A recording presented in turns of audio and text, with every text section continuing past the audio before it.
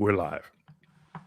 Hey, everybody, my name is Craig, and I help veterans go from feeling stuck and unseen after service to living with confidence, connection, and purpose so that they can live royally and live well. And today is the day. Today is the day where we have our live Veterans Unity Summit Roundtable, and we are so happy to have all of you here. I have my esteemed guests, which I'll introduce in just a moment, but I want to do a little, housekeeping before we get started. I want to let you all know a little bit about why we started, why we came up with this. We came up with this because there has been so much dissension in the VA claims content space.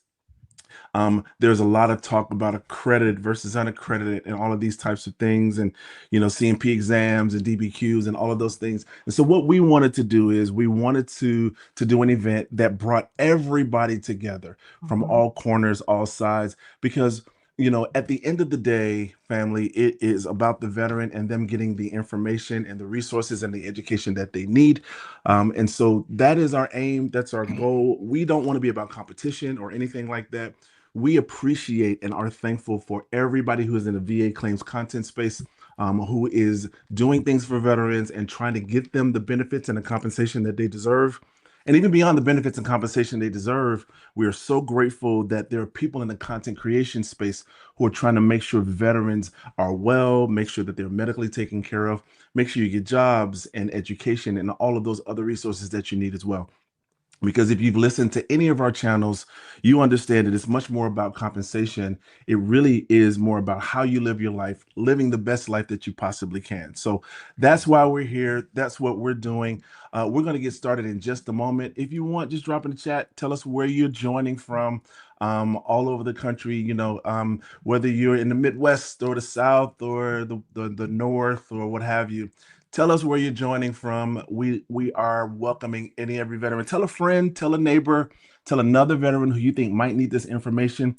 Make sure they log on so that they can get all of these wonderful resources, because it's going to be an exciting day. Let me introduce you to the first person that we have on our panel. He's no stranger to any of you. He is your nugget man. His name is Dewayne Kimble. He's from KMD 89 Consulting. He's been in the game for so long. He has been a big brother and mentor to most of us who are in this space. And I'm happy to call him friend, and I'm happy to see him, dwell to the smaller content creators, and kind of give us what we need to thrive. And he has been a phenomenal resource for us.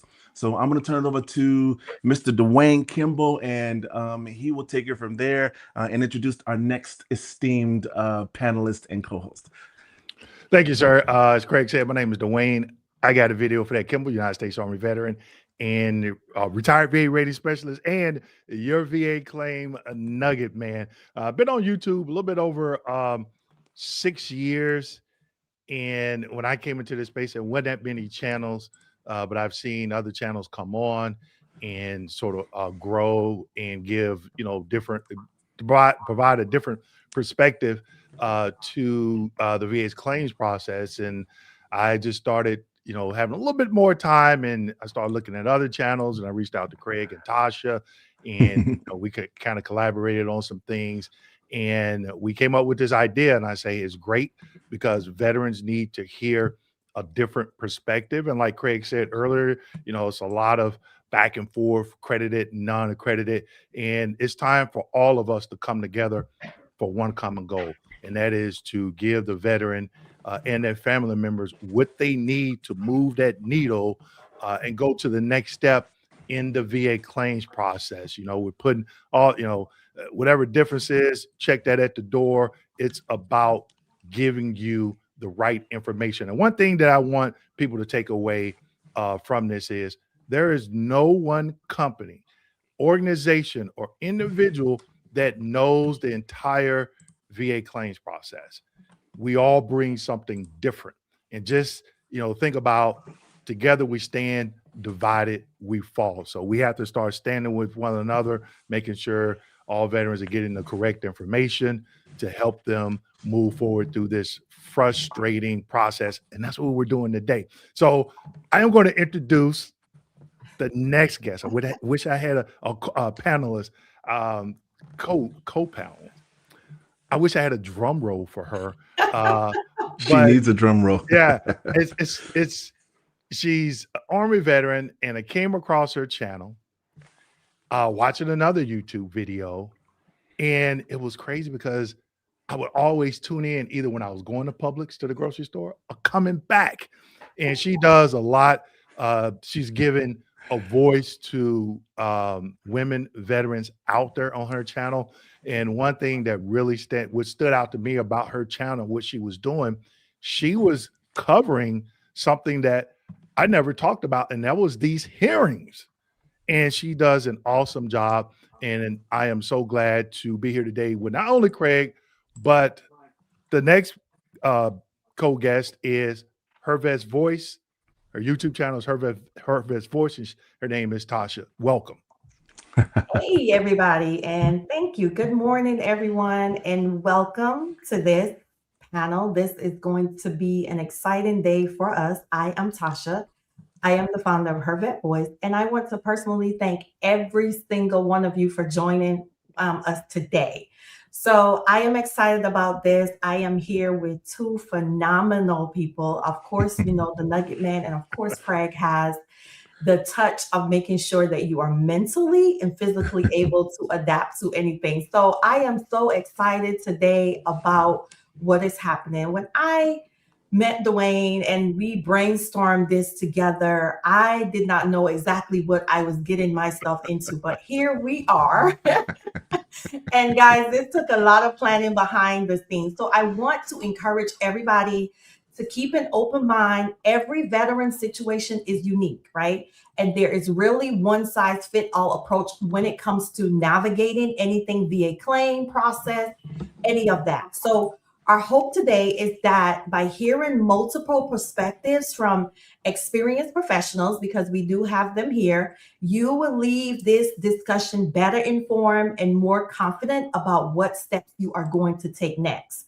So I want to remind everybody that this is an educational and informal panel, okay? Nothing here is legal advice or anything of such. We're just having a dialogue. We just want you to know that you can get your questions answered without having to go through the hassle and the bustle. I'm excited about this, and without any further ado, let's get this party started and let's get going. So I hope you guys have an amazing time on this panel today. Thank you for joining. Okay, so that'll move us into, we want to go right into our first segment, and you have the questions, Tasha. So I'm going to bring up our first two panelists, and we will let them introduce themselves. So first, I will bring up Mr. Baker. Okay. Here we go. Good morning, Mr. Baker, and thank you for joining us. Good morning. How are you guys doing? Hey, we're doing pretty good. If you could go ahead and introduce yourself, tell us what you do, military background, and most importantly, why you do what you do. Well, long story. I'll keep it brief. So I served in the Marines for 11 years. Hoorah!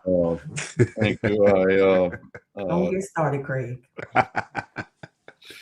Served in Somalia, Panama, Gulf War, Desert Shield, Desert Storm, all of that from 87 to 98. Was initially medically retired and pretty much immediately went into the veteran advocacy world. Initially as a VSO for a number of years. I've worked at various national service officers and this organization's headquarters. Practiced in the Veterans Court as a non-attorney practitioner. Became their assistant national legislative director. From there, I joined the VA. So I went to the what they would call the dark side at that point, as VA's legislative and policy chief in compensation service. So I pretty much ran most of VA's policy world for a while. I had some really good things in that role, learned a tremendous amount. And then after that, I joined the private sector, worked for a law firm up in the Northeast Seaboard for a while. And now I work for the law firm of Hill and Ponton. Been here for about 6 years or so. And so in total, been doing this about 28 years. Wow. I've done it at every level that you could do it at, from the private sector to the organization to the VA side. I know where all the bodies are buried. And I spend most of my days digging them up and spend my days in the books and in cases and, winning one case at a time, which is what I like to do the most.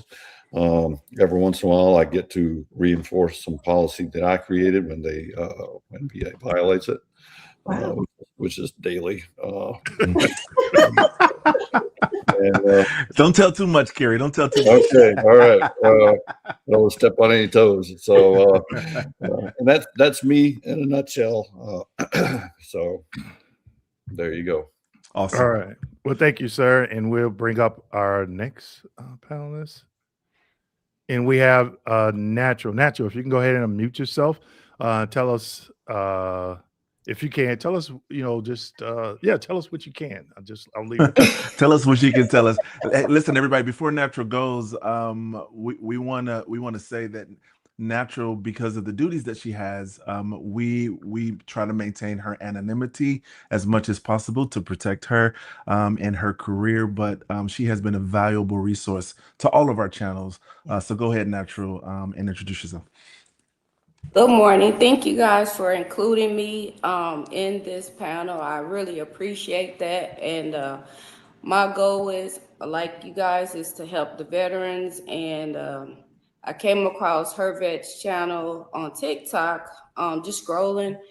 And I was in the comments just answering questions, and she brought me up, and the rest is history. I am a Army vet. I served 10 years. I got tired of deploying, and so I was like, enough of this. And so I went back to school, I obtained my master's, and then I went on to get my PhD. And then I was a director of a hospital for a while, and I got tired of babysitting. And so I decided to, I was like, okay, let me go over here. And one of my good close friends said, I think you would be a good fit over on the VHA side. And boy, was she wrong. But needless to say, I was there for years. And then an opportunity came up for the VBA side, and they loaned me out to the VBA, and I kind of got close with one of the directors at a certain VA, and they were like, "Can I see your resume? Can I see all your credentials?" And I was like, "Why?" And they were like, "Well, we would like to bring you on." And I was like, "Really?" And so I was like, "I don't know if I could do this." And they were like, "Yeah, you can do it." And I said, they was like, "We want to bring you on as an RVSR." And I was like, "I don't know nothing about this." And so it was kind of like I got through in the fire. It was kind of like learn as you go type of situation. And many days I cried. I was like, "Oh no, I can't do this. I can't do this. Yeah. I can't do this."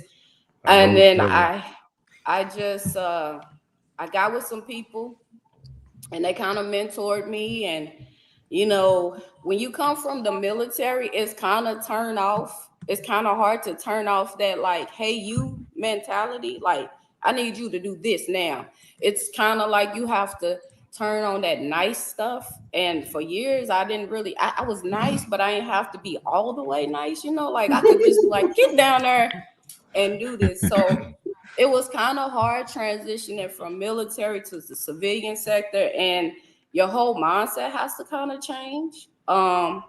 And so I kind of got stuck doing, I ain't gonna say stuck, I kind of got nominated to do some outreach within the community.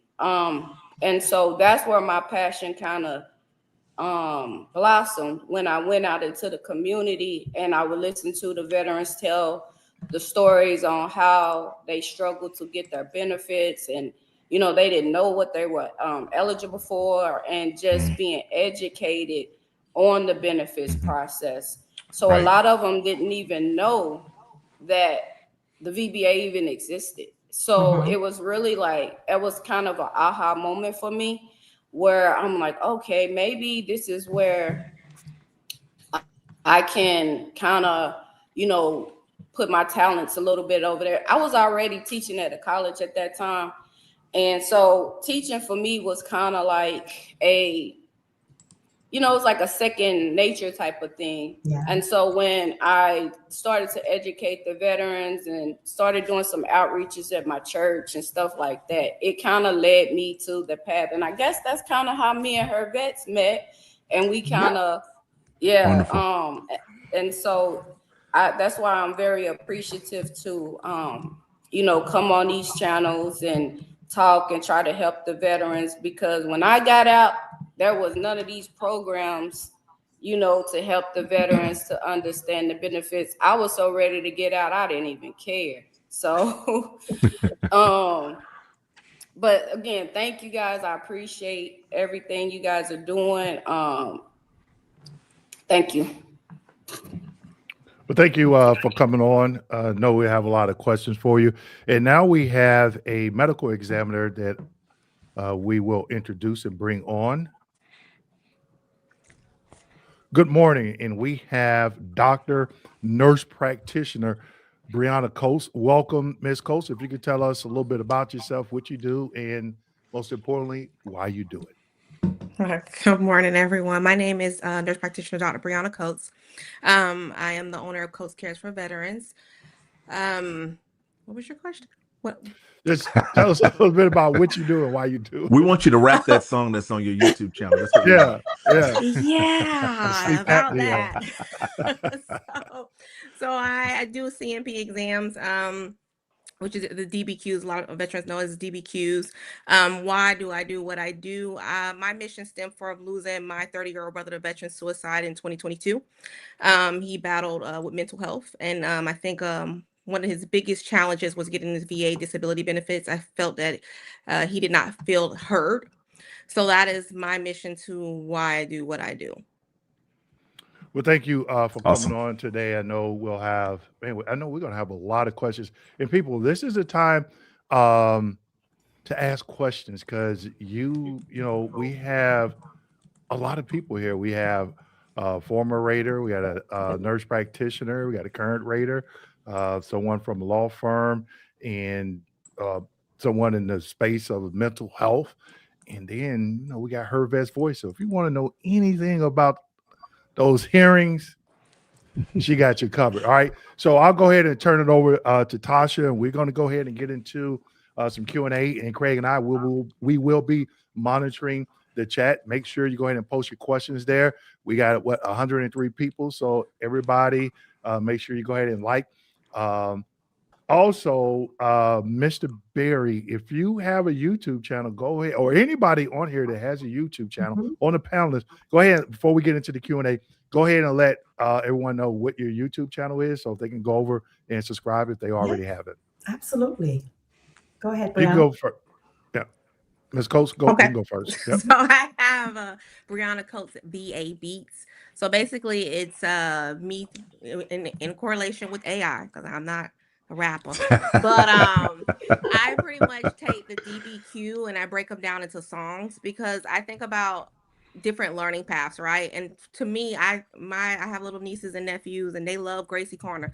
I see myself singing Gracie Corner. So with that being said, I'm just trying to find other avenues to jog the memory of our veterans, so that when they're in front of the CMP examiner and they're nervous, they can just sing a little song. So you're already prepared for the questions they're going to ask you, and you already have the answers. I think a lot of times when we go on these exams, we get nervous and we forget. But if we just jog our memories with little songs, oh, I remember. Yep, I have this. So it's Brianna Coates VA Beats. All right. And Wonderful. how about Mr. Baker? I don't have my own YouTube channel. I just don't have the bandwidth for that. But the Hill and Ponton, the firm I work for, does. Oh, yes. Have its own. I participate in that. We do it once a week. I'm on a lot of the time. Other people are on as well. So if you want to see any of us, we do it on Tuesdays. And I know I saw Gracie on here, and I see her on our channel. Oh, yeah. All the family is here, Carrie. Yes. Yeah. Okay. All right. So I'll go ahead and I'll turn over to Tasha with her best voice, so we can go ahead and get into some Q&A. So when I was given the task of picking out these questions, I went digging for the most hardest, complicated questions you could ever. Okay, that's just don't worry, Brianna. I got you. Okay. See, Kerry was ready because he has his hat on and he's like, I fight daily battles with the VA all day. He's ready to go. There's no reason why I can't fight these questions today. Okay. So my first question is, and which is always a common question, what is the most common mistakes that veterans make before filing their VA claims? Brianna, for you, before coming to get the DBQs and doing the medical examination. For you, Carrie, before getting to your firm, what is the most common mistakes that you guys see in your aspect of the area where you work that veterans make before going forward? You want me to go first, or does it matter? Oh, you can go first. Okay. Well, look, coming from a law firm, my answer has to be, it depends. It depends. Every case is different. Every veteran is different. Every veteran service is different. Every disability is different. So what are you claiming? Is it an injury that occurred in service 30 years ago, and you're filing now for the first time, and it's a joint disability? Because that's completely different than if you were a Vietnam vet and filing for a herbicide-related disability. Each have their own individual mistakes. I would say the majority of claims in general are probably filed, a few years to a few decades after service. And have to do with an injury in service of some form or an alleged injury of some form. And in those cases where you're not dealing with a presumption, you're not dealing with an exposure, because those have its own set of answers. Can you establish the event that occurred in service? If it's clear in your service records, which you should have a copy of if you can, you don't have to. VA is going to obtain one for you. But if you are sure that's in your service records, you don't have a problem showing the disability that you have. Usually it's going to come down to a nexus, which is a medical link between the two. Can you get one before you file your claim? If you can from your own doctor, that would be good. There's a lot of people can't, and VA has a duty to try to help you with that. So that's important. If there's a long time spanning that event in service and that disability that you're claiming, in those types of cases, I would say the biggest mistake is not filling that void between the two. You're going to get an exam. Most of the time you're going to get an exam from VA. They should be getting a medical opinion. And again, I don't want to harp on anyone's profession. I look at medical opinions that are horrendous. that just make no sense. So, and a lot of them are due to the fact that there's some misunderstanding from the people doing them, and there's some gaps in the record, and both of those combine to end up with sometimes the opinions that we see. So if you can, a lay statement goes a long way. If you can explain, hey, I had this injury, I had this disability, it's been 20 years, what's occurred between those 20 years? Fill those gaps in with continuity of symptoms, not continuity of treatment. That's what a lot of opinions say. That's not required. Well, the requirement is continuity of symptoms, and that's something that a layman, most claimants, can explain in a letter. So if you can show everything else, then take an extra step and show that those events and those symptoms as they went through. What that at least does is set you up for, if it doesn't go your way, you become somebody like me, I'm probably going to have you go back and fill that in. And then we're going to have to start from a different process. But if somebody comes to me and that's already there, well, that statement alone could give me the legal avenue I need to shoot down that medical opinion from a legal perspective if it's negative, because if that opinion doesn't address those symptoms throughout that time and that statement, those continuity of symptoms, that opinion is inadequate right on its face.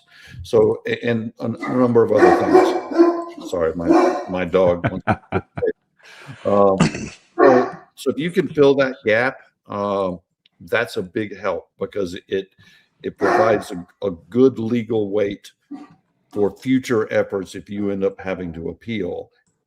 And if the examiner actually reads it and listens to it and then formulates an opinion in part based on it, you could end up not having to appeal in the first place. So I'd limit my answer to that. If it's an exposure, that's a different story. If it's a presumption, that's a different, there could be 1,000 answers. Thank you. Of course. Yeah. So for me, I would say the answer to that question is the lack of medical evidence.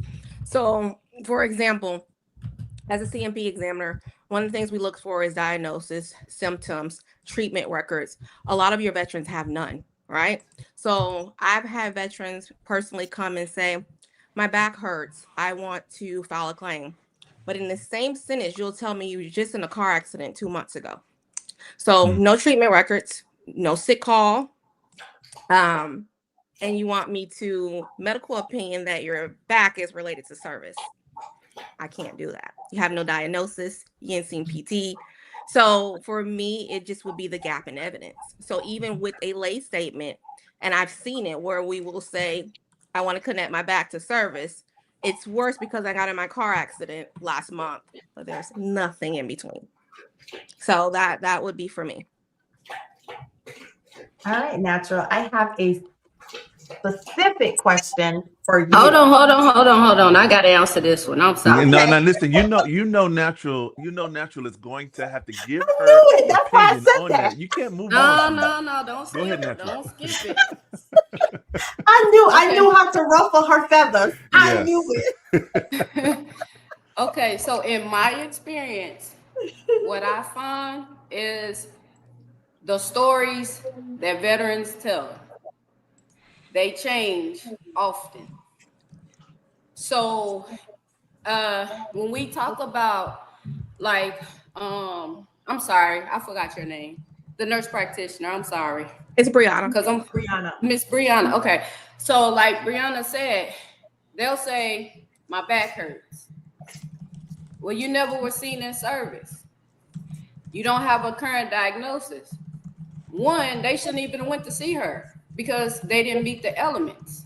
But sometimes it happens. You get the VSR trying to get their points and they send. Now there are caveats to that. So if a veteran had an MOS like a parachutist, an airborneist, something like that, we can use that as a reason to order examinations and medical opinions due to their MOS. But sometimes veterans have post jobs that can aggravate disability, right? But they still lack chronicity of care. And sometimes I've seen examiners link the disability to their post service, right? Even if they had a, single incident in service. But I also have seen when it comes to mental, what I've seen is a veteran will fill out a 0781 for PTSD and tell a story, but they have no credible evidence to back it up. Because if we don't link PTSD to combat, we have to be able to corroborate the stressor. If we can't corroborate that stressor, regardless if we have a positive medical opinion, it's a denial because we have no way of corroborating the stressor. If they say, oh, I witnessed, soldier, I don't want to say the word, but, hurt themselves, harm themselves, and you can't give us any details, the name of the soldier, the day it happened, the unit, none of that. Something that traumatic, it would seem to me, I remember a lot of stuff that happened. I remember the names, I remember the date, but I know sometimes people that go through traumatic experiences, they sometimes kind of block it. But you're going to remember something. You're going to remember someone else that was there to be able to write you a lay statement or something like that. And what I've seen is they'll tell one story to the VBA. They go to the examiner, they'll tell a whole complete different story that doesn't even go with what they told the VBA. So what story is it a combination? You don't even mention what you wrote to the VBA. So then now we have to decide, well, is this person telling the truth or not? I've had instances where veterans said they set in on a group for mental health and they told another person's story. I'm like, that's third part. I guess it could be traumatic. You're hearing it, but that's the problem I see is the stories do not stay consistent and people keep filing the same stuff that is denied and they do not send new evidence and relevant evidence to be able to substantiate a claim.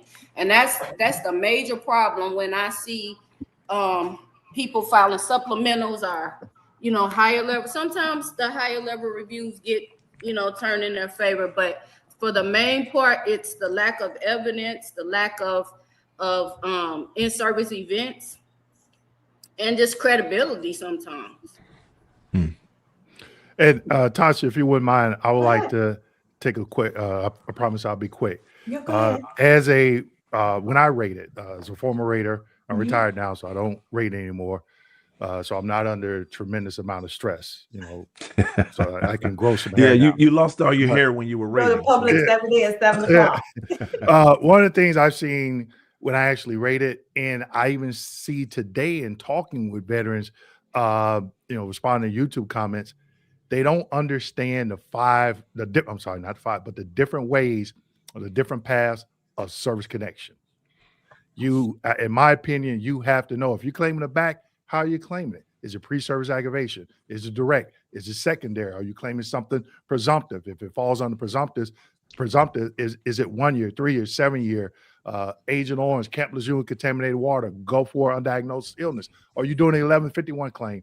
I think that is so important that veterans need to understand, okay, this is what I'm not only what I'm claiming when I have a diagnosis, but where does it fall under the different ways of service connection?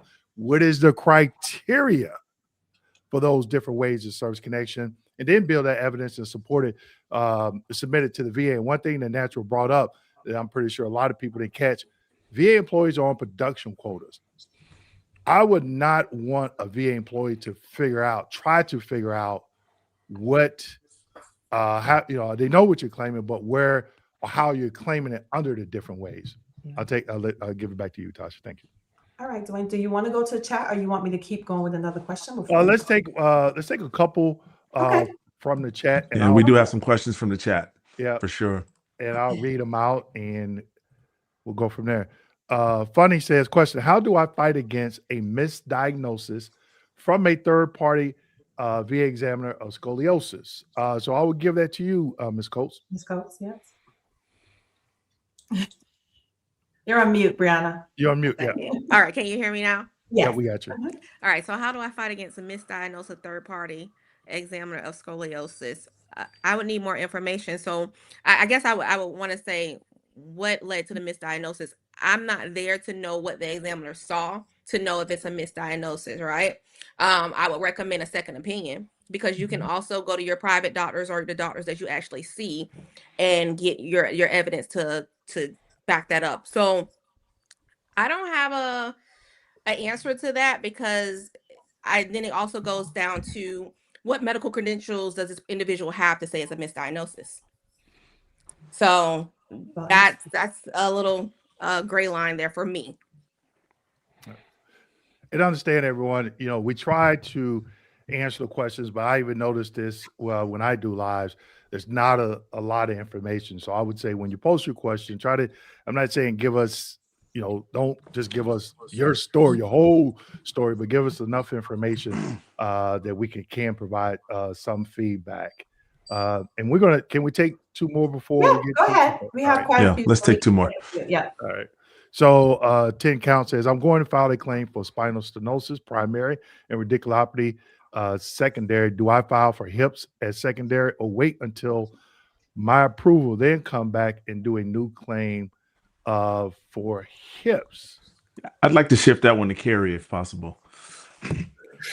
All right, I appreciate that. So everyone probably has different opinions on this. Mine is, if you know that you have a disability that you need to claim, and you're going to file a claim, get everything on that claim. There's no reason not to file for the hips. If you know you have a hip problem and you think it's related to the spine, go ahead and get it filed. In the AMA world that VA operates under now, as opposed to the legacy world prior to 2019, issues in claims get bifurcated all the time, and you'll have a decision over here, a decision over there, an appeal over here, and it gets complicated even for experienced raters and even experienced representatives to go through all of those and keep them on track. And if you end up in an appeal, it's far better to have everything under one appeal if you can keep it that way. And sometimes you can't. Sometimes it's going to get bifurcated regardless. VA may decide one issue and defer another one. So you'll have a rating decision here that's got one decision in it, and 6 months later you've got another rating decision, and you didn't try to do that on two separate claims.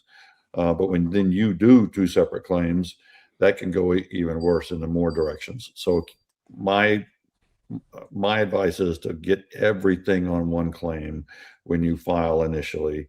Yeah, things are going to come up down the road that you might not have been diagnosed with, that you want to file a claim for later. Obviously, that's out of your control. But when you sit down and do one application, get everything that you think you're going to file for on that application. Plus, you've got to think about your effective date. Let's say you lose the hips. And because you get a bad nexus opinion, well, you've still protected your effective date on those hips while following it with the other claims. You can appeal those, and you might end up fighting it for 6 months or 6 years. But at least you've got your effective date the same as your other claims. And so that would be my advice on that.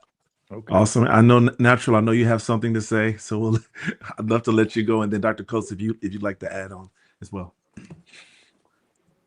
Okay. So in my opinion, I agree with him. But here's the thing: when you guys are considering secondaries, you have to think about if one condition existed prior to the one you're trying to get service connected. So if you had a hip diagnosis prior to a back diagnosis, then the hips can't be secondary to your back, because the condition, we can't service connect the secondary to the back if the hip condition existed prior to your diagnosis of your spinal stenosis. But in my opinion, with this new secondary law that passed with this baseline, I've seen more denials, just in my opinion, from what I've been reading. I've seen more denials on the baseline than I have seen approvals. Wow. So, And what you're referring to, natural, is the Spicer case with where the Spicer M21 has the versus baseline. Spicer versus Allen. Okay. so we'll have a positive secondary, but then we'll have a negative baseline for the non-service connected disability that aggravated that. So what that essentially is a denial with a favorable finding, because the examiner said they couldn't determine the baseline of the primary service connected disability aggravating the secondary condition. You know, sometimes as a rater and as a veteran, it's hard to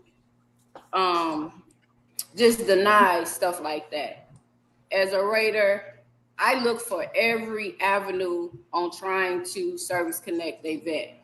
Raters have bad raps because people automatically think we go in and we deny. You have good raters and you have bad raters, because I look at some narratives and I'll be like, what the? And so I do understand the examiners and I do understand the lawyers' perspectives, because I look at some narratives and rating decision and I'll be like, what was this rater thinking? But of course, we're not in that rater's head, so we can't basically go off of, but what we could go off of is the evidence, because I've overturned a lot of rating decisions based off of the evidence, and I've called multiple CUEs. Actually, they call me the CUE guru because I'm always finding them. So I think that when it comes to the secondaries, you got to have a strategy. Like the gentleman said, you got to have everything in order. And like Ms. Brianna said, have your evidence, because that's mainly what we're looking at. We're looking at the event of service, your diagnosis, and your chronicity of care, and how you're saying it's affecting your daily life. That's all I got. Hey, Tasha, we're coming up on about 10 minutes before the next segment, so we probably only got time for 1 or 2 questions from the agenda. Okay, so I have a specific question for you, Brianna. What information are examiners looking for that veterans fail to discuss during an examination? Okay, so for me, I would say personally, I'm looking for your symptoms. I find this, and I'm not being biased or gender-wise, a lot of men will come and tell you the least amount of symptoms. I can't do nothing with that. This is not the time for you to be strong. Okay, I can't do nothing with that. So then I may dig and say, okay, so you mean to tell me, because I'm human and I've never been in the military and I have these issues, and you mean to tell me based off your job and what I see in your records, you've never had this? Never? Well, yeah. I mean, yeah, I have. Okay, that's not helping. So I would definitely say, we need to know your symptoms. Like, we need to know what's actually happening. I need to know how is this affecting your daily life, your social life. What are you having to change because of these disabilities? So I would think that's pretty big for me. Carrie, you want to pitch in for a little bit and answer that, if you can? Well, so I think it depends in a lot of scenarios. And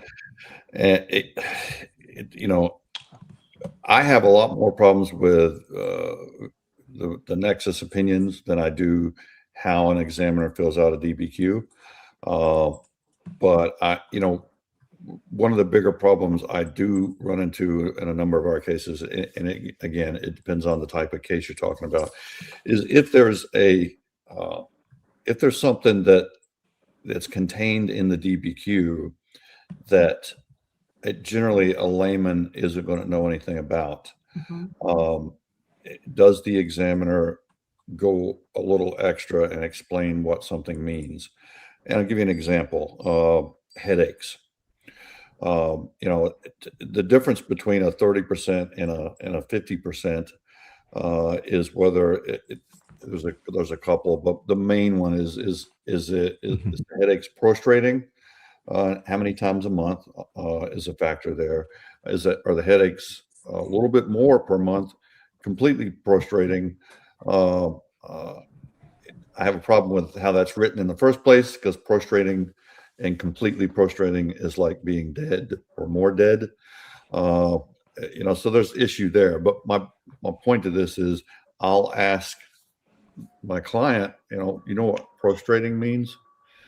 And he or she would be like, well, no, I've never heard of that. So the examiner didn't explain that to you? No, we didn't even mention that. So, and I'll see in the exam that the examiner put, no, the veteran has no prostrating headaches. Well, how does he know or she know if it was not explained what prostrating even means? And so you need to understand those terminologies. That's why I think Brianna said, look at the DBQ beforehand. It's good to know those. Another good example are heart exams. Where it talks about METs. And we'll see the examiner says the veteran has no symptoms, meaning shortness of breath, pain, and dizziness at any level of exertion.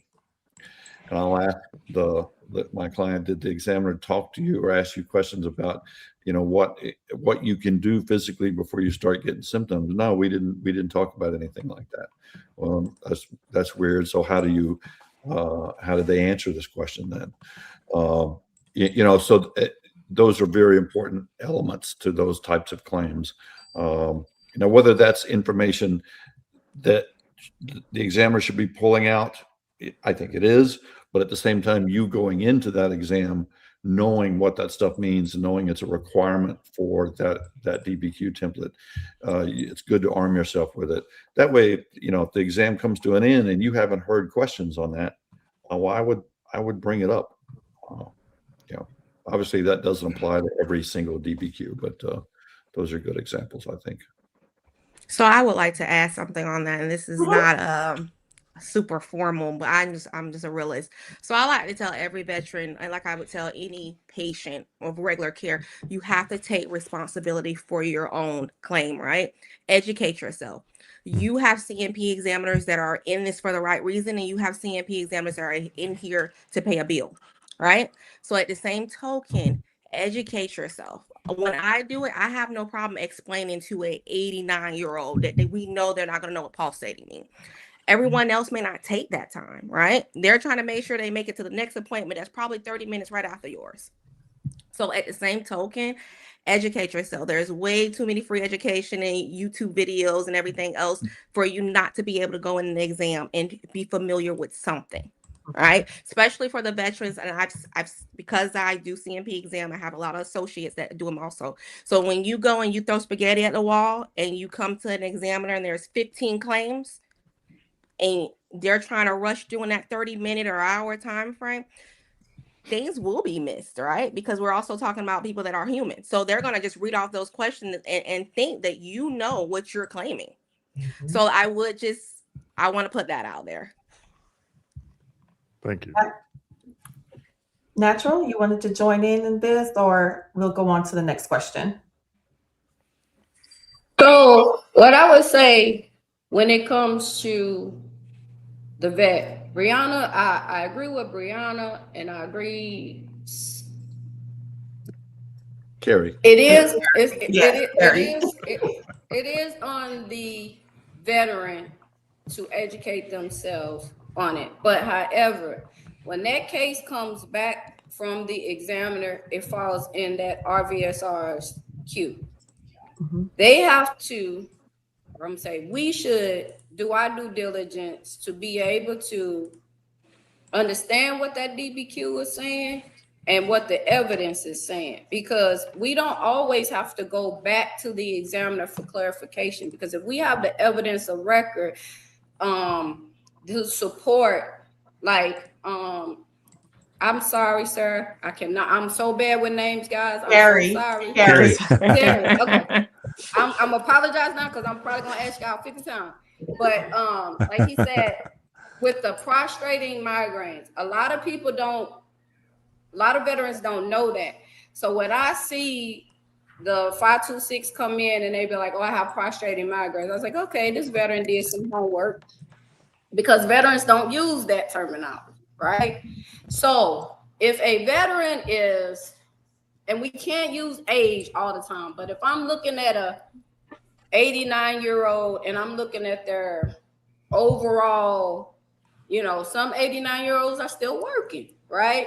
So for us, when we look at prostrating, we have to look at everything and to include their ability, their economical inadaptability, right? So for that, we have to see that it's severely impacting their work.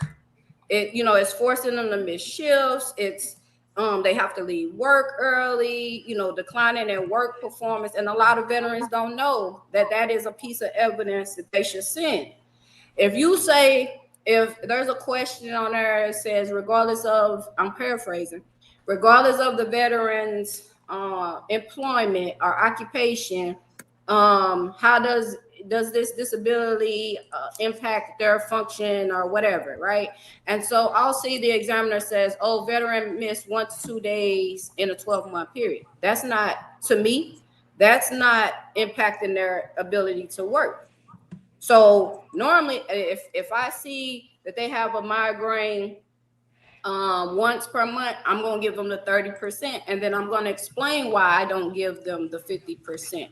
I don't have the evidence to show that it impacts your employment. Now, when it comes to a veteran that's, up in age, I look at the overall picture, right? And how they have explained it.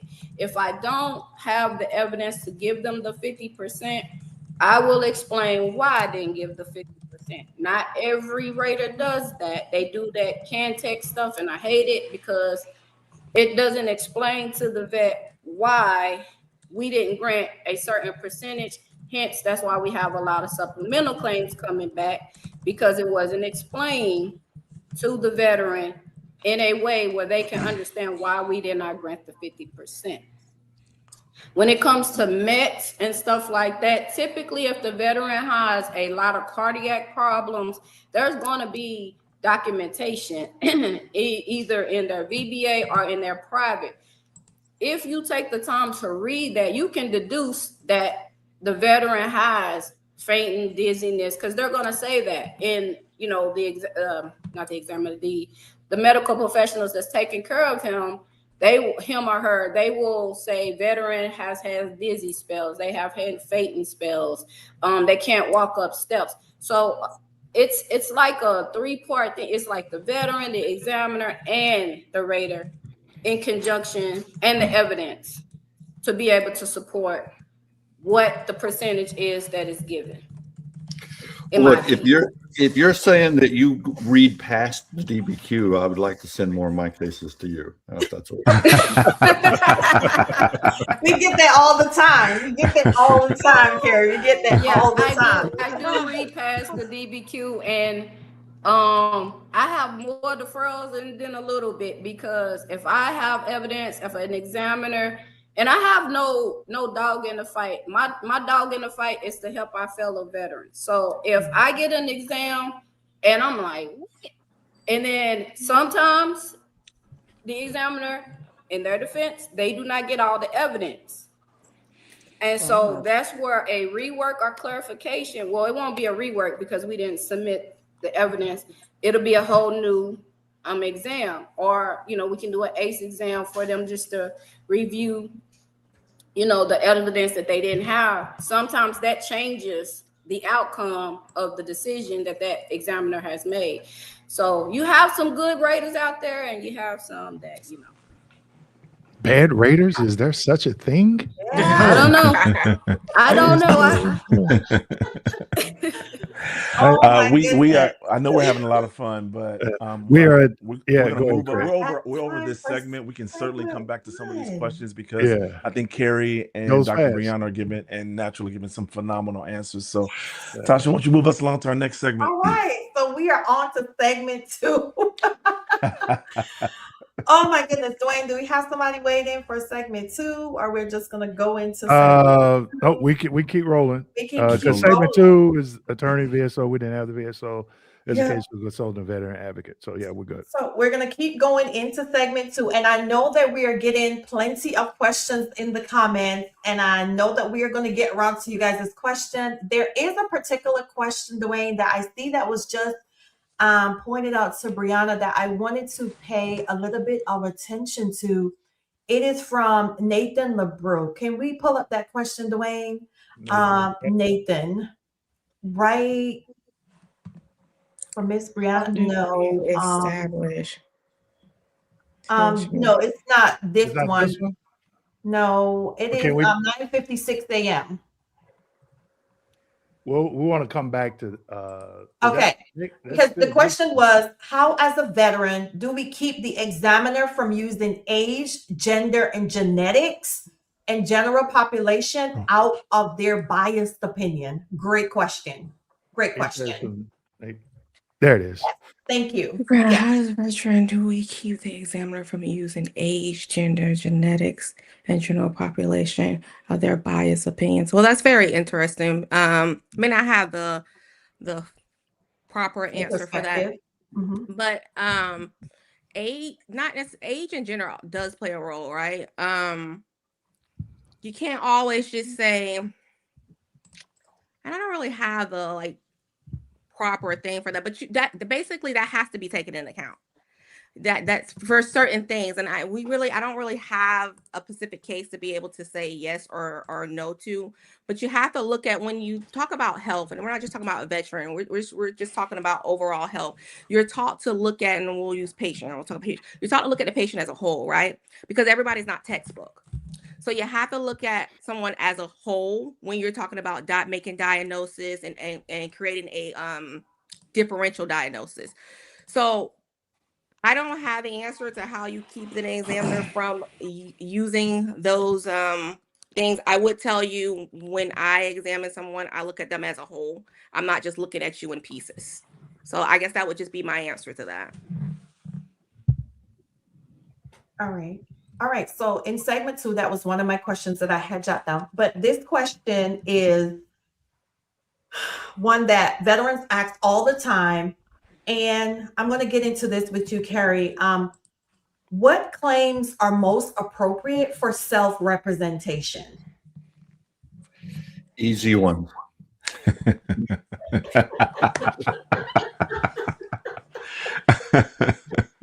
Thank you. Look, that's The easy one. So since you answered that way, Carrie, what are some low-hanging fruit claims that veterans can kind of submit, just sort of as an initial sort of to kind of get in the VA claims system? Perhaps we run into a lot of veterans who are like, man, what should I claim on my first initial claim, right? What are secondary conditions? What are some of these things, right? So in what you've seen, and Natural and Brianna, you guys can jump in as well. From what you've seen, what are some really good initial claims? I know everybody talks about tinnitus, but some of those rules might be changing. So what are some initial claims that veterans can kind of hop on initially? So pause for a moment. And before you answer, Carrie, here is the ground base for this question, right? We get a lot of, you don't need an agent, you don't need a VSO, you don't need an examiner, you don't need an attorney, right? You don't need anybody. You just need to dive deep into your claim and represent yourself, because what you're doing is you're giving away your money to these people. So that's of this question. That's what we run into for sure. Yes, okay. And I've heard that for years. And there are circumstances. I as somebody that charges a fee for our services, I'm somebody that agrees with that. I haven't always done that. I started in the VSO world. I realize what VA thinks about it. I take cases that without my help, they're getting denied. But I have cases that fit these questions that I shouldn't have to take. That's that good. should not be getting denied. That's good. You know, like in our segments that we do on YouTube, I want veterans out there to be educated so that they can do this themselves. There's absolutely nothing wrong with doing this yourself. The more you know, the more equipped you are for success, whether you have help or not. VSOs, they don't charge. They play an important role, but at the same time, things get complicated. They might not be able to handle really complicated things. And I'm not knocking VSOs. I since I started with those guys, I feel like I can beat up on them if I want. So, you know, it's my brother. I can hit him if I feel like. You know, but so what kind of case is it? Are you, you know, how long did you serve in the service? When did you get out? If you're filing something, you know, if you got out of the service here recently or you're about to get out, some of your easy ones are ones you get in right now without waiting 2 or 3 or 10 years to file. It stuff's right there in your service records. Don't wait. Okay, get the claim filed. Is it presumptive? You know, where did you serve? If you're an Iraq or Afghanistan veteran, there's a long list of presumptives now. Do you have any of those? If so, those are easy claims. You shouldn't need someone's help to file those claims. Did you serve in Vietnam or Thailand? It's an Agent Orange. Yeah, that's kind of right. There's a whole list of those disabilities that, again, you shouldn't need someone's help to file for those. Now I say, you know, I handle some claims I shouldn't. You would be amazed, all right, at how many, especially in the past 2 years, and it seems to be getting worse, not better. How many Agent Orange presumptive claims I've had to take. And look, you come to me and you've been denied this, I'm going to take your case. It's not going to take me long to win it. But you know, heart disease, lung cancer, diabetes, here's the diagnosis. Here's my service record showing I was in Vietnam. And what happens? Why am I looking at a denial on this? Well, somebody thought you had to go out and get a nexus opinion, which you don't. And that examiner apparently didn't know that this condition is presumptive, and they're just answering the question as they know it and say, no, there's no link between lung cancer and Agent Orange, when yes, there is, and you don't need a nexus opinion in the first place. So why are you absolutely at? And you end up with a denial on something like that. I've had several of those kinds of cases recently. So when I say the easy ones, unfortunately, sometimes the easy ones here lately aren't coming out to be that easy. But you should not need somebody in those situations. And if you are denied in those situations, you know it's presumptive, you can probably handle your own appeal on that. You know, ask for an HLR, get on the phone with them, say, look, I served in Vietnam. Here's my records. I've got a diagnosis of lung cancer or whatever it may be. Why is this denied? And that DRO is probably going to go, yeah, you're right. This should not have been denied. I'll take care of this. And now you've got your claim completed and you didn't need somebody like us. So there are plenty of times if you can. Now, at the same time, some people have busy lives and just don't want to fool with it. Or you've been fooling with it for 5 years, 10 years, and you're about to worn out and you feel like quitting. One big piece of advice I have there is don't quit. If you've been fighting a claim for a long time, do not quit until, at the very least, until you've got some very good expert telling you there's no use in you continuing, or let me try to help you with this. Excellent. So now- is this okay if I gotta Brianna, piggyback on go the Yeah, back of go that? ahead. Yeah, absolutely. Yeah, we were going to And come it's to a you little off anyway, Dr. question, Brown. like off the question, but I do want to say this, and I'm probably getting in trouble for this. Veterans, please educate yourself. So because I do the private DBQs and the private Nexus letters, I also know a lot of associates they work for your big companies that the third party VA companies that the VA hires to do your exam. A lot of these CMP examiners, I've had one that didn't even know what the PACT was. So I hate to say this, but it's literally the truth. Please, if you can educate yourself, and when you do get these decision letters, read them, because the mistakes do happen. And I'm just going to say that. And what he's saying about Agent Orange and things like that shouldn't be. Yes, it shouldn't be. Yeah. But they are being denied because sometimes of the lack of knowledge on all ends. So I'm just going to say that. Okay. So my next question is back again, Carrie. I'm back again. Which claims typically benefit from your representation? So, I'm Going sorry. from Say that hardest, again. which claims benefit typically from representation? Okay. Yeah, listen, we're not trying to put you in a corner, Carrie, because I know. But we are trying to give nuggets. Listen, right? we're on the Nugget Hard News one. channel. We're trying to give nuggets. And part of the reason why I'm asking this is because we get veterans that say, I did my own appeal. My appeal got denied with this. Right. My appeal, so let's go from the appeal process all the way down, Carrie, as to why do you think appeals really benefit from representation? Why do you think HLRs and supplementals benefit when it comes to representation? I'm not really interested in the initial process, because we know sometimes initially you don't have all your ducks in a row and you gradually get there. Let's talk about appeals, HLR, and supplementals. Why do they benefit when it comes to representation in most cases? Good. So first, I do agree that you don't always need that. If you're going to prepare yourself and you can handle it yourself, that's fine. But it does, I hate to say this, it does depend on the representation. There's lots of representatives out there. I cannot say there's a whole lot of really good ones. There's a lot, but not, are we talking, fill out a form, appeal it to the board, or be able to write an appellate brief in federal court if you need to. The ring light missing off. There's a bunch of levels there. Where somebody would benefit with my representation, obviously, the difficult claims. And I can only really speak for myself. I handle a number of claims that probably are simply never going to get granted in most circumstances without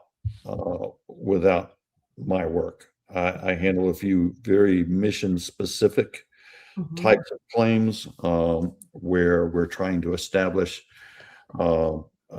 some form of precedent for others to follow. For example, I handle a lot of Fort McClellan exposure type claims. VA does not understand Fort McClellan. I've been working on them for 15 years. I don't think they're gonna, because I'm not letting up on them. But those are very complicated cases. And you're probably not going to get anywhere most of the time on your own. There's always exceptions. We handle a lot of very devastating diseases that you wouldn't think could be related to military service.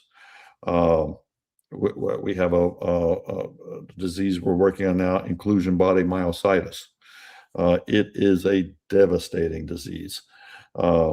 It is not the diagnosis you want. You'll end up with loss of use of all four extremities, eventually on a feeding tube. It's ALS in slow motion, sort of. And we're working on that because we think whatever is causing ALS at a higher clip in veterans is causing IBM at a higher clip in veterans. And I'll just leave it at that. It gets rather complicated.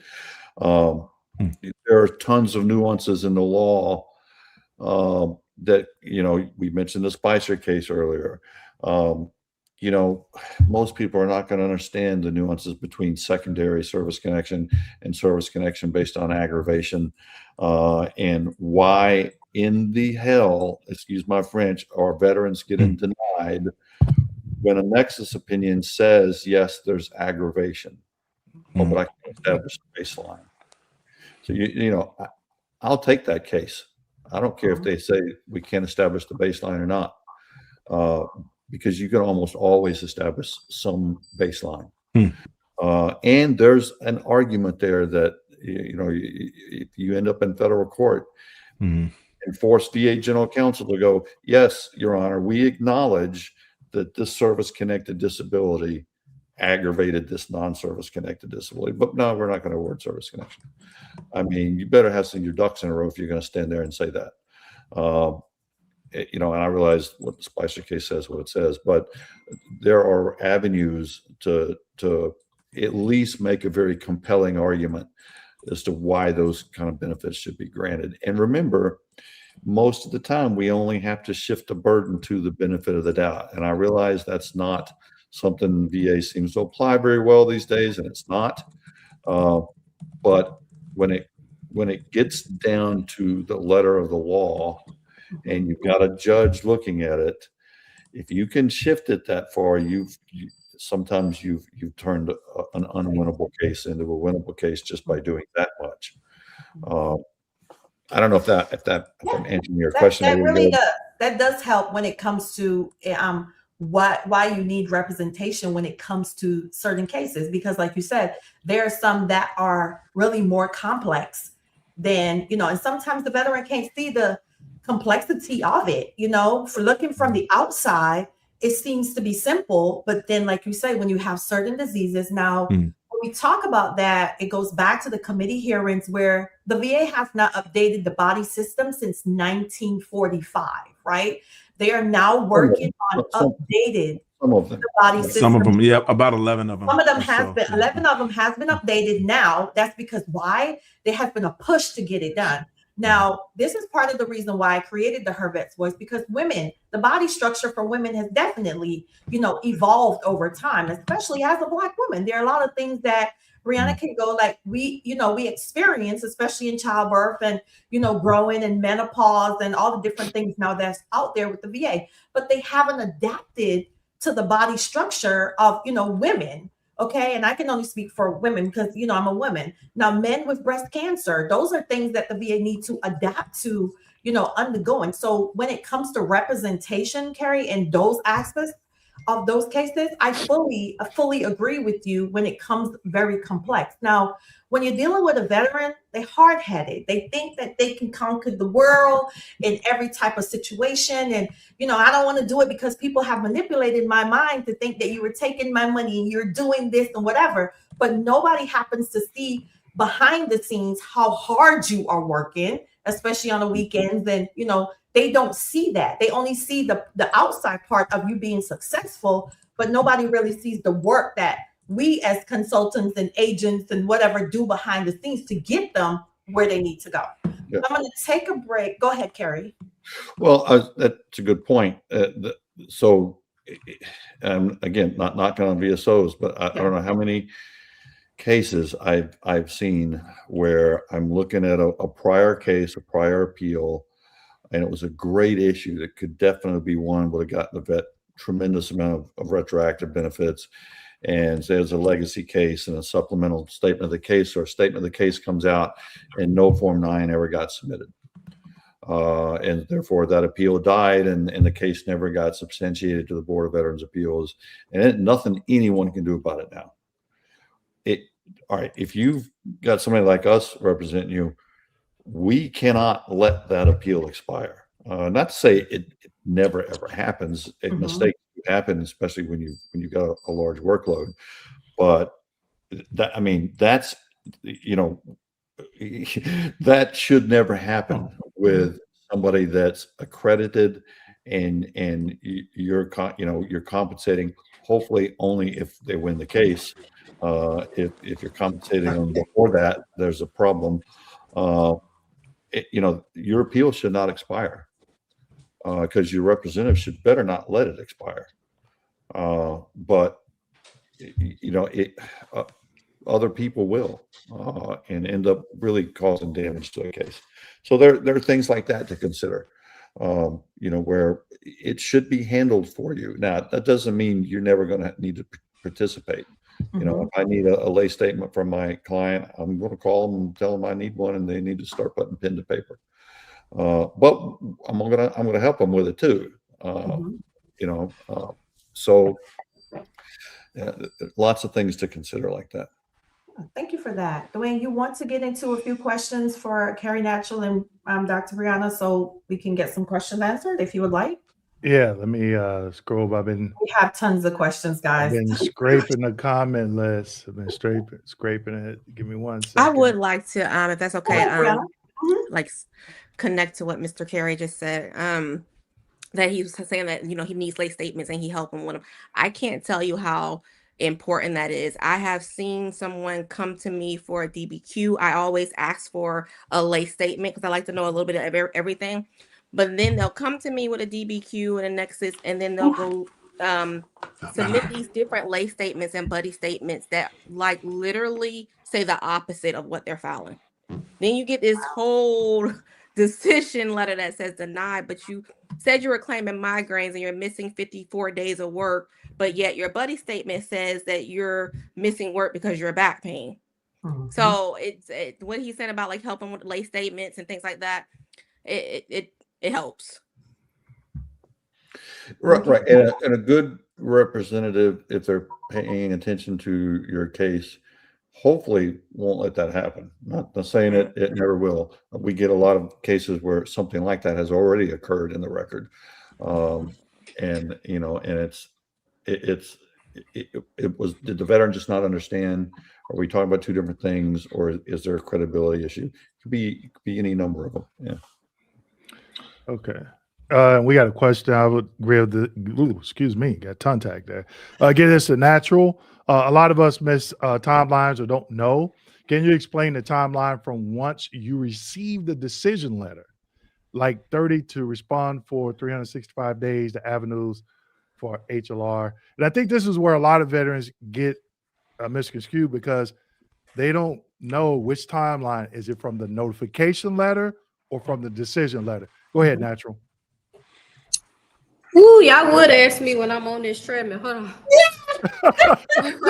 I can take it for you if you want to. You want to use a lifeline while you. Okay, so you have a year from the date of your notification letter. When you receive that. Real quick, Natural. Okay. Can you give a description, an explanation in the difference between the notification letter and the decision letter? And who can, yeah, I think that's important. Yeah. So I think that's hugely important. let me just say, when you get the notification letter, you should receive the decision letter with it, but that don't always happen. So the decision letter it tells you, it explains your benefits and what we decided, if we granted or denied. The notification letter is basically, it's kind of, to me, because it's the same, but it's not the same.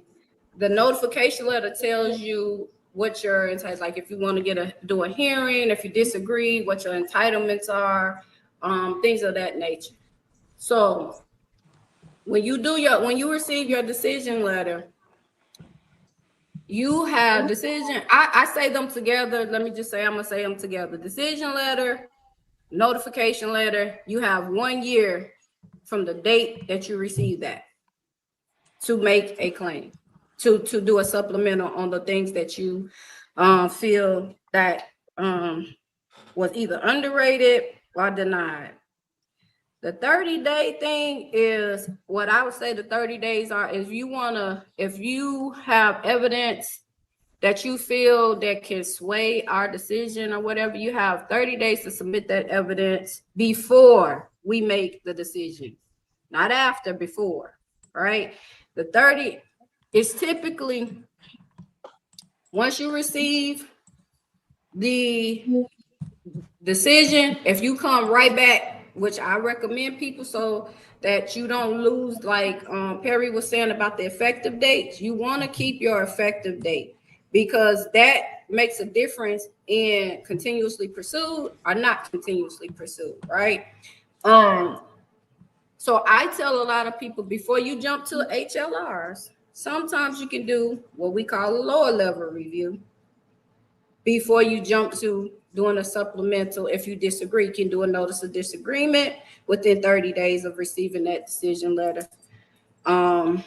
In which a lower level review is to, if you feel like the VA did not have a lot, didn't look at some evidence, if you look at your evidence list and you know that you submitted PMR, private treatment records from another facility to support a grant and you don't see it on the list, that's something that you could argue. If you see that you had an x-ray and it shows you have degenerative changes and there was a denial because you didn't have degenerative, you can argue that at that point, and submit that evidence at a local hearing. You can ask for that within 30 days. But that's the major difference between them. Now, when you say the lower level, which form would they be submitting? Which VA prescribed claim form would they be submitting for that? For the notice of disagreement? No, when you said when they're doing the lower level. You said the local hearing, I think. They can submit a 4138. I always say the last numbers. They can do the 4138. They can do that, or they can submit it on a, what is that form? 0995. Well, that's a supplemental. I want to say it's a lay statement or whatnot. I don't know. It's one of those 10 forms. I know what you're talking about. I did a video on it. I can't think of the form they mean. Yeah, it's like 102 something. Oh, yeah, 10210. You're talking about that statement for isn't that the buddy statement? Is that the buddy statement form? It's like a lay statement of evidence or something like that. You can do either one of those forms, as long or if you have a VSO or a like Mr. Perry, they can submit all that and ask for a local hearing, and they can point out the evidence that was missed. Right? You're a lot of. Go ahead. Well, you're talking about before a decision, right? No. I'm talking about like after they receive the decision letter, right? And they have a denial, and you look at the evidence list, right? And say that there is some evidence that was submitted that is not listed. Now, the RBSR could have just missed the evidence and not put it on there, but in reality, because that is a binding legal document, you have no, unless they say, hey, in the narrative, like we reviewed treatment records from, I don't know, one of these hospitals or your private physician, you don't know if they actually reviewed it, right? So you can come back and say, hey, I'm reviewing my decision letter. I had private treatment records. I had a nexus. I had this. I see. That was connected to service. It was not used in the evidence to make my decision. I want a hearing to discuss this. Right, Carrie. I think Natural's talking about, in that part of the decision letter up top where it says all of the evidence you submitted, right? Like, so it'll have your personal information up top. And then I think what Natural is saying is in that evidence list portion, if there's something missing from what you submitted initially for your claim and you were denied based on that missing evidence, I think what she's saying is you can submit something saying we need to talk about the fact that evidence wasn't included. Right, that evidence was. No, go ahead.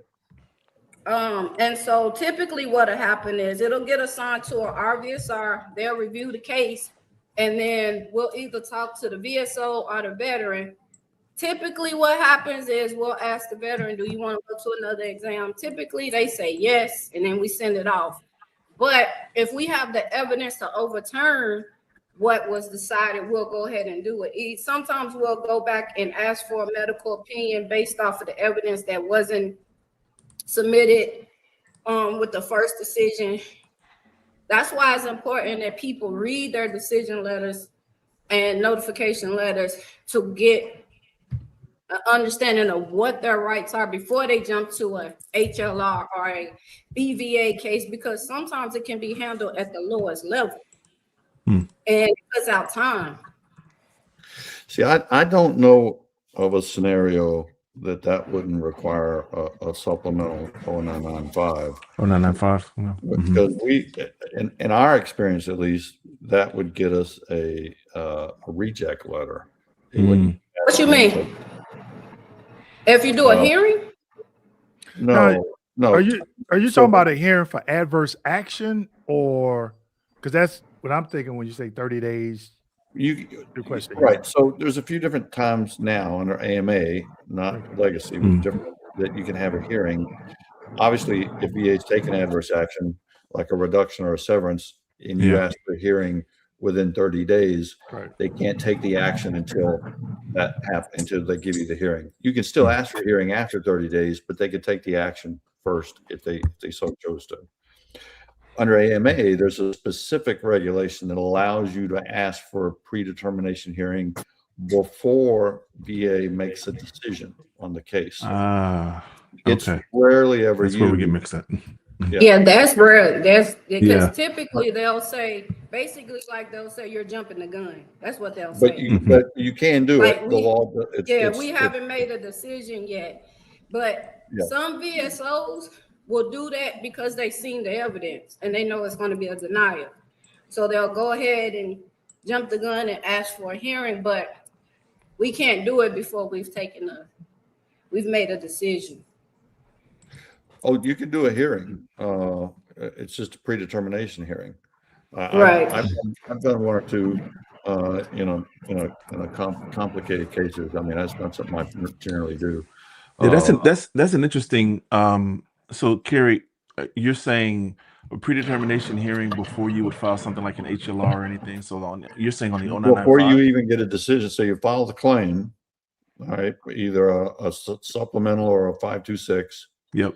And before you get a decision, you can ask for a pre-adjudication hearing, essentially. Interesting. Yeah. Now, you might get the deer in the headlights look from VA. Okay.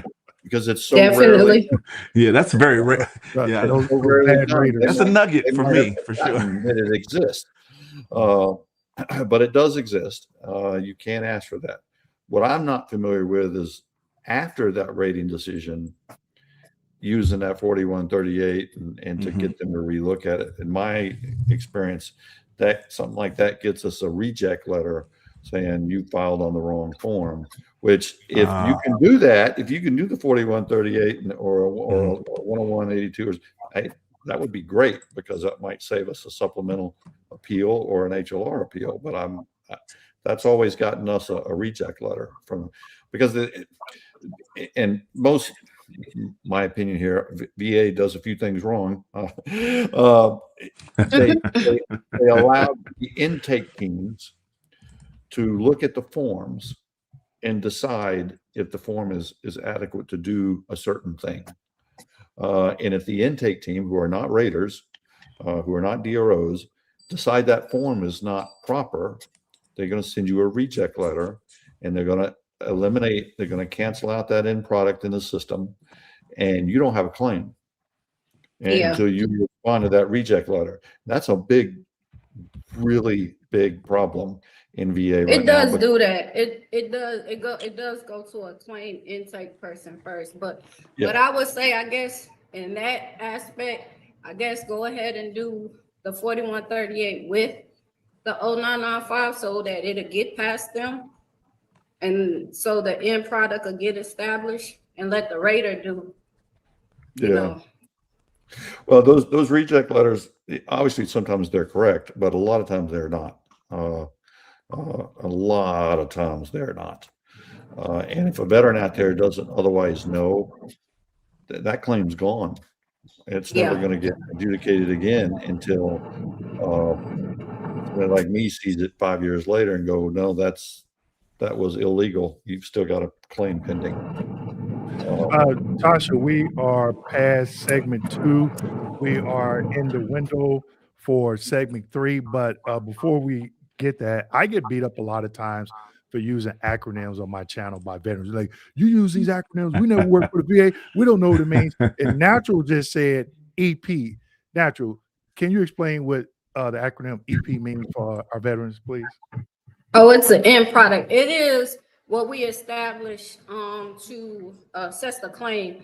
Basically, if a brand new claim can either be a 010 or 110, a claim for increase or new is a 020, supplemental could be a 040, 04 HLR, 040 DTA.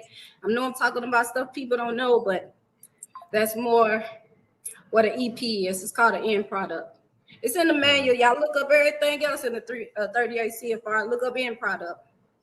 All right. Go ahead and bump that up from 10 to 12 on that treadmill. You got our permission. So before we go forward, Raider was talking about a car, and a car is the claim accuracy review. And he mentioned that a car can be done within 30 days of the rating. It's mostly done with the HLR decisions. So that's also an option. If you haven't done a claim accuracy review, we can discuss that a little bit later. But thank you for that, Raider. Yes, he made the comment on my channel as well. And okay. There are some questions stacking up. So if you want to move into segment 3, or Dewayne, if you want to kind of pop up some of the questions that we've got from the chat, this is not going to stop throughout our 6 hours. But we want to make sure we capture. Let me say a quick note about that. For those of you who are asking questions, we are going to do our most due diligence to answer everyone's questions. Yes. I am collecting all of the questions, and in our post-production products, we will either answer your questions on another live, or we will produce documents that have your questions answered from what we talked about in the live, or from what we can get from the experts. So you are not going to be left out. So continue to ask your questions. I appreciate it. I appreciate where everybody's joining from. We got people from Nevada, Las Vegas. We got people from Texas. We got people from all over. So thank you guys so much for joining us. Dewayne, did you want to hit a couple of questions before we move to the next segment? I think we probably got time for one, because it's 10:34 and 10:35. We're going to segment Sounds good. 3.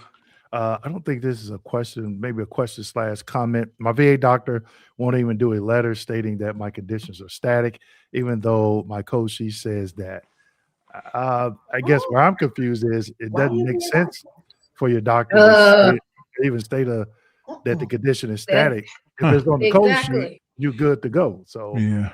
I wouldn't worry about that. Can I? Go ahead. Yeah. Technically, a disability doesn't come static until 5 years, right?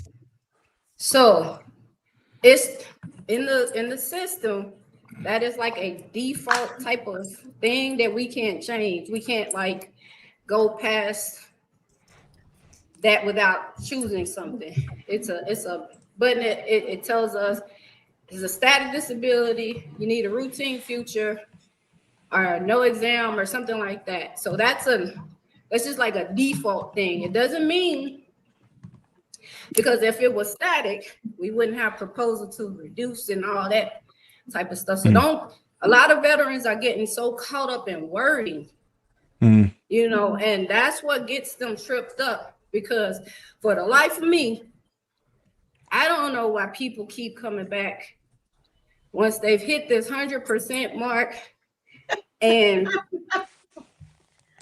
they static. No. The disability becomes static after 5 years.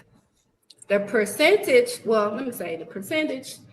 after 5 years, you know, we have to do that 2 examination thing, and then we can reduce it. But anything before 5 years is up for grabs to get reduced.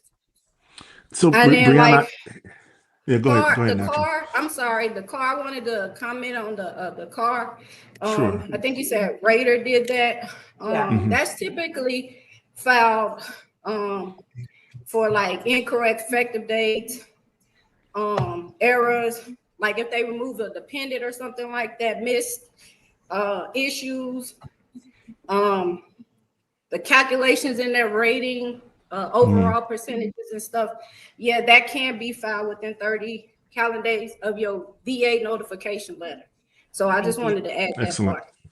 Excellent. Brianna, real quickly before we move to the next segment, when you think about ratings that might wind up, upon review to be, say, permanent and total or static, is there anything that goes through your mind from the CMP examiner side where you say, oh, it looks like this veteran's condition might fall under that category of not being able to improve? I just want to kind of hear your perspective when it comes to this particular question.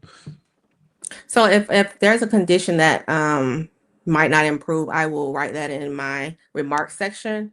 But as far as like when I do the exam, am I like looking for, oh, this is going to get you 50, this is going to get you this?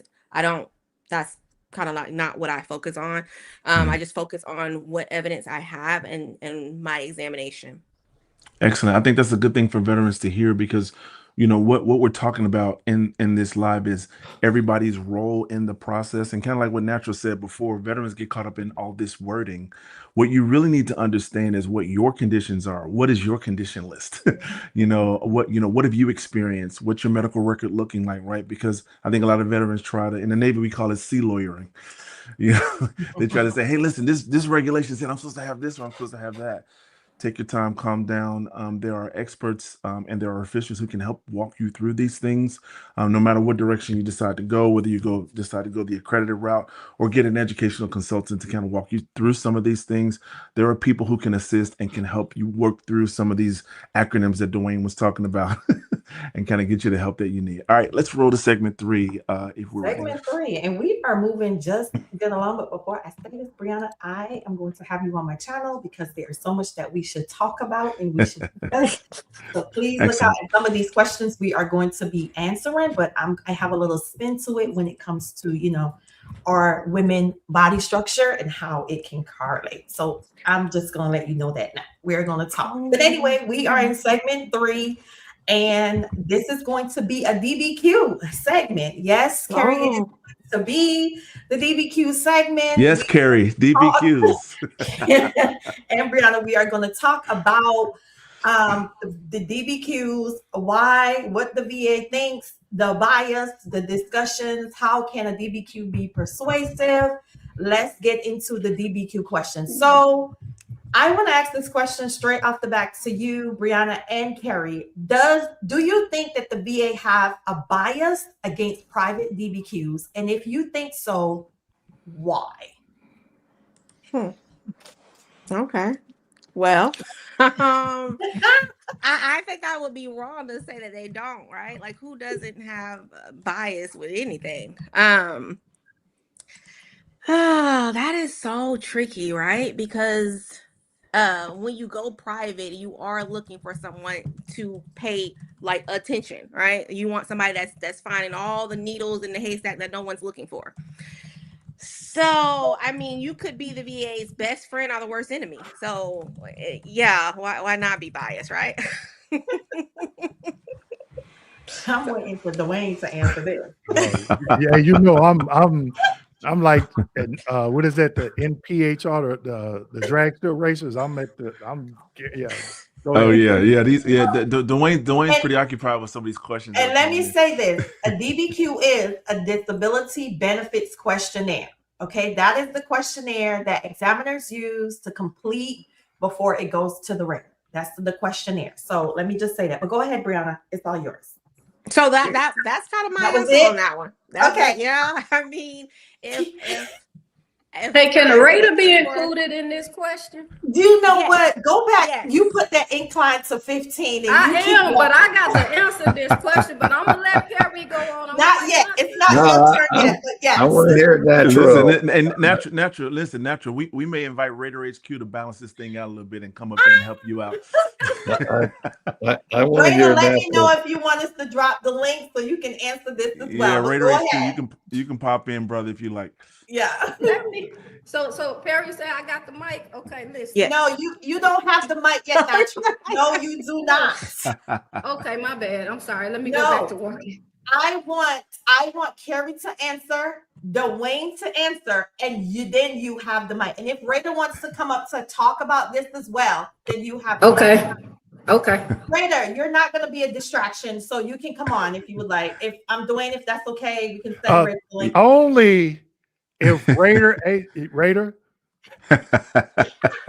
you don't do this when you come on, I will remove you from the panel. He's not going to show his face, Dewayne. So don't. No. He know what I'm about to say. Okay. Get to the chopper. I'm gonna leave it right there. Oh yeah, we love the Schwarzenegger impression. If you don't start with that, we're gonna have a problem. We're gonna have to get to the chopper. Go ahead. We'll send you the link, Raider. We'd love to have you join us. Awesome. Go ahead. I think I still got his email. So, all right. Yes. In general, okay. VA has a bias. Okay. Now, doesn't mean everybody in VA has a bias. So if you're in VA, don't think I'm saying you have a bias. But many people in VA do have biases. There's a regulation and a statute that says if I think my TV just turned on. Oh yeah, it did behind you. Yeah, behind you. Yeah, somebody did say that dog sounded like a. It's on the timer, maybe. Let me. I don't know how that happened. Let me go turn that off real fast. Okay. Listen. This is what we want. This is what. And the reason why I want to leave Natural for the last is because I want her to hear everything first before she makes her, her spill on this. So, Natural, I got you. Okay. My dog was on the remote. Okay. Okay.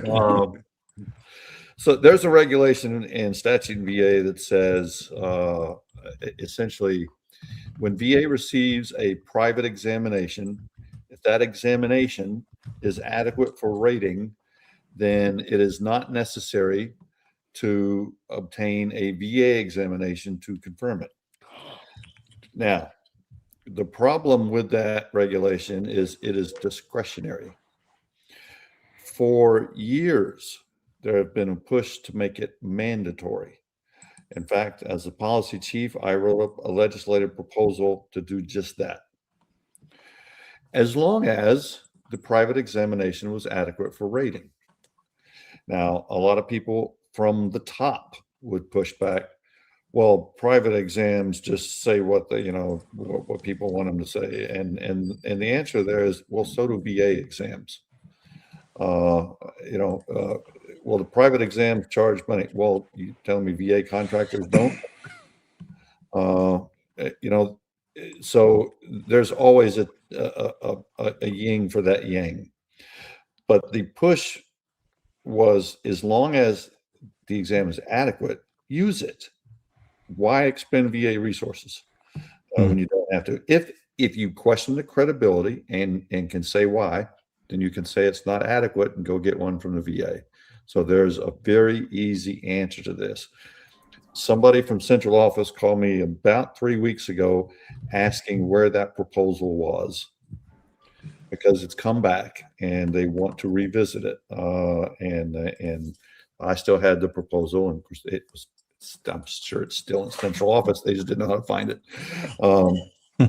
And so that idea has been kicked around for a good 15, 20 years. And it's always the people, and I'm talking everybody wanted it, but yet nobody would do it. And it was always that little hinge of bias that stopped it. Now, and that trickles down to the lower level. I've seen a ton of rating decisions and sometimes even board decisions straight out try to assert that a certain exam is not adequate because it was done by not done by VA or done over the phone. That's a good one when VA does telehealth exams themselves, or ACE exams themselves. So yes, it's biased. The question I would say, is it adequate for rating? If you're going to question the credibility of it, you better have good reason to do so. Do we use private exams? Yeah, when we need them. But we also use very reputable examiners that tell us no all the time. And we don't want someone who's going to tell us yes all the time. If it's a yes man out there, and there are plenty, we don't use and our examiners review the complete file and formulate a good rationale. Or if we can't make the link between A and B, we don't make it. All right, we're not. In other words, I'm saying VA wants to, take a look at our stuff. Come on, take a look. And that's fine with us. I'm going to look at your stuff, and I can find bias the other direction a whole lot more. And so there, that's my 2 cents. I think that's a perfect time to bring Raider HQ up. Raider, you got Dwayne, I think. Do you see Raider, Dwayne? Yeah, he's here. Okay. Raider. Remember the disclaimer. I'm about to add to the stage. Here we go. Raider HQ. Sitting here with you has been amazing. I've been listening to each and every one of you. You are each trendsetters in this, and it is truly amazing. I am taken back. Sorry. Wow. Is that Raider or is that Schwarzenegger? You know what? When we did a live and he was doing that, I'm like, man, wait a minute. I can't find that in my stream deck. He was like, no, I'm impersonating. I'm like, you could probably start a whole nother channel, Raider, on that impersonation. Yeah, there you I'm go. not going to do it. Luna gets mad. She's like, who's in my house? This is absolutely amazing. Amazing. Raider, I'm sorry to have bring you up on this. I've seen you in the chat. Welcome, guys. Raider is an ex-VA Raider as well, recently retired. Great. He needs no introduction. He has board accredited claims. That is that is where he works as an accredited agent, helping with Blake as well as helping many veterans. Always awesome, always well, has his rants, truly respect them. Let's get on it, Raider. How are you? Thank you for joining. Thanks for joining us, Raider. Yep, thank you, sir. Doing pretty good. And thank you for the Arnold Schwarzenegger. You did it. You did more than expected. Thank you. So let's get into the question, Raider. Do you think that the VA have a bias against private DBQs? Because I want Dwayne to answer, and then I want Natural to answer. So let's get into it. I think that there is a systemic procedural bias. The way the M21 is written, it has layer upon layer against private DBQs. If you go into the authenticity, credibility, and sufficiency section of the M21, even the signature requirements are drastically different. Like what a VA provider has to put in their signature versus what a private DBQ individual has to put in there. So it's an inherent bias that's built upon. So psychologically, because I'm a mental health provider, psychologically, if you start telling people that this person is not the same as that person over there from a fundamental standpoint, they have to prove more to me than, say, this VA provider. You can trust them. Then it builds, like that's what you do day in and day out. It starts building neural pathways to instantly trust the VA provider versus having apprehension towards the private DBQ provider. And I'll say that a lot of the times in 2026, in my opinion, it's gotten much worse for private medical providers because there's a lot of things that are being used wrong. Like if you go into the authenticity, like the 100-mile rule, which is being quoted out of context every single time because there's 2 bullet points underneath of it that say, and the provider says that they have constant treatment with the veteran. That, like, what happens is staff members typically only read that. Oh, you pulled it up. Okay, cool. Had it ready. I was bringing receipts. We got you prepared, Raider. Okay. And that the examiner was completed in person. So now, oftentimes this has to do with a lack of training, a lack of accountability because QMS reviews, quality management system reviews for raters, 3 a month. So it's like when the cat's away, the mice will play type situation. There's nobody really holding the rules and regulations, like the raters, accountable for it. So they can do 100 claims a month and only 3 of them are reviewed. 97 of them are just the Wild West of whatever that person's own internal bias is. So yeah, I think that there is a inherent bias against them. But on the flip side, I also believe that if you're going to be persuasive to me as a rater, then the things that are said in the private medical opinion and the private DBQ have to match the evidence. You have to be able to show more than tell. You have to show. So, and that's where a lot of the times I would disqualify private medical opinions. If you have a 6-page private medical opinion and you do not once cite the medical evidence that was used to come to your determination from the veteran's records, not from science, right? The problem is when private providers provide a book report to raters, it's not persuasive because raters grant and deny every day. Do not tell me it's medically possible that sleep apnea can be due to PTSD. I've granted it. I've also denied it. I mean, and that's the failure that I see in a lot of private medical opinions and private DBQs, is that they don't take into account, like, it's like they're trying to prove it for the first time. This veteran, abnormal gait can cause the back to go out of, and they go off on that. Cool. That's not what I care about. I care about, in this veteran's case, is that true? I think, Raider, I think that's a good sort of thought process and corrective. I think if we're speaking from the veteran's perspective, I think and Dr. Coates, I'd love for you to hop in on this. I think when we're speaking from the veteran's perspective, it's difficult for their record to tell that story, to lean all the way into their VA claim. And so a lot of times what veterans will go out and do is they'll try to get the nexus letters so that they can prove that level of service connection. Naturally, you can jump in on this as well. And so I think a lot of veterans rater feel like, man, like they just don't believe me. I know I've experienced this, right? And for some procedural element, they're going to deny me because they think I'm trying to pull one over. Right. And so, yes, I agree with you that, like, you can't layer studies and scholarly articles on top of things if it doesn't apply to you. But at the same time, I think veterans start to think, well, how do I become credible when I don't really have the evidence I need from the record to kind of buttress that?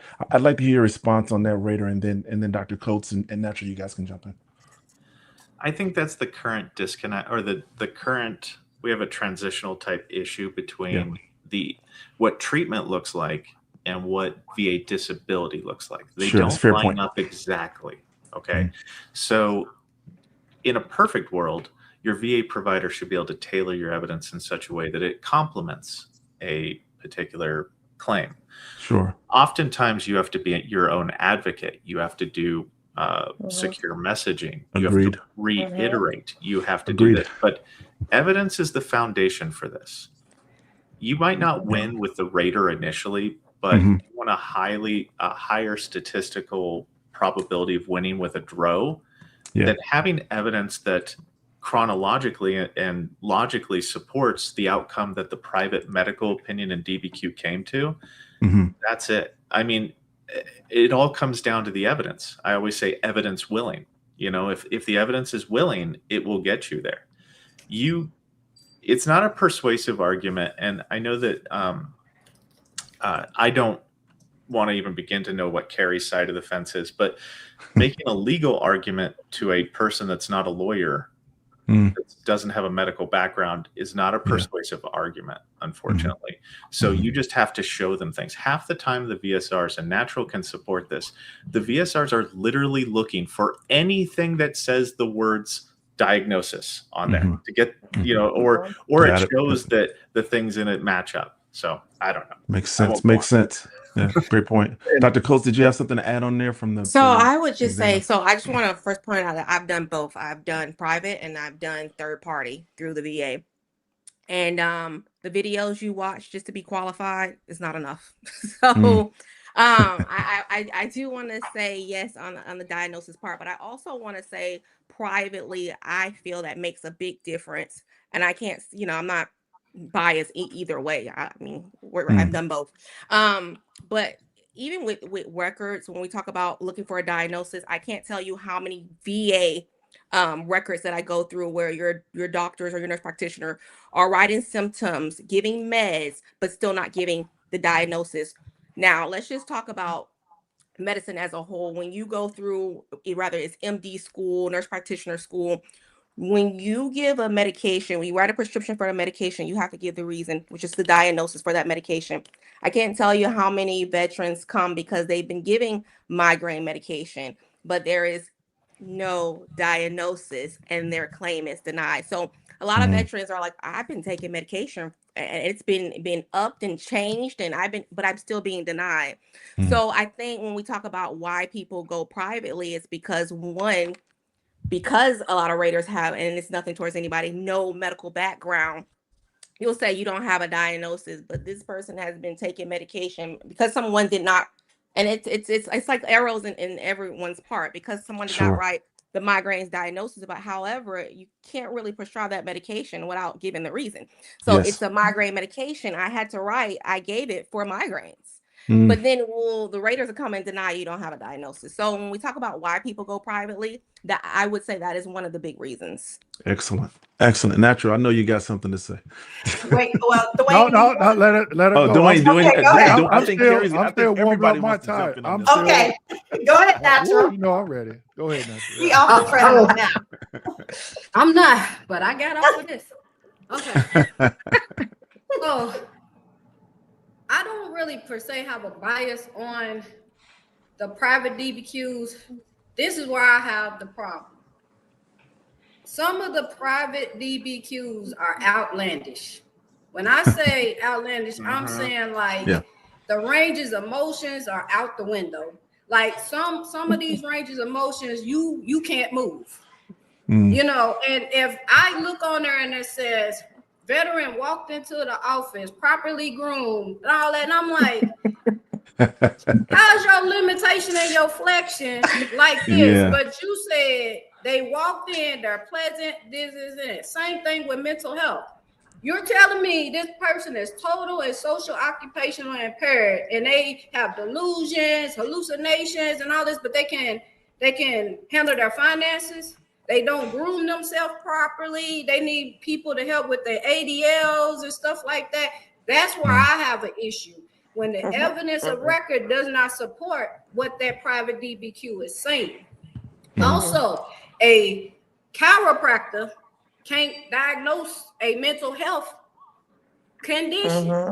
The veterans be going to chiropractors. They go to, now if a social worker is under a psychiatrist and the psychiatrist sign off on it, I go with it, right? But the evidence of record has to support the symptomology of that DBQ. I'm not going to give someone 100% for a mental health when I look in their VBA or they private treatment records and they say, oh, this medication I'm taking, I feel wonderful. I'm not depressed anymore. And I know, you know, as a veteran, mental health waxes and wanes.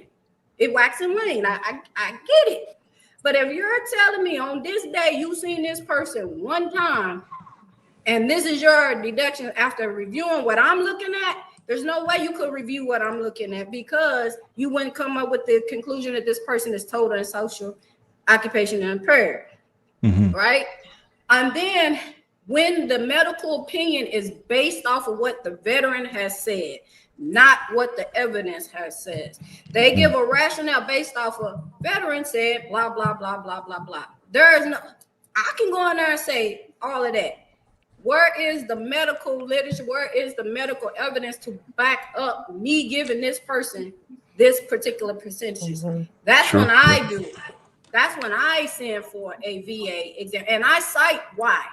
I cite why I am not accepting that private DBQ in my deferral and in my examination. Do I attach it? Yes, I attach it as evidence, but I also, attach the supporting evidence in that with that DBQ. That's my caveat to it. I do think there is bias because some raters, they just like a deer in the headlight. Oh, it's a private DBQ. Now some people, they just grant off of it. They don't care. They just grant, and that's fine. But then you have a rater like me that comes behind them and be like, "What?" If and this is where the veterans sometimes get themselves in trouble when they come in for an increase. If you are 100% for mental health, why are you coming in for an increase for mental health? Now you force me to look at everything, and I'm gonna say, okay, this wasn't even warranted. Now then, that's when the proposal to reduce come in, and this is where a lot of people shoot themselves in the foot. Like Raider said, we get three QRs a month. Now you may be one of those that slipped through the crack that you shouldn't have gotten it. We're not gonna catch it sometimes until you come back. That's when I say sometimes you should just leave well enough alone. And this is what gets a lot of people in trouble because some of them don't even read the DBQs that they pick up from these private providers. Some providers, they didn't even provide a signature bar or MPI. They don't know that we check the MPI numbers. I had one time where I don't know what the examiner was doing, but he gave an address of a laundromat. I'm not taking that. Because we check MPIs. Well, let me say we're supposed to. Not the laundromat. It was a laundromat. Wow. Or the examiner was retired. They're no longer practicing. Or one of them had their stuff suspended or revoked or whatever it's called when the doctors no longer have their credentials. How are you still practicing? So there's a lot of things that go into when a good rater gets it versus when someone's just trying to get production. Excellent. Okay. I feel like we got a batting lineup of heavy hitters that are ramping to go. So Dewayne, give us what you got. Waiting for his turn. Do it. I'm just waiting. All right. I and Carrie may remember this. I rated. When I started rating, it was no VBMS. It was RBA 2000. I don't know if you remember that, Carrie. Oh, I do. Rating, yep. So VA has come a long way. And I sometimes, remember when it was still DOS. Yeah. Oh wow. And so people say, "Oh, you don't know what you're talking about, Dewayne, because the things have changed." A lot of these regulations that pertains to private DBQs are the same when I rated because I was rating before VA introduced these DBQs and even after. And I've never received a quality error from RQRS, and Raider knows what RQRS is, when I used a private DBQ and when I used it over a VA third-party DBQ. Now, I am a huge component of private DBQs as long as they are completed the way that Carrie said they needed to be completed, the way that Natural said they need to be completed, and the way that Raider said they need to be completed. I am not wasting VA resources to send a veteran to an unnecessary exam when that private evidence falls under 38 CFR 3.326 subpart B, and that's what Carrie stated earlier. When the evidence is adequate for rating purposes, and this is where veterans get it wrong because they say, well, they shouldn't have done it per this regulation. It says, may not. So then it becomes the discretion of the VA rater. Now, we talk about, is the VA rater biased? The VA is nothing more than two letters on a building. So when I look at it, I say, are VA raters biased? Yes, there's a lot of them out there because guess what? I worked with some of them and I've heard what they said and I've called CUEs on them like Natural did because they did it the wrong way. A lot of times we'll get emails from our coach. Hey, the front office wants this rated really, really quick. Can you just make a decision if the veteran if the veteran disagrees, then they can just file appeal. You need to take it out of my queue. Yeah. Because I'm not doing that. I am not doing it. If I need to request a C&P exam, I'm going to do it. If not, I'm not going to do it. But it's based off what a little bit of what Natural said, what Raider said, and what Kerry said. And at the end of the day, two things, it's up to the Raider. And if they look at and how they interpret that VA regulation. And I brought a gift for Kerry. I don't know if he saw my background. Kerry, just to give you a little bit of anxiety. I know what you're about to do. Right there. You remember those days. You remember those days, Listen, right? I love them. Listen, we don't want anybody to get triggered in the chat. You got your thumb glue next to you. Yeah. So even that thing is tabbed. I got my old VA rating scheduler back over there when I used to put on my desk. All of that. So good old days. Yeah. I used private, and I know I'm gonna get some flack from some people on this. Even if I was going through this claims process again, I'm not going to a C&P exam. Now, I'm not telling any veteran not to go. It's totally up to you. I know I was trained by the VA and I understand what needs to go in that DBQ. Like Natural said, if that DBQ from that private doctor have you looking like Rambo, and the first Rambo, the second Rambo, the third Rambo, your claim is a hot mess, okay? And you were just basically, maybe, I don't know, a dental hygienist, and you never deployed anywhere. That's a serious problem. Raider, now you got to come up with a Stallone impression since he mentioned Rambo. Be honest, and if you get that from that private examiner and it looks that way, you need to go back and say, hey, Houston, we got a problem.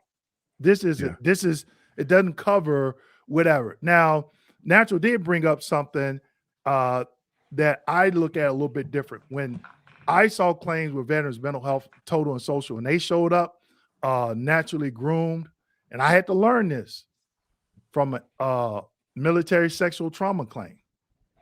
And the veterans in the examiner said, oh, she came in with her makeup on. Well done. And in that, when I saw the appeal, the veteran says, I was sexually assaulted. It was very traumatic. And I look this way to mask how I'm feeling. So, as Raiders, we are looking at a lot of information. And then I just showed you the M21-1. I'm constantly in there, pulled it up. And I think that's where things get crossed, because I've been in situations where another Raider and I went back and forth. Another Raider said, hey, I think you should deny. I'm like, hey, let's grant. We go to someone in our quality team, and they were like, neither one of you are wrong. You can actually deny it and be right, and grant it and be right. So, the regulations are there, but sometimes there is some gray areas. And then the human factor, we may look at the same regulation and interpret it different, just like the M21 that I showed. And Raider called it out. And he said, let me pull it back up real quick. 100-mile rule. Yeah, I'm trying to go as fast as I can. So that's why I'm talking fast, okay? It's the inauthenticity. Right. So some M21. Right. So some veterans have told me, well, Dewayne, the VA told me my examiner has to be within 100 miles. Where does it say that in here? It says is located in a reasonable distance, generally more than 100 miles from the veteran's place of residence, yet the provider report, and Raider called this out, yet, so you have to look at that. And I don't think some VA Raiders are looking at that. And, I guess one time somebody said, hey, you popped up in some VA training. And I'm like, how did I pop up in some VA training, right? I've seen that. Actually, I have it. I do have it. If you want me to sign it for you, just yes, I do. Give your autograph. I'll sign it for you. But the thing of it is, how is that being portrayed in that training? Is you just saying 100 miles, and then the VA employee saying, oh, they have to be within 100 miles, but not giving these other two bullet comments, regularly seeing the veteran as a patient. I heard Kerry say this earlier. You could do telehealth and telemental. Yeah. Right? That counts, So I wouldn't say VA bias per se. I'm looking at more those VA raters, and I still know I don't mind pulling a Band-Aid. I'm not going to call them out, but I know some of them, they still work there, and they shouldn't be a rater because I never felt that they were doing it the right way when I was there, and they're still doing it that way. So, whew, man, that's what I do say. You had a lot to get off your chest, Dwayne. Yeah. Okay, You had a lot to get off your chest. We talked a little bit about DBQs. What about Nexus opinions, Raider? Those are the most scrutinized because it's the most subjective information that's put together in a very specific way. I will say this is just my own personal opinion, but oftentimes I will see medical opinions that are written as if they want it to fail so that way it can go to the board. Wow. It's made on legal precedent. It's not made on medical precedent. The only thing that you had to ever do with me is convince me that you have used the information to come to an informed decision. Mm-hmm. And it comes down to the authenticity, credibility, and sufficiency reviews that staff members have to do on these. If it looks like the provider is biased and that they want the outcome, not that they're reporting the outcome, then that always raised red flags with me I will look harder at it rather than if you just tell me, look, this is what they've got going on. I'm going to account for all the multi-factors involved. So age is not a factor for this because they're only this old. Their genetics do not predispose them to have this condition.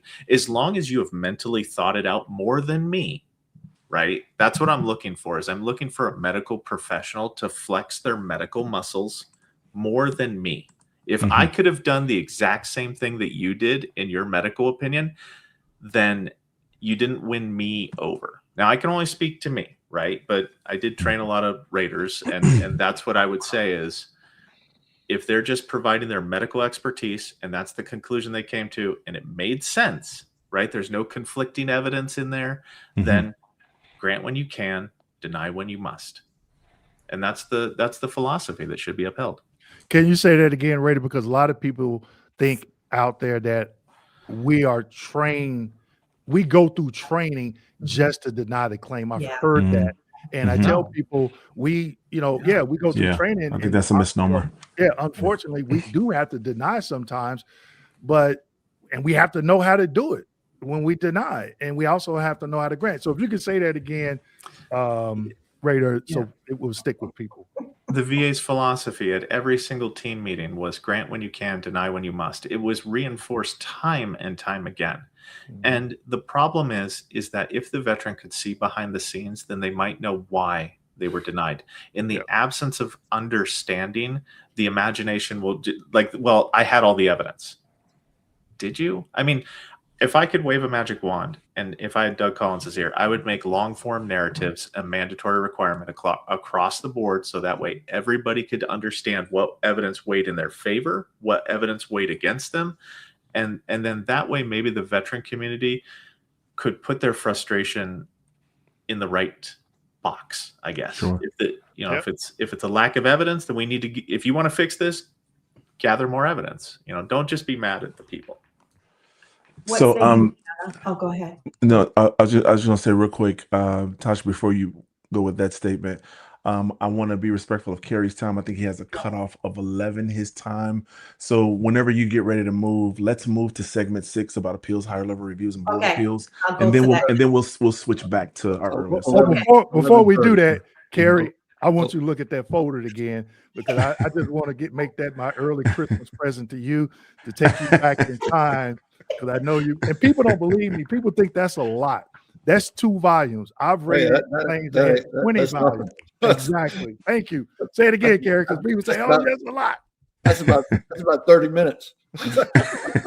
And I seen those things pushed around on carts because they were 15. Oh my gosh. So that's my early Christmas present to you, Kerry. So you can just reminisce if you need me to. Listen, Kerry, that looks like discovery in a legal office. You're a guy after my own heart. I'm telling you. What say you, Brianna, about the Nexus, and then we're going to get into appeals because I got a couple questions for Kerry as well. Go ahead. All right. I think I can extend my time a little bit here. Okay.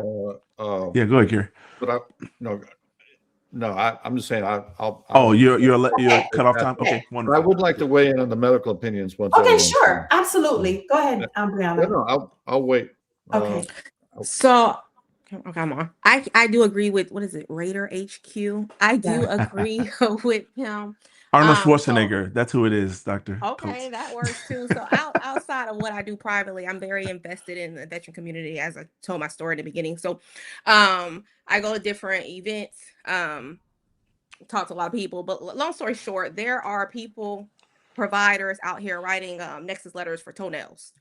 We're just at this point making up stuff. Nothing's in the records. We're talking about things that if you take Tylenol tomorrow, it's done. It's acute. It probably happened because I don't know. You walk through the forest. I don't know. But like, so I do agree with the whole nexus letter thing. You do have providers out here, writing things. For one, sometimes they don't even need nexus letters, and then two, I don't understand. You pay what for what? So I would just say, I mean, pretty much everything he said. The nexus letter really needs to support the medical opinion. Needs to talk about what evidence, where you got it from. Like, you just can't just make up stuff out of dust. So I mean, that would be my opinion on that. Excellent. Carrie, did you want to chime in? I know you said you had. Yeah, I would like to add on just the whole exam medical opinion process as a whole. I mean, if somebody's looking for a lack of credibility, they're probably going to find it. True. That's their goal. And I don't think most veterans as a whole have a lack of credibility, maybe a lack of understanding all the time. But yeah, there's some ones out there that with dubious credibility, but as a whole, veterans are credible. I agree. On the medical opinion issue, I agree 100% with what Raider HQ said. I'm glad you pointed to the M21 there, because it's amazing to me how a small nuance can be interpreted, from, we'll say, headquarters, can be interpreted as marching orders for something very specific when they may not have meant that. Yeah, are they going to scrutinize private opinions? Yeah, and they should. And I agree with what everybody said. You need to have your ducks in a row. If you're going to make an opinion, it should be based on the record. It can be based on things outside the record, credible testimony. What about combat veteran testimony? There are a number of things that come into play there, including the evidence of record, and it should not be diametrically opposed to the evidence of record. But there are, so the medical opinion portion, it almost always is diametrically opposed, because if you're getting a private opinion, you probably got a negative VA opinion.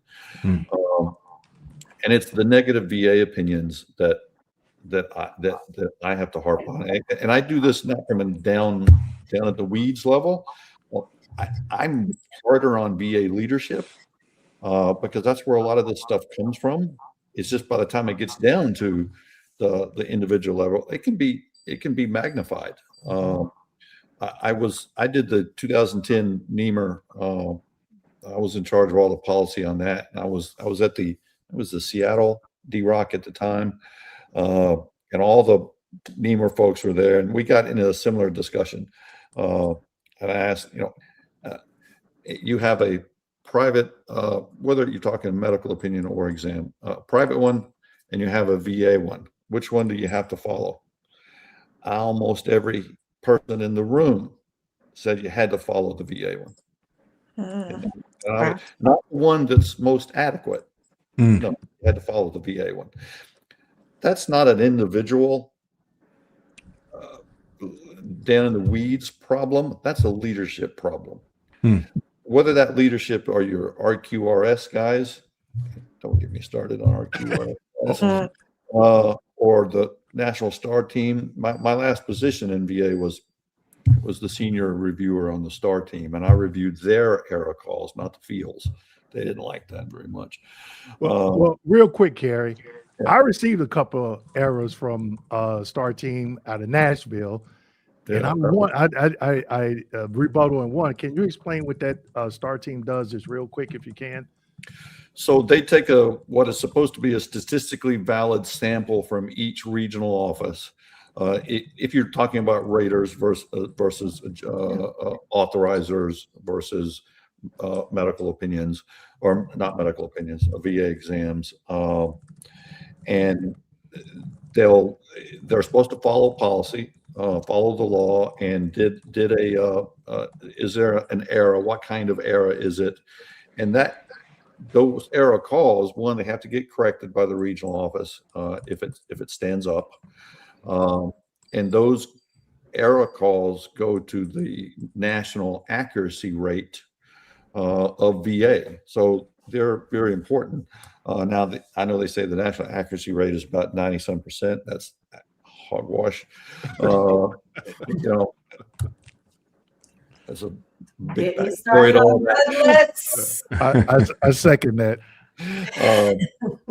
But that's what the National Star is, and that's been around. It's a program that's rooted in statute. A lot of government programs have to have a national quality assurance of some form. The RQRS program got started around 2013, 2014 as an offshoot of that. I took part in part of its development. I was actually opposed to it, but we all had orders to follow, because one, the field was scared enough from a STAR. You don't need a bunch of super DROs telling other raters, RO, that they made errors. And there's been plenty of instances where those local RQRS guys are driving bad policy. And a lot of it comes to medical opinions too, which is the topic. So I don't know, hopefully that answers your question. But the medical opinion world, apart from like Rater headquarters said, you're going to scrutinize it down at the weeds level, but at the higher level, VA opinions are not under any quality review. DBQs are, all right. Medical opinions are not. And the low-hanging fruit in this area of the claims process is abundant. How many VA opinions, meaning contractor, QTC, that type stuff, opinions out there will be negative based on no treatment for something in the service. Well, if that's your whole basis for a negative medical opinion, that's inadequate every single time. If that's all it's based on. Not passing a cause and effect test. A cause and effect test exceeds the benefit of the doubt standard. That's inadequate every single time. No continuity of treatment. That's not the rule. It's continuity of symptoms. That's inadequate every time. I can go on, but there is a huge limited list of low-hanging fruit that VA leadership could tackle. All right. And just getting the VA examiners to apply the right standard across the board would end up eliminating the need for a lot of private medical opinions. All right. If they just applied the standard that's in the law, but they're not held to account on any of those bad opinions, and they're only getting worse. They're now using stock language in medical opinions across contractors. One vendor will use the exact same stock language that another vendor will use. An intervening event is more likely the cause. Or there's stock language out there that pulls something out of thin air that doesn't exist in the record, some hypothetical that's non-existent that says this hypothetical is more likely the cause of this disability, and everybody's using that same language. That will not pass the smell test on appeal, but you can probably find it in 30, 40, 50% of opinions out there. So if you're up against that, what real choice do you have if you want in your claim but to go with a private opinion, at least to the extent that someone's going to look at the record, listen to your testimony, put it all together, and come to a good conclusion? Is it as likely as not that A led to B? If VA was doing a better job of that, and I'm talking about taking all work off my plate too. So, it's me to have VA keep doing what they're doing. But I would much rather see VA improve in that aspect. So Wow. I fought VA leadership for not doing better quality reviews on VA opinions, since they have a unified voice, all those contractors at once. They could fix those problems. Okay. And they just don't. Real quick, before you get in there, Craig, I want to address Yeah. something. I've been looking at the comments, and I just want to say, everyone, you're hearing people from different backgrounds giving different their different opinions as it pertains to the VA claims process. You know, thank you again, Raider, for coming on. He wasn't one of the panelists, but he decided to come on to provide some really awesome He's always welcome. information. This is, you know, and you may hear us disagree or have a different opinion. That's okay. That's That is why we're okay, having because this. Yeah. exactly. Yeah. Exactly. And it's not to beat veterans down. You've all heard us say education. Educate. Somebody told me you can't educate veterans. I'm like, what are you talking about? They drove tanks, flew hell. They can be educated on this, right? You know, so understand that, and I want everybody to understand we're coming, you know, we're giving different opinions on certain topics. We know DBQs, nexus statements is a hot topic right now, and I just did a video. Stop blaming the VA. We just went through that. Stop blaming the VA. Okay, so we upgrade our technology, but do upgrade ourselves when it comes to understanding this process. So at the end of the day, make sure you get educated. Somebody say, hey, you got the Justice League here today. You got the A-team I saw that comment here today. So, you know, just absorb this and, you know, think about, you know, hopefully it makes you think about your claim. Hey, do you need to go back a few steps, 2 steps to take 10 steps forward, right? Did you do something wrong? All right. So I just want to cover that. But go ahead, Greg. I'm sorry. I think it was an appropriate. Yeah, it was an appropriate comment as well. Yeah, you wanted to give Natural an opportunity. Yeah, I wanted to give her an opinion when we talked about nexus letters. Natural, did you have anything? Rita, did you want to say something? If you can chime in. Natural, go ahead. See, the problem I don't have a problem with nexus letters, but the problem becomes this. It's a back and forth thing. If the VA has sent a veteran to an exam and we have a negative opinion, and then they come and they file a supplemental and they submit a private DBQ and a nexus letter with a positive opinion. Now the VA has to do a reconciliation of medical evidence, which shows that now because we have 2 examiners disagreeing, right? So we end up right back sending the veteran or sending the case to a VA examiner to then make a tiebreaker, right? So now I call that a training issue.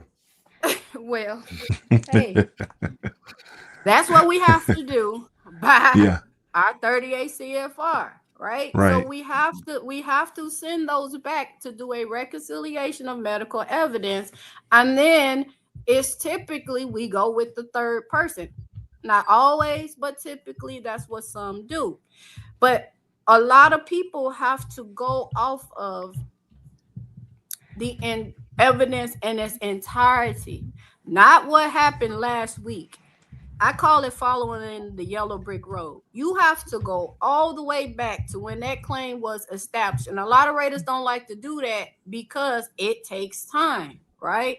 It takes time to go review these cases because you got some people who's been filing claims since the 70s, right? So there is a lot of things that you have to look through. You have to look through those rating decisions. You have to look through the evidence. You have to look at it in its entirety. Sometimes you find a lot of evidence, sometimes that is in favor of the vet.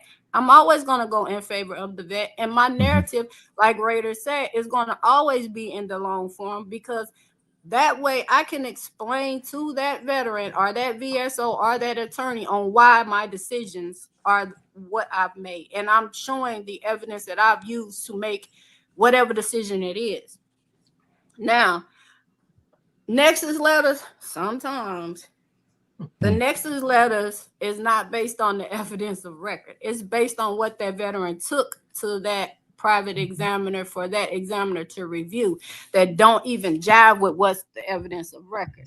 That's the only caveat I have to that. When the veteran, if you're going to go get a private DBQ and a private nexus, make sure you take the evidence that you have to support that DBQ and that nexus that examiner is going to write, because the examiner can only go off of what they have. So once that private DBQ comes to whatever RO, then it jives with what the evidence and what your lay statements and stuff of that nature goes. Because a lot of veterans be like, oh, I'm just going to say this. They don't know. They got raiders like me. They go look and be all up in your business. I go look at everything.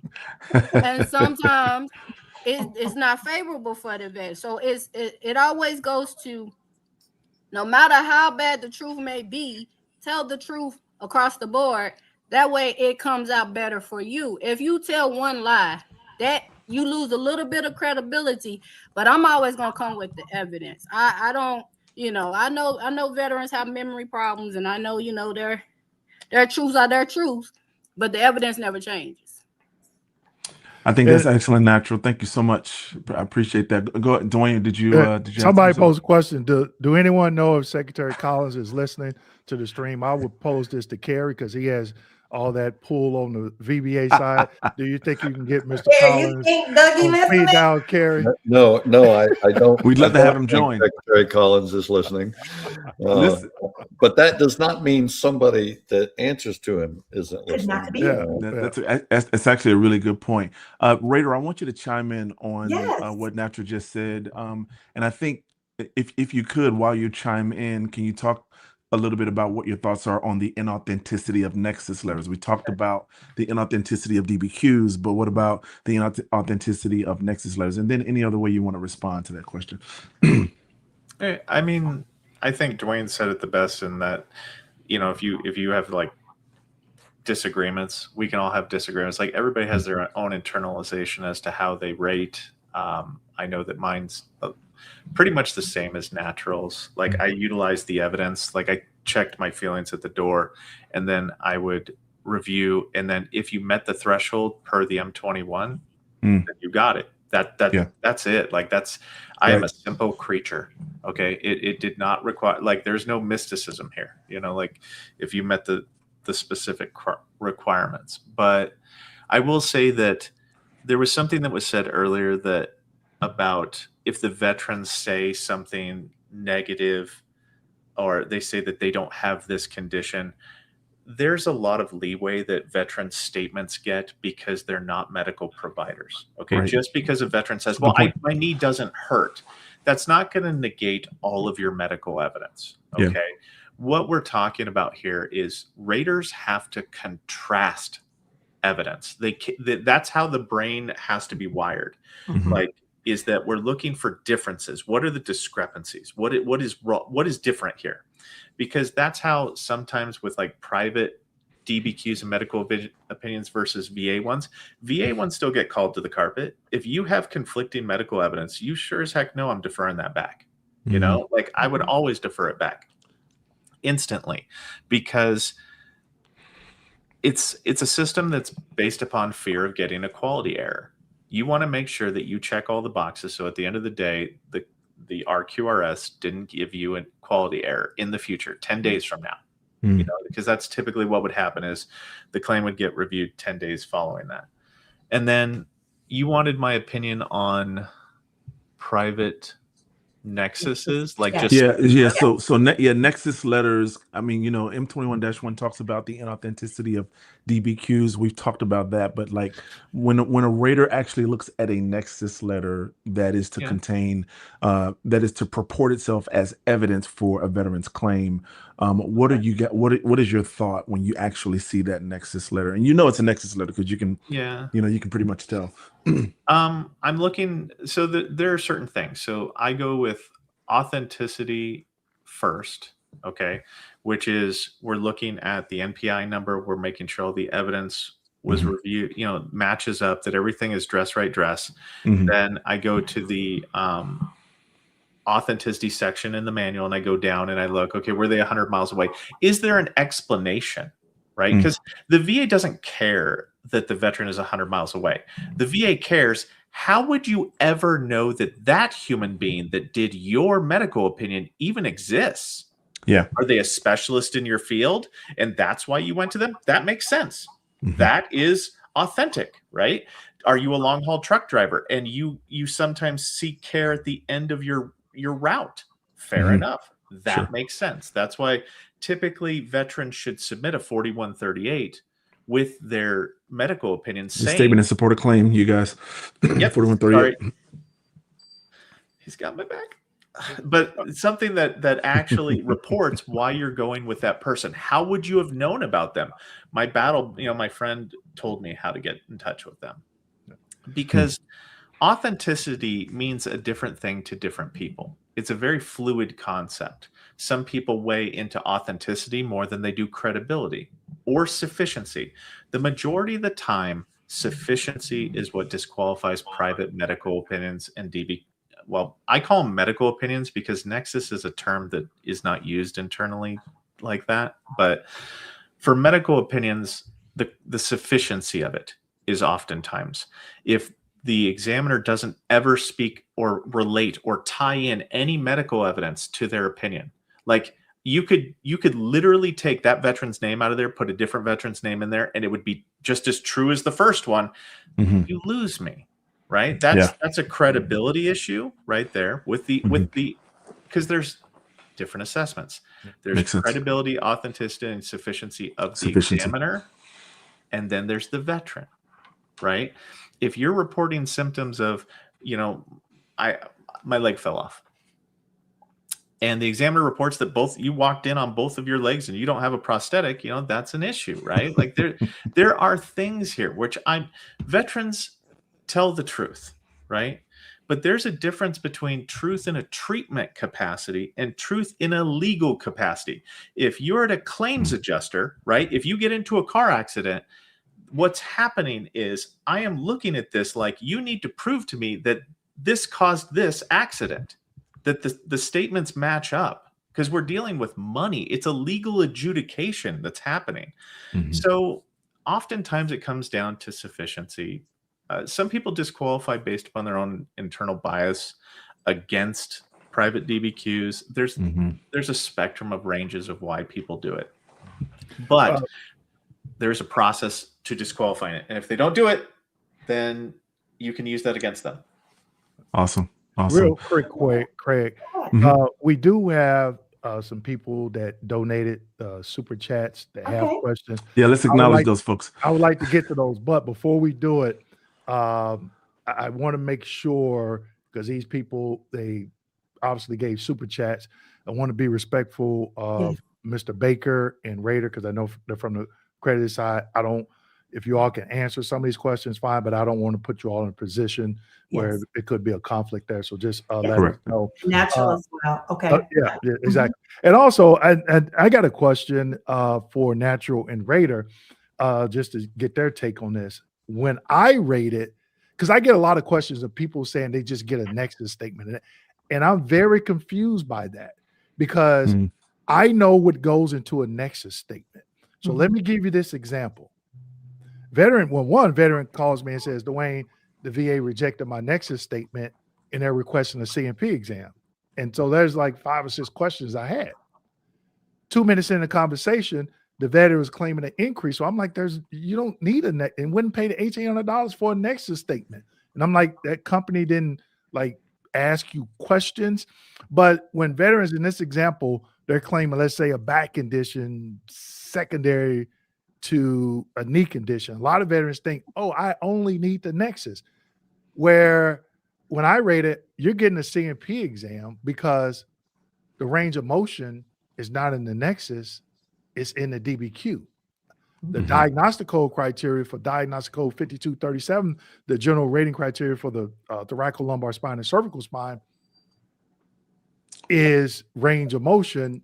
In the nexus, 9 times out of 10, you're not going to see the nexus. So when I rate it, if the nexus was good enough that I could use, but I needed the residuals, I will request a CMP exam without the nexus. So I'm just curious, Natural and Raider, how did you all handle that, and then we'll get into some of these super chats. Excellent. Go ahead, Raider. Okay. Okay. So I think one thing that needs to be pointed out is I think that whenever you were rating, you did both the examinations and the rating together, combined, right, Dewayne? Yep. Mm-hmm. Okay. Unfortunately, the VSRs primarily, now a rater can order an exam, but primarily the VSRs are the ones who review for whether or not an exam needs to happen. So this is a policy issue and it's a process issue where a lot of the times the veteran submits a medical nexus, and then what happens is a VSR, who is once again not a medically trained person, they don't even understand typically how ratings work because it's an assembly line. They're the first person in the assembly line. They will sometimes on their face just disqualify a medical opinion without any cause and then send you for an exam. Sorry, I think I might have lost the point, but yeah. All right, natural. So when a private DBQ is submitted, it's supposed to go to a rater as a complex exam review before any examination or any action is taken on the case. So once the rater, if the rater reviews the exam and nexus letter or medical opinion, however you want to word it, if they deem that as sufficient, then rating activity go ahead and go. You don't need a VA examination. But that's where the disconnect sometimes comes in. They don't send it, like Raider said, they don't send it to the RVSR for them to review it before making that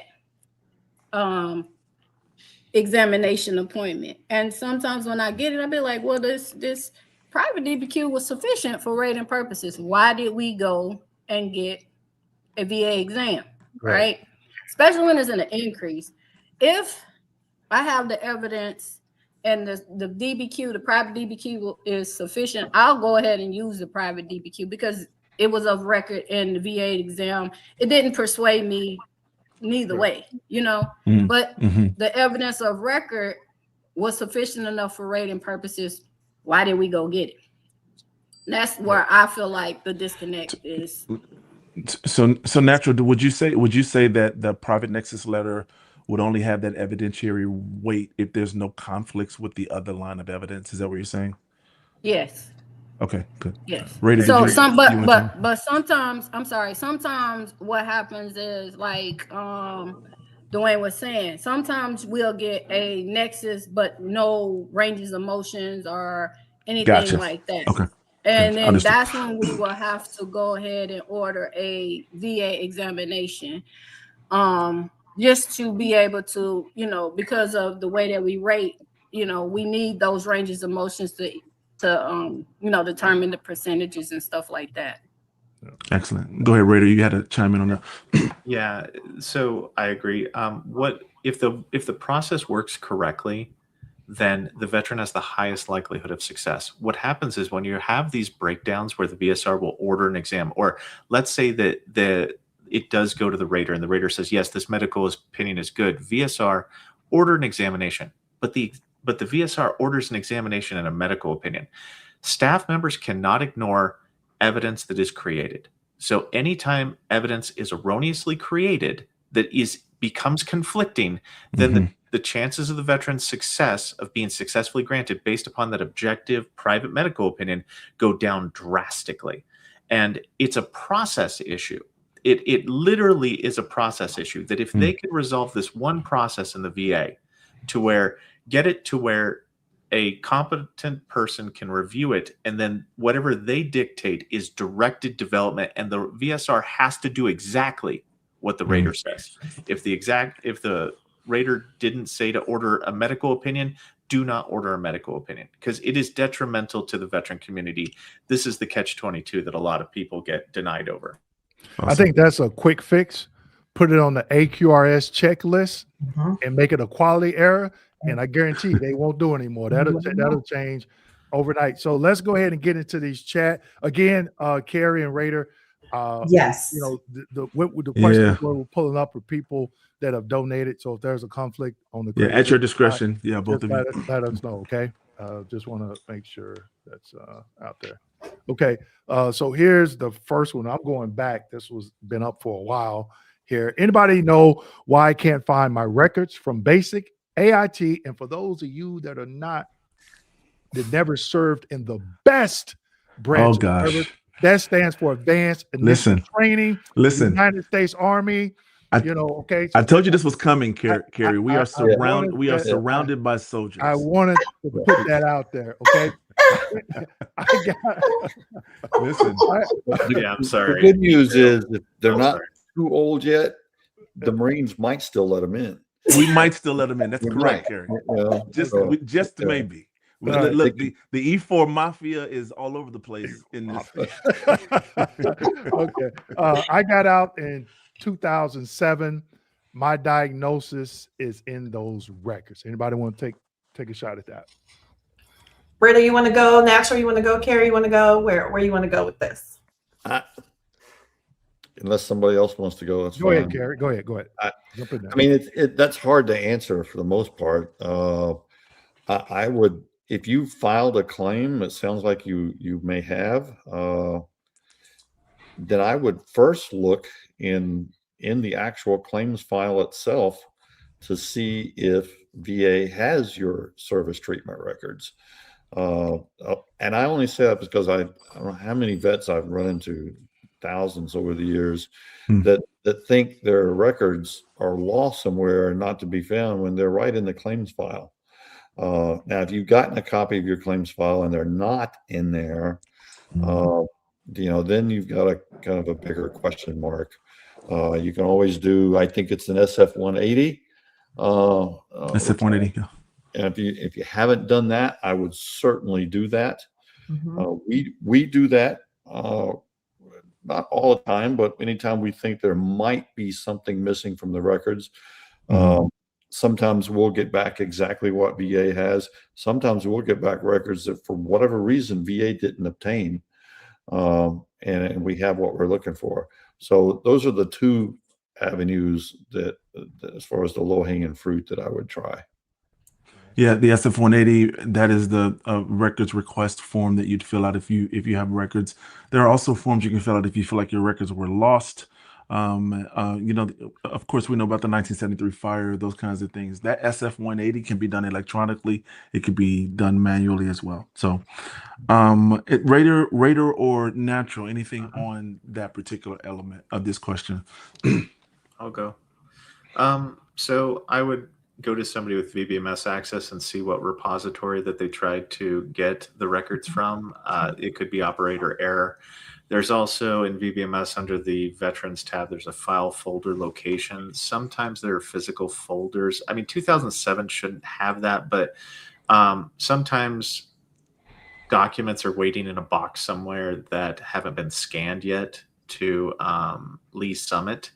So if my two suggestions are, check to see what repository they did, because you could have gotten a trainee, you know, let's just be honest, you could have got the trainee, somebody has to be trained, and they could have tried to get a PIES request for what they shouldn't have.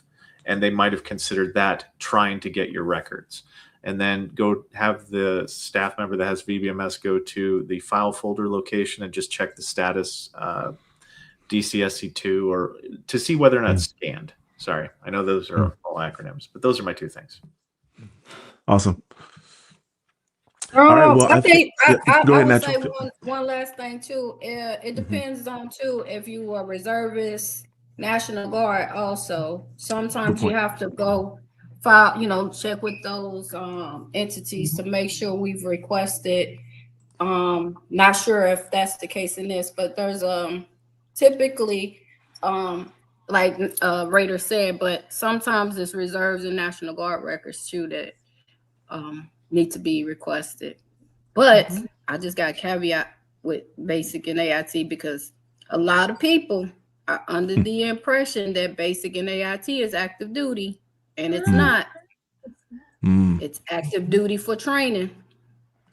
Now we can we can turn those periods into active duty but the evidence has to support why we're turning it into that. So I just wanted to drop that little bit of information.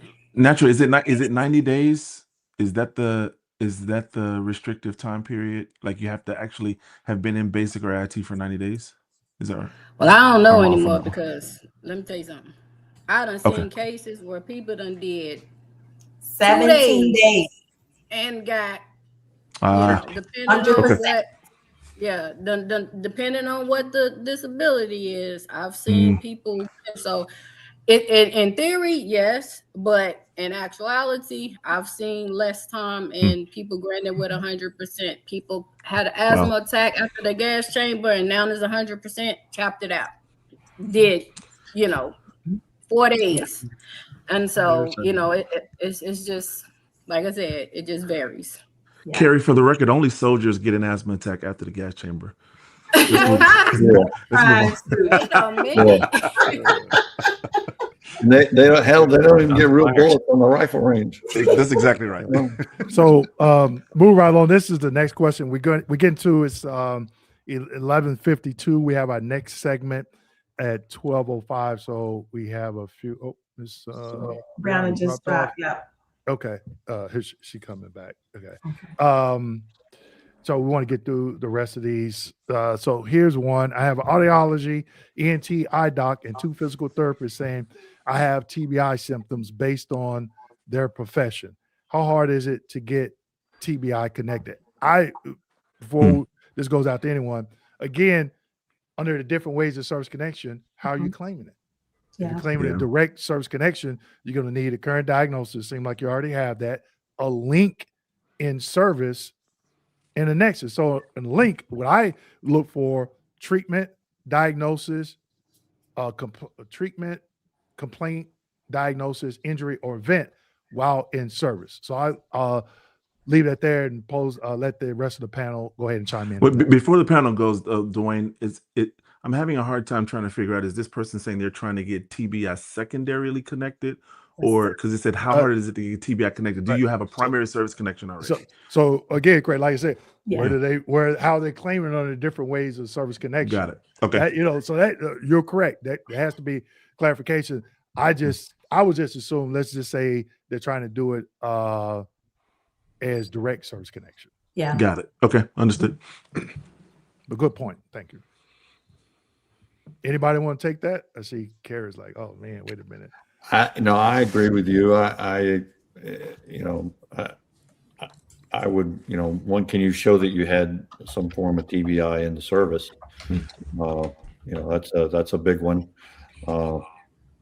I'd rather see a neurologist or something, but if you got that many people saying you've got TBI symptoms, then odds are, the diagnosis is probably okay. Yeah. As Raider put something in the chat, which is that's the direction that I was going to go into. I think he quoted the specific. I think that's an M21-1 reference, Raider, that you put in there. And then TBI qualifying clinicians. Yeah, go ahead. Psychiatrists, psychiatrists, physiologists, psychiatrists. Yeah, and then neurologists are the only ones that can technically diagnose TBI. Right. I think that's for VA purposes, though, right? I mean, you would still. Right. Well, no, and we then, wouldn't. No.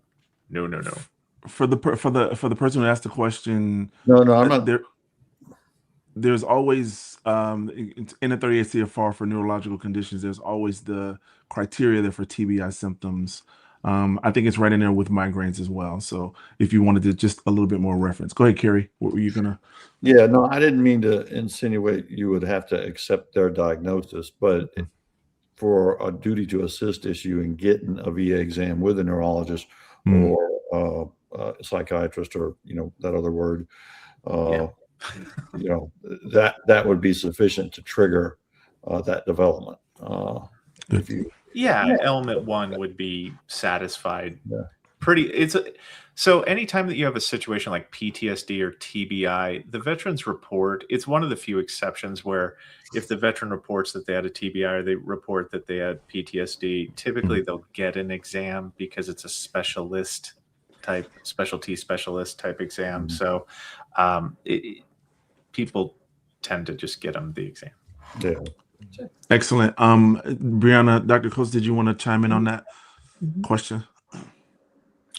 No, actually. Okay, wonderful. Dewayne, how many more chat questions do we have? I'm Because we going want to. through it. I think we Going through have it right one now. more. I think we have one more, Dwayne. I think it's Okay. let's see. I think I already put one up. Let me just make sure. Magnetar. Yeah, that's what I was looking for. Yeah. I saw him somewhere.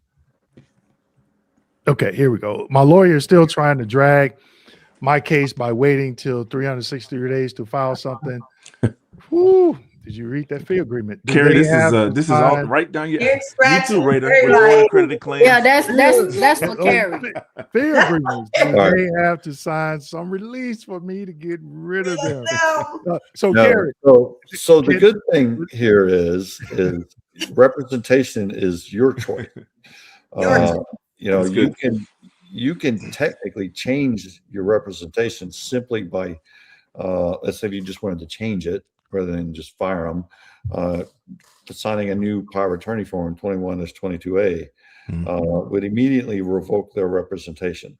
That is not the end of the story. Let's just say you wanted to fire them and do it on your own. You could send VA a letter saying, I hereby revoke the representation of my attorney, whoever it may be. But what kind of fee agreement do they have? All right, this is, most people aren't aware of this. A 20% withholding fee agreement stays attached to that attorney's work, even if you fire them or you change representation. They have to withdraw that fee agreement. And so that means if they've done work on the case, and it sounds like here maybe they haven't, but if they've done work on the case that VA can tie back to that attorney, and there's a 20% withholding fee agreement, they may still be on the hook to receive a fee because if you get benefits from their work, they can withdraw that fee agreement. Okay, if they're willing to do so. Most reputable folks will. If it's not a withholding fee agreement, a lot of people in VA thinks it's 20% or only 20%. No, we don't have to use a withholding fee agreement. If we want our client to pay us directly, we don't have to use a withholding fee agreement. So if there's a non-withholding fee agreement, whether it's 20%, 25%, 30%, that ends with their representation. So you don't even have to worry about that. So only if it's a 20% withholding fee agreement. VA won't do a withholding fee agreement for anything more, but their regs do allow up to 1/3. But if you're going to do withholding, it has to be restricted to 20. So I would also ask, all right, did they have the case from day one? Because they did, and they're waiting 363 days. That's I see that. All right, I see various reasons for it. Sometimes it's workload, and if it's true workload, okay, it's at best questionable. How are they managing their work now? In this, because VA takes so long, and because VA seems to nickel and dime a lot of things lately compared to a number of years ago, we have to have a lot of cases to even stay in business sometimes, because we might not get paid on a case because we're not, reputable folks aren't going to take a fee unless they win a case. It may take a year, 2, 5, 10 before you get paid on a case. So you can have a pretty drastic workload, as any of the raters on here can attest to. They have drastic workloads too, but it should not be taking 363 days to file a form. Right. What I think is a good practice is, let's say that form's going to the Board of Veterans Appeals. It takes you 10 minutes to fill that form out and get it on appeal to the board. The board's going to take a number of months to close to a year, as long as you don't ask for a hearing. So you've got all that time there if you're going to submit an argument in support of the case, but then you're still waiting on VA's clock instead of your clock. You can do your own appeal even with your attorney still on the case, and it sounds like you need to, if they're going to, you've got about 2 days left there. So I would, at this point, I would just do my own and then maybe get rid of the attorney. Yeah, and I just dropped the link of the form that Kerry was talking about. It's the appointment of veteran service organizations as claimants representative. It's the VA Form 21-22 Alpha. Raider, did you want to jump in on that one with regard to some of the work you've done on born accredited claims, or? I'm actually working right now, but no. Hey, they got you working on the weekend? Yeah, Hey, I didn't mean presently, but I mean perhaps. No, I just like, yeah, it's one of those where 3 days is kind of weird. Are you still there? Okay. Yeah. I think I lost you. We're here. So what's the holdup? Like, I would want to know what exactly that particular person is doing. What's the holdup? I want to, like, same as like a treatment plan for your medicals. I want to know the treatment plan for my legal. Like, what are you doing? What are we waiting for? Because sometimes the representative might be waiting for the veteran to gather evidence, right? Like, if you don't have a diagnosis, and in order for me to appeal, you have to get a diagnosis, I can't do anything with that, right? Like, I'm not making excuses or anything, but if it is legitimately something that the veteran needs to do, it might have been a communication breakdown issue to where maybe the person that is representing didn't articulate that appropriately. But trying to figure out what the actual holdup is, because if that person's waiting, for the board, I know nothing about the board. I will not speak about the board because I don't speak about things I don't know about. But if they're waiting at the board and they've misunderstood and they're just waiting for the docket or whatever to come through, I'd want to know exactly what's going on before I, fire people or whatever, because it might be legitimate that they should be fired, and it might just be, hey, look, we just didn't communicate right. Let's get on this. So he said they aren't waiting on anything. They just don't even respond. So that's a communications issue. Very much so. Right, Kerry? I would say communication. Yeah. I mean, you need to have communication. There's always going to be times when communication is not as good as you prefer it to be. All of us struggle in that arena. If you've got a few hundred clients and they all happen to want to call in the same week, that's tough. Okay. That is tough to handle. At the same time, if you tried for a month to reach somebody and nobody will return your call, that's a little different. And two, I would, how Raider makes a lot of excellent points. And how long have they had the case? That it's like, for example, if we take on a case, there's a number of things we have to get back and forth. All right, to kind of establish our footing. We have to get a copy of the claims file. We download that from VBMS. We have to wait on VA to give us that access. Before we even, usually, unless it's an emergency, before we do anything, we map out that file. That means we go over it page by page. And if it's a 20,000 page file, that's not getting done in a couple of days. We don't want to miss the 2 pages that are from 12 years ago that are the important thing. That, oh, look, there's a pending appeal sitting there that no one caught. At the same time, we try to identify any ratings that need appeal right away, and we would try to identify that. But no, if they're just not, the communication needs to be. Sounds like it needs to be improved there. Obviously, I don't know who your rep is. Hopefully, it's not me. I'm saying that kidding. I'm sure it's not me, but I would take into consideration what Raider said, and at the same time, if they're just not calling you back. Okay. Thank you, Kerry. We're at 12:05. Can I say? I'm sorry, Dewayne. Can I say one thing about this? Go ahead. I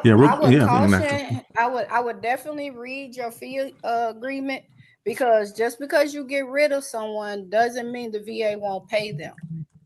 You can if you have an attorney and they sign on and you get rid of them, if they were on at the time and you get another attorney, sometimes the VA will still pay that first attorney based on your fee, whatever the legal things that y'all sign with the attorney. So just be mindful of that when you get rid of this attorney. Mm-hmm. Thank you, Natural. We're at 12:06. Real quick, I just want to give out some shout outs. People did give Wonderful. donations. They didn't have questions. HBV, thank you. Thank you, Brina. All that you do. Yes, thank you. Brina's a faithful one. That's right. Brina has been faithful. Yeah. She's faithful over there on Raiders HQ chat as well. And I'm assuming Ray is from UK, Europe somewhere, because that is Euro. Man, we got people joining from all over the world. Wow. Yeah. Excellent. We want to make sure. Okay, Donald, thank you, Donald, for all Awesome. the support. Thanks, Definitely Donald. appreciate it. We did have somebody sneak a quick question in here. This is the last one. And then we'll bring in our Social Security expert for the group. Corner weighed in, claim voiding dysfunction urinary frequency secondary to service connection, obstructive sleep apnea, only stronger etiology. We'll also add an alternative theory secondary to my service connected diabetes. Okay. I'm kind of confused on where this question went. Claiming voiding dysfunction, urinary frequency secondary to sleep apnea. No. Service connection for obstructive sleep apnea, only stronger etiology. I think what they're asking, is it stronger to claim it to OSA or an alternative theory secondary to diabetes? Diabetes. Okay. I will say diabetes because OSA ain't my. The sleep apnea claim sends me, guys. I do not. Yeah. I don't know what the obsession is trying to get sleep apnea service connected. I don't know, but I would say probably. I mean, I guess you could do either way, but I think the stronger one would be the diabetes. But because OSA, I guess you would say the urinary frequency is no. I don't know how you could claim OSA causing you to go to the bathroom so much. I mean, that's when you have to strategize. You have to, in my opinion, and you guys can chime in, when people claim things, you have to look at what you're claiming. How does OSA cause you to go to the bathroom all the time? You know, that in my opinion, not even as a rate, I'm just saying, like, how does your OSA, your sleep apnea, cause you to have urinary problems? That's one thing. Versus diabetes, you know, that's a more likely etiology. And no, I don't know. I mean, I'm not a doctor. I mean, I am, but I ain't an MD. So I would throw that to the nurse practitioner on this one. But so I would like to chime in. Yeah, before we get to our next guest, go ahead, Ms. Coates. Go ahead before we bring. Yeah, so it's gonna be diabetes, just hands down. Okay. Wonderful. Okay, Dewayne, we wanted to give because I think Carrie, you're getting close to the time that you've got to roll. Is that correct? Yeah, you guys wanted to hit the but before we bring on our guest, Dewayne, let's do a quick hot 10 maybe on HLR and appeals. Tasha's got some questions. HLRs, BVAs, and I think supplemental claims is what we have in there. We want to give. Yep, Liz, if you could just give us about 5 minutes, if that's okay. Yeah, we only need about 5 or 10. Yeah, okay. And then we'll bring her on. Go ahead, Tasha, with just a couple of questions you're on mute. Go ahead with a couple of questions for Carrie. Okay, I'm sorry, I was on mute. So I wanted to get on the reasons why denials don't necessarily mean that there's the end of the road, right? Because a lot of veterans, they don't read the denial letter and they feel like, oh, I'm gonna throw this in the garbage. I'm not fixing to fool with that. And they set up the road. So my question was, when it comes to appeals, which we're focusing on, what mistakes lose appeals and what evidence win appeals? That's one of the biggest questions that I want to focus on before we get to the next segment. Very good. Yep. So again, very case specific, but from a 10,000 foot perspective, I would say that the thing that loses appeals the most is not continuing to keep the appeal alive or not filing the appeal. A lot of people will do part of the appeal And if they get denied on appeal, then they give up, or they might take one further step and then they might give up. Or if it's denied at the Board of Veterans Appeals, if they go that far, then they might give up. None of those are reasons to obviously, depending on the facts and the circumstances of the case, none of those are reasons to give up. You've got multiple routes in which to appeal. I can get into that if you want. And what was the other part of the question? What evidence wins Evidence appeals? really wins appeals. Well, again, very case specific, but if you're talking cases that need the event and service, the diagnosis, and the nexus, all three of those have to be there. If you've got conflicting evidence, kind of like everyone's talked about in the already, if you've got a conflicting VA opinions, private opinions, you know, a lot of the time it comes down to nexus. I'd say more than the other two, at least from a sheer numbers perspective. And so securing that nexus from your disability to service, whatever the event and service may be, whether it's exposure, traumatic events, injuries, you need that nexus. If your appeal is going to the Board of Veterans Appeals and all you have is VA's negative opinion, you're most assuredly going to lose that appeal unless the board happens to remand it. So you've got to secure that link more than anything else, I would say. Again, case specific. If your case is exposure related, it may be about proving the type of exposure. That's a whole subject in and of itself. You know, but exposure cases are there's a lot of them these days, and sometimes getting the exposure conceded is 80% of the claim. Just what that exposure is. Thank you for that. Awesome. My last thing for you, Carrie, is what trends do you see are emerging right now in the appeals process? Because we know that the VA, the caseload has went down. The amount of cases, according to, you know, Doug Collins, the caseload is down. The amount of, you know, back process. I think Natural might argue differently on that. So what are you seeing right now that's emerging more when it comes to appeals before the ladies come on?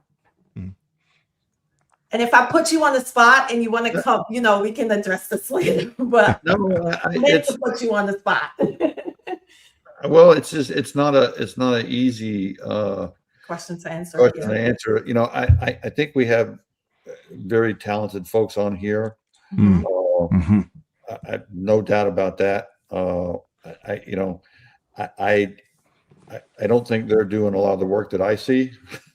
And I mean that with all due respect. Yes. You know, we see just so much fundamental mistakes that should not be occurring, and they are driving a lot of the appellate world right now. Exposures are driving a lot of the appellate world right now. And I don't remember Raider HQ said he was a DRO or not.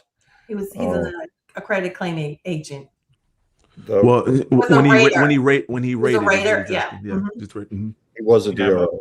No, just a Raider, just a recently retired Raider. Okay. And what else did you do, Raider? Come on now, don't sell yourself short. What you do? So you're a senior Raider. You were a senior Raider, yeah. You're a journeyman Raider, right? GS12, yeah, and you were RQRS, right? No, I never. I was a QRT liaison. QRT, so, okay, all right. Okay. Don't say security guard at the local region office. No. Darn right, I was the janitor. Let's get it straight. I just read a lot. So what I'm getting at is so I do a lot of work with DROs, and in that light, you know, that's one step in the appellate process. You obviously can do a supplemental claim. A lot of times we ask for an HLR review. I'm asking for them less these days. I'm going straight to the Board of Veterans Appeals more these days, and that is because there are so many cases where I know there's a duty to assist error there. 9 times out of 10, the HLR, the DRO is going to send it back. And we're going to end up right back where we are because the first line team, man, the medical, I know they're going to get another medical opinion. I know it's going to get us right back where we were. And here we are 11, 12 months later, and I'm deciding, do I do another HLR or do I go onto the board? Well, what if I just went onto the board? And if I'm either going to get a grant or a remand, I'm not going to get a denial. If I get a denial, I'll kill them in court. And if I get a remand, then instructions are coming from the board, maybe, and it's going to be centralized to the DROC. Is that a better strategy? And I'm finding, and I'm testing out that strategy. I'm thinking that's, it's going to cut me out a year in the process. I'm going back and forth, and I get instructions from the board, and I get the case centralized to the DROC. Maybe that's a better strategy. But why aren't I having more success with the DROs? Well, a lot, and again, I harp on VA leadership here to a little bit, and all of the raters on here may be able to attest for this, depending when you stop rating. But for example, a good one is the Blue Water cases. Blue Water Navy. Yeah, we got the ship's locator tool. All right, we got the ship's locator tool goes every 4 hours if everything lines off the ship. RVSRs are told you can't deviate from the ship's locator tool, no matter what happens within those 4 hours. Usually you don't know, but I've had a number of cases where you're right on the border. Ship's going in the direction that it's going toward Vietnam for an hour, because it says it in the deck logs, which you can do a little bit of math and put that ship about 2 miles offshore. The ship turned around, and by the time the next set of coordinates were read, it was outside the 12-mile limit. Well, the DRO, this happened in a case. The DRO said, "Well, I can't deviate from that," and I knew why he couldn't. Deviate. I was kind of hoping they would, because VA put out a policy letter saying only certain people are allowed to decide whether the ship was in blue water, and they use the ship's locator tool, and no one can go against that. Now, I'm sure some DROs might decide, screw that, I'm going to go against it. But I know policy is they can't. There's a big problem with that. The statute and regulation give that DRO de novo review authority. The person filling out that ship's locator tool does not have de novo review authority.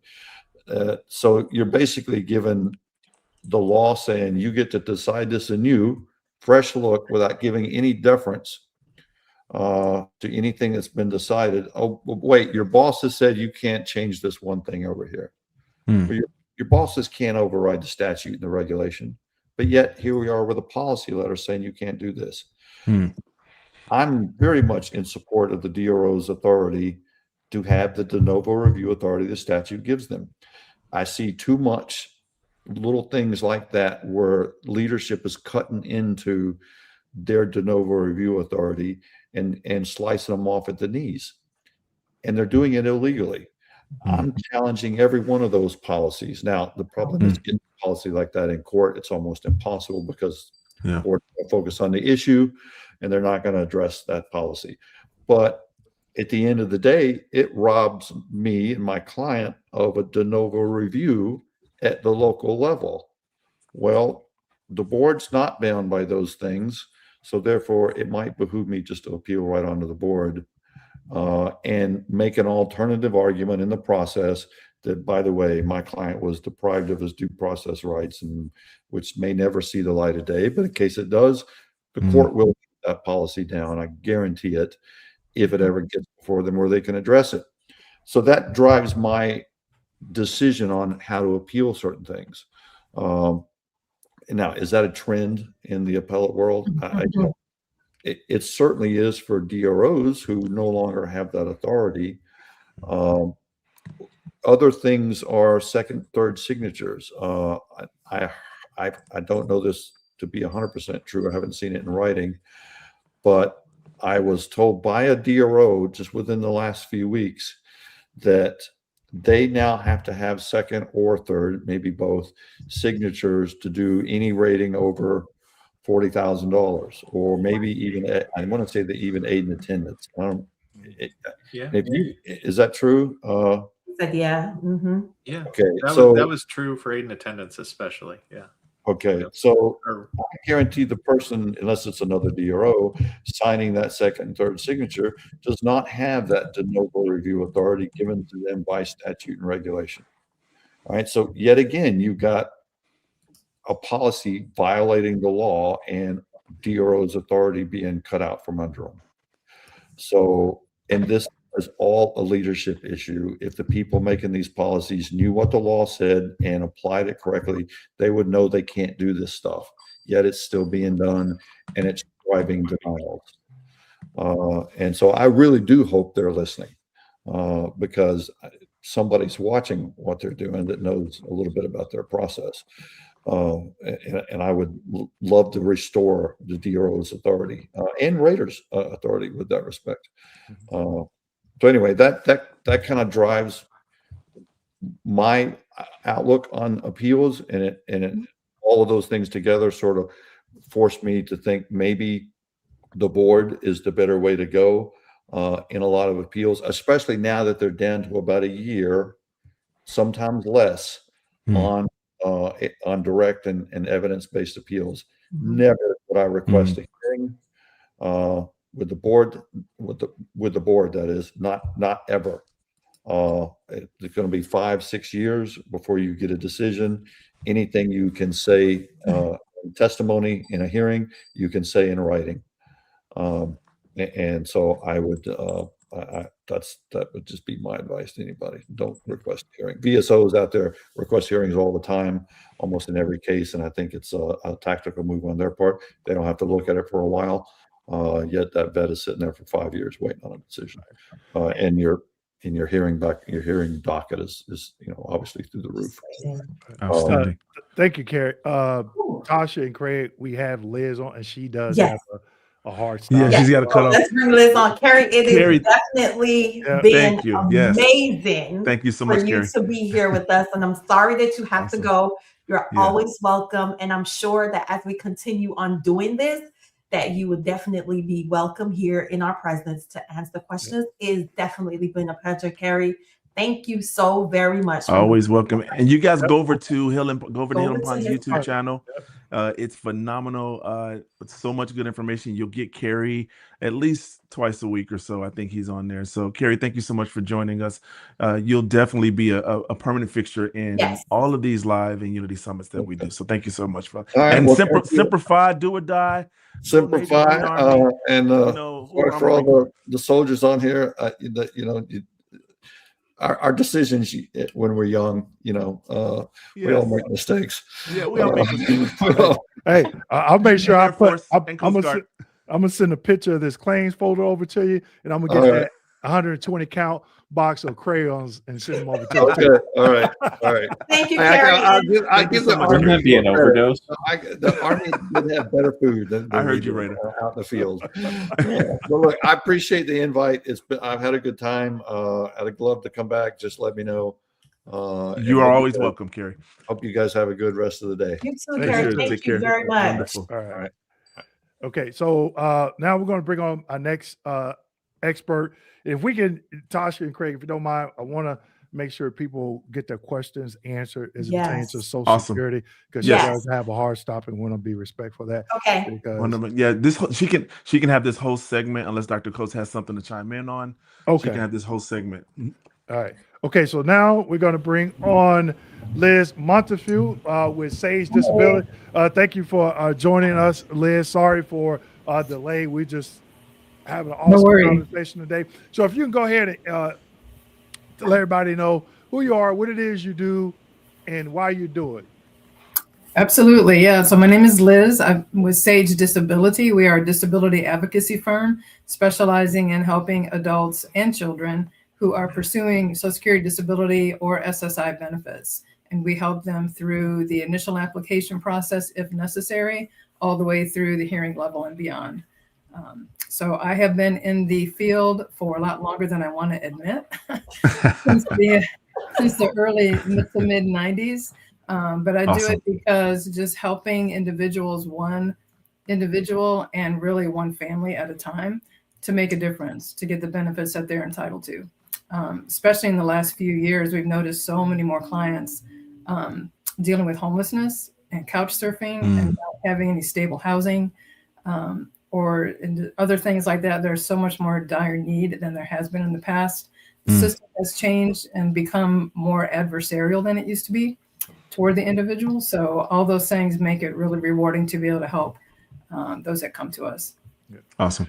Yep. And one thing about Liz and I, we met years ago back when I first started my business, and we did a few free events here in Tampa for veterans. And she came and she talked about Social Security a few times. So definitely thank you for that, Liz, because I know you got a passion for what you do and veterans as well. And again, thank you for doing those events for me, because it's hard trying to find experts like yourself to come on platforms like this and discuss what you do. So I'll turn it over to Tasha. Tasha, I know has some Social Security questions. I sure do. Hey, Liz, and welcome. Hey, thank you for having me. I am going to go in strong and hard and tough and have all the more complicated questions for you. No, that's just okay. So I want to start off with, can veterans receive SSDI and VA benefits simultaneously? That's often a question that a lot of people have when it comes to SSDI. That's a great question. And there is a lot of confusion around that. A lot of that stems because of all the acronyms, as you know, in the government world, not just Social Security. SSI and SSDI are two very different things. So yes, a veteran can receive their veterans benefits and SSDI, which is Social Security Disability Insurance, at the same time. There is no offset that applies there. There's no financial eligibility that needs to be met from an income or asset standpoint to receive SSDI. The SSI, which is supplemental security income, that's where you have the financial criteria that have to be met. That program is for folks who have never worked or maybe have not worked enough credits to qualify for Social Security disability.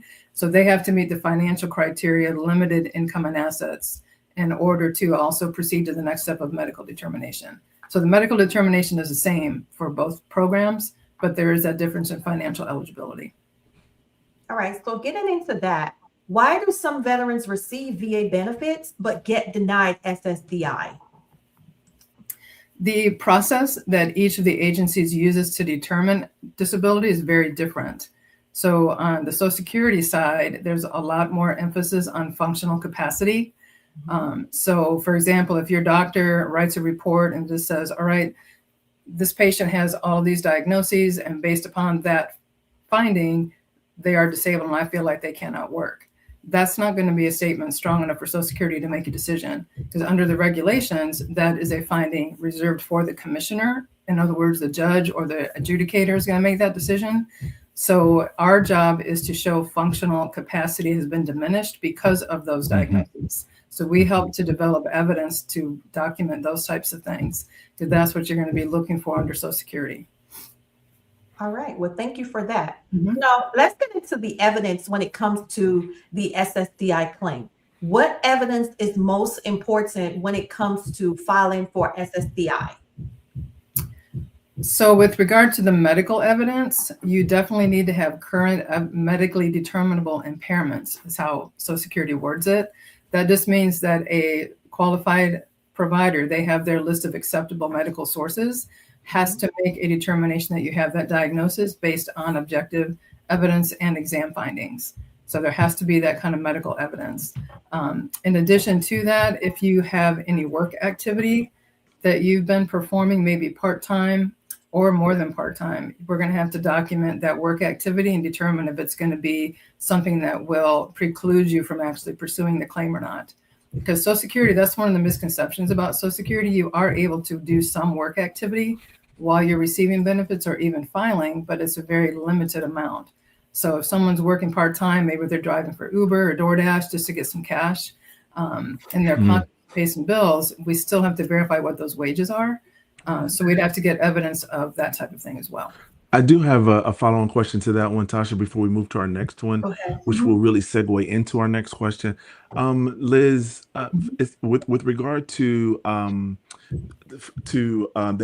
evidence piece, a lot of veterans, and we have a question about 100% P&T and TDIU as well, but a lot of veterans put together a lot of evidence for their VA claim. How much of that evidence can carry over to their SSDI claim, or should it be considered two different levels? Because I know you talked about functional impairment. No, the VA records are definitely vital to documenting the Social Security claim and the evidence of those impairments being medically determinable and severe according to the agency definitions. Got it. So, yes, we definitely pull that. We pull records from the VA. What we don't find when we do that is that the DBQs are often not included. That's a really vital piece of evidence if that's able to be obtained. I just recently learned from talking with Dewayne that that's more difficult to be obtained now than it used to be. But that particular form is awesome because that's where the doctor outlines the basis for the findings of disability under VA. And that's a good piece of evidence for us to include with the VA records that we're getting just from the general pool of records. Yeah, I'm glad you said that because Dewayne always talks about being able to get your rating code sheet and to get a copy of your DBQ and all of your CMP exams. So it's good to know that will be something that you can use for your SSDI and relevant evidence as well. So yeah, go ahead, Tasha. All right, so we have a couple of questions in the chat before we get any further, Dewayne. I want her to go ahead and get those. There's one before that, which is Clyde Gilbert. Okay, can she answer this one? Yes. I'll get back. I'll find that one. Okay. So Liz, how does being on workers' compensation work against your credit, or does it at an age 65 and the person is not getting SSDI? All right. So if you're on workers' comp, you're disabled because of a work injury that happened. So you're not receiving wages from your carrier. You're receiving income from a workers' comp carrier. You're not getting wages. So there is an offset that used to apply. There has been a change in the law with regard to that, the windfall elimination that occurred that makes that not apply like it used to. But as far as working against your credits, if you're still employed, with that employer, that's going to show up as still earnings on your earnings history. Because what happens is the IRS reports everything to Social Security as far as what you're paid. So if your employer is paying your workers' comp, you're still employed, it shows up on your earnings history.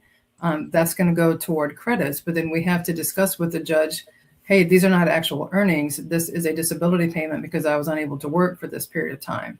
So it may show up on earnings as credits, but then we have to be able to discuss that with the judge. If the judge would try to say, oh, well, you've been working, so why should I award you disability? So we have to make that distinction. Excellent. Okay. The next question here is, can I get extra Social Security benefits after being diagnosed with SPS? So there really isn't an extra or an additional Social Security benefit. That's another misconception that we hear a lot as well. So Social Security is a long-term program based upon what you have paid into the system. So your rate of pay is based upon your earnings history. So everyone's rate is individually determined based on your earnings history. So they look at 5 out of the last 10 years of your work history prior to when you became disabled to determine what that rate of pay is going to be. So there won't be any increase in your benefit due to a new diagnosis. Excellent. Interesting. Wow. Yeah. We have a question here. Can you file for a Social Security disability even though I reside in Germany? That's a very good question. Great question. Yep. We just had a client from Guam that we were able to award benefits to because he was on base. So yes, it is possible. We'd have to look at your individual situation. There's some reciprocity with different countries as well. So I have never had a client in Germany, so I'd have to do a little research on that. But I know it is possible to apply when you're living in other countries, especially if you're in the military. Excellent.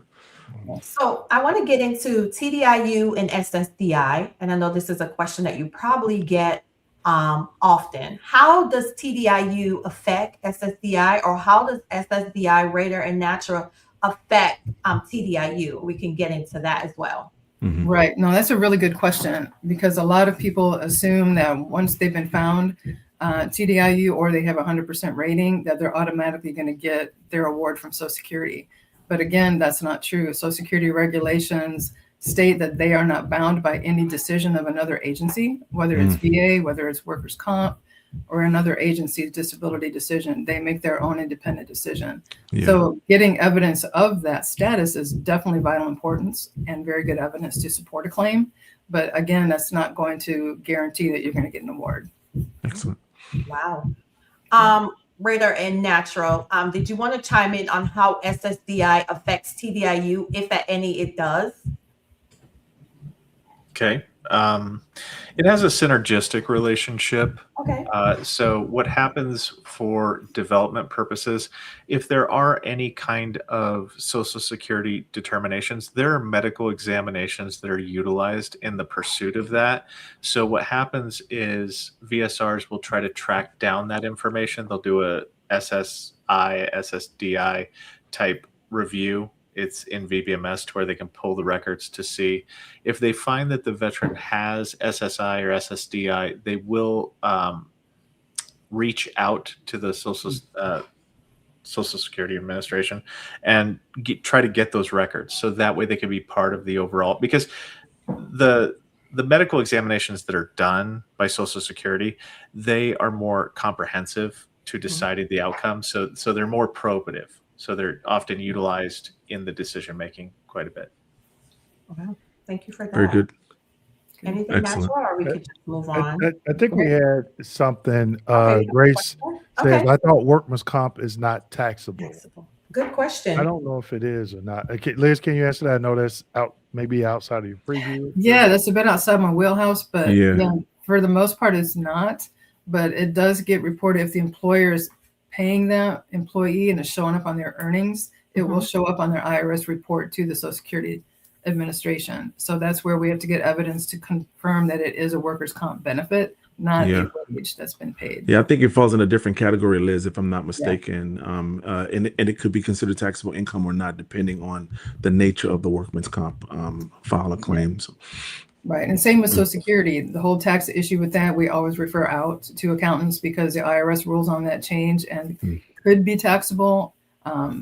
Most people, there is not a taxable issue, but we always refer out due to the constant changing landscape on that. Very good. One of the questions that I want to get into is the 100% permanent in total. Does that give a veteran any leadway when applying for SSDI? A lot of veterans think because the VA has given me this 100% P&T, my claims are static, that plays a huge role when it comes to SSDI. Can you explain in detail if it does, if it doesn't, and how it works? Sure. Yeah, I just talked with an individual who called me this last week with that very situation. They're 100% rated, but they're still working full time. So on Social Security side, there's a 5-step sequential process that they use to determine someone's disability. The first step they're going to look at before they even get to the medical side is the substantial gainful activity piece, which is this person working and what are their earnings? So if they're making too much money, Social Security won't even consider an application and not even get to the fact that they have a 100% rating or any other medical condition, because they're making too much money. So if you're working while you're 100% disabled under VA, that's going to be a difficult conversation. We'll have to delve into things a little bit more in detail. Are you taking FMLA? Are you taking time off? I mean, how are your wages truly impacted by your impairments? And is it going to be a stumbling block for you or not? Very good. Yeah. Hey, can I ask Miss Liz a question? Yeah, absolutely. Go for it, Natural. Miss Liz, could you explain to the audience that if you are IU and you're in receipt of IU from the VA, how, if they go back to work and they make over the poverty threshold, how Social Security notifies the VBA and how it affects their IU? Because we get that a lot on her Vets channel. That's an excellent question. I be trying to explain to them that entities talk, right? You can't right. think that we're not going to find out that you went and made $80,000 and not get back to the VA and you keep IU. So I'm glad that you're on here so that they can hear it from a Social Security standpoint versus a VBA standpoint, because we can tell them all day, but they still go out and do it. Thank you. No, that's a great question. And it's a huge issue for a lot of people. You don't want to ever get in an overpayment situation with Social Security. So if you've been awarded benefits, Social Security has a program where you can go back to work. It's called Ticket to Work. Once you've been on benefits for 12 months, they assign you a ticket number, and that basically protects you. You're allowed to return to work to test the waters, see how you can tolerate that work activity, being that you still have your impairments while you're still receiving your benefits and your Medicare. Those things can remain in place for you. If you're going back to work and you're not under the Ticket to Work program, then you're walking a really difficult line, because if you are making earnings over what they consider to be substantial gainful activity, then you're going to get into an overpayment situation. So right now for 2026, they allow you to make $1,690 gross pay before any deductions, before you'll have any kind of impact on your claim. So that's not a lot of money. Very part-time. Wow. Yeah. We have a couple of questions here, Dewayne, in the chat. Really good questions too, especially the VRND one. Yeah.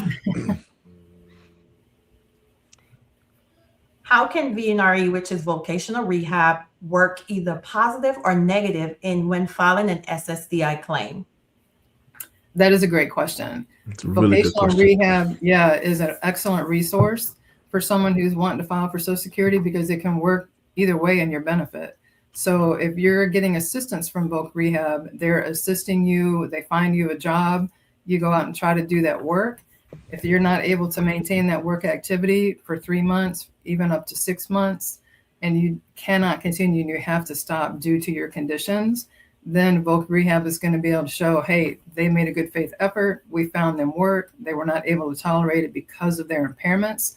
We get those reports from the case managers and submit them as really strong evidence to Social Security, showing the good faith of the individual trying to go back to work, getting the resources that they can access.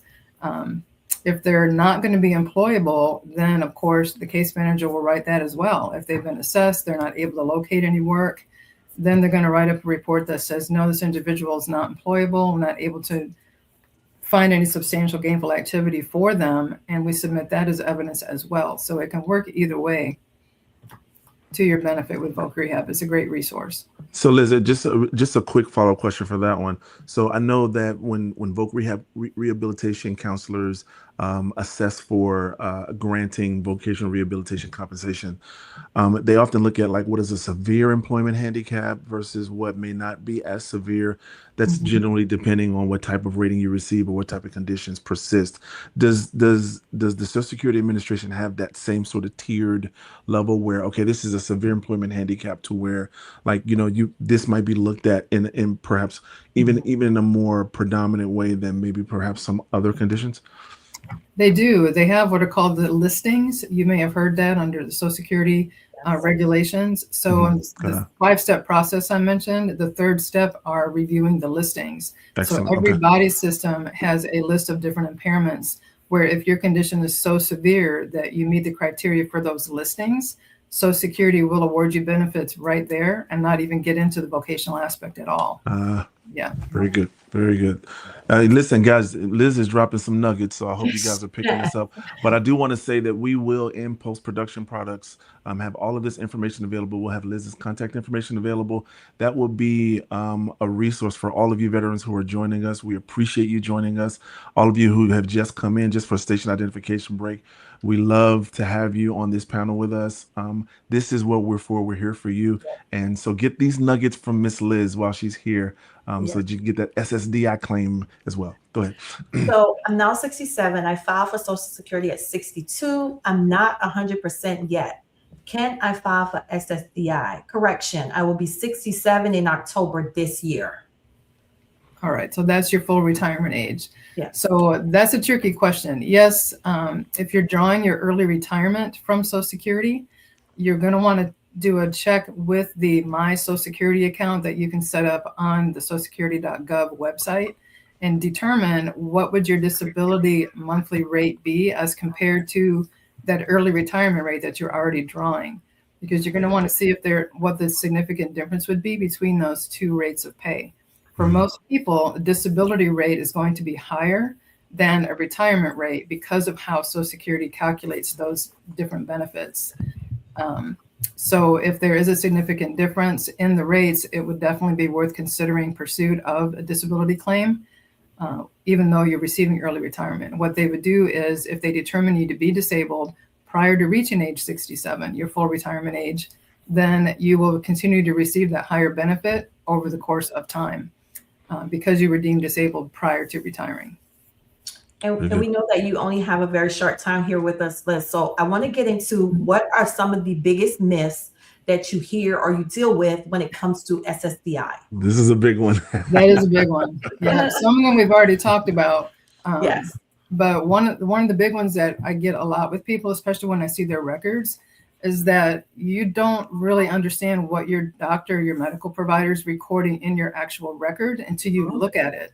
It is so important that you confirm with them that they're recording everything you're telling them about how you're feeling, about your symptoms, about what's happening, side effects of medications. All of those types of things that you talk about with them may not make it into the actual record. So when Social Security sees the record, they're going to see what was typed in. Oh, this person came in for a follow-up. They said they were feeling better today, but they don't have any discussion in there about the symptoms that you're actually experiencing. Because what does feel better? And that's going to be very subjective for everyone, right? So we see so much that it's being missed by the providers because they're so rushed right now. Everything else is on their plates. They're not including really vital material that needs to be in the actual record. So my recommendation to a lot of people is talk to your provider. You can even ask when you go in, hey, can I see the notes from my last visit? Just so I can get a copy of it, and then you can read through it. And if they didn't talk about what you told them last time, make sure they put it in there at this visit so that it's recorded in the actual record. Because objective medical evidence and these reports and follow-up visits from the providers is key with Social Security. Liz, I think you just broke open something for VA claims too. I mean, that what you just said is what we've been trying to beat in veterans' heads for so long. But the beatings will continue, Liz, until morale increases.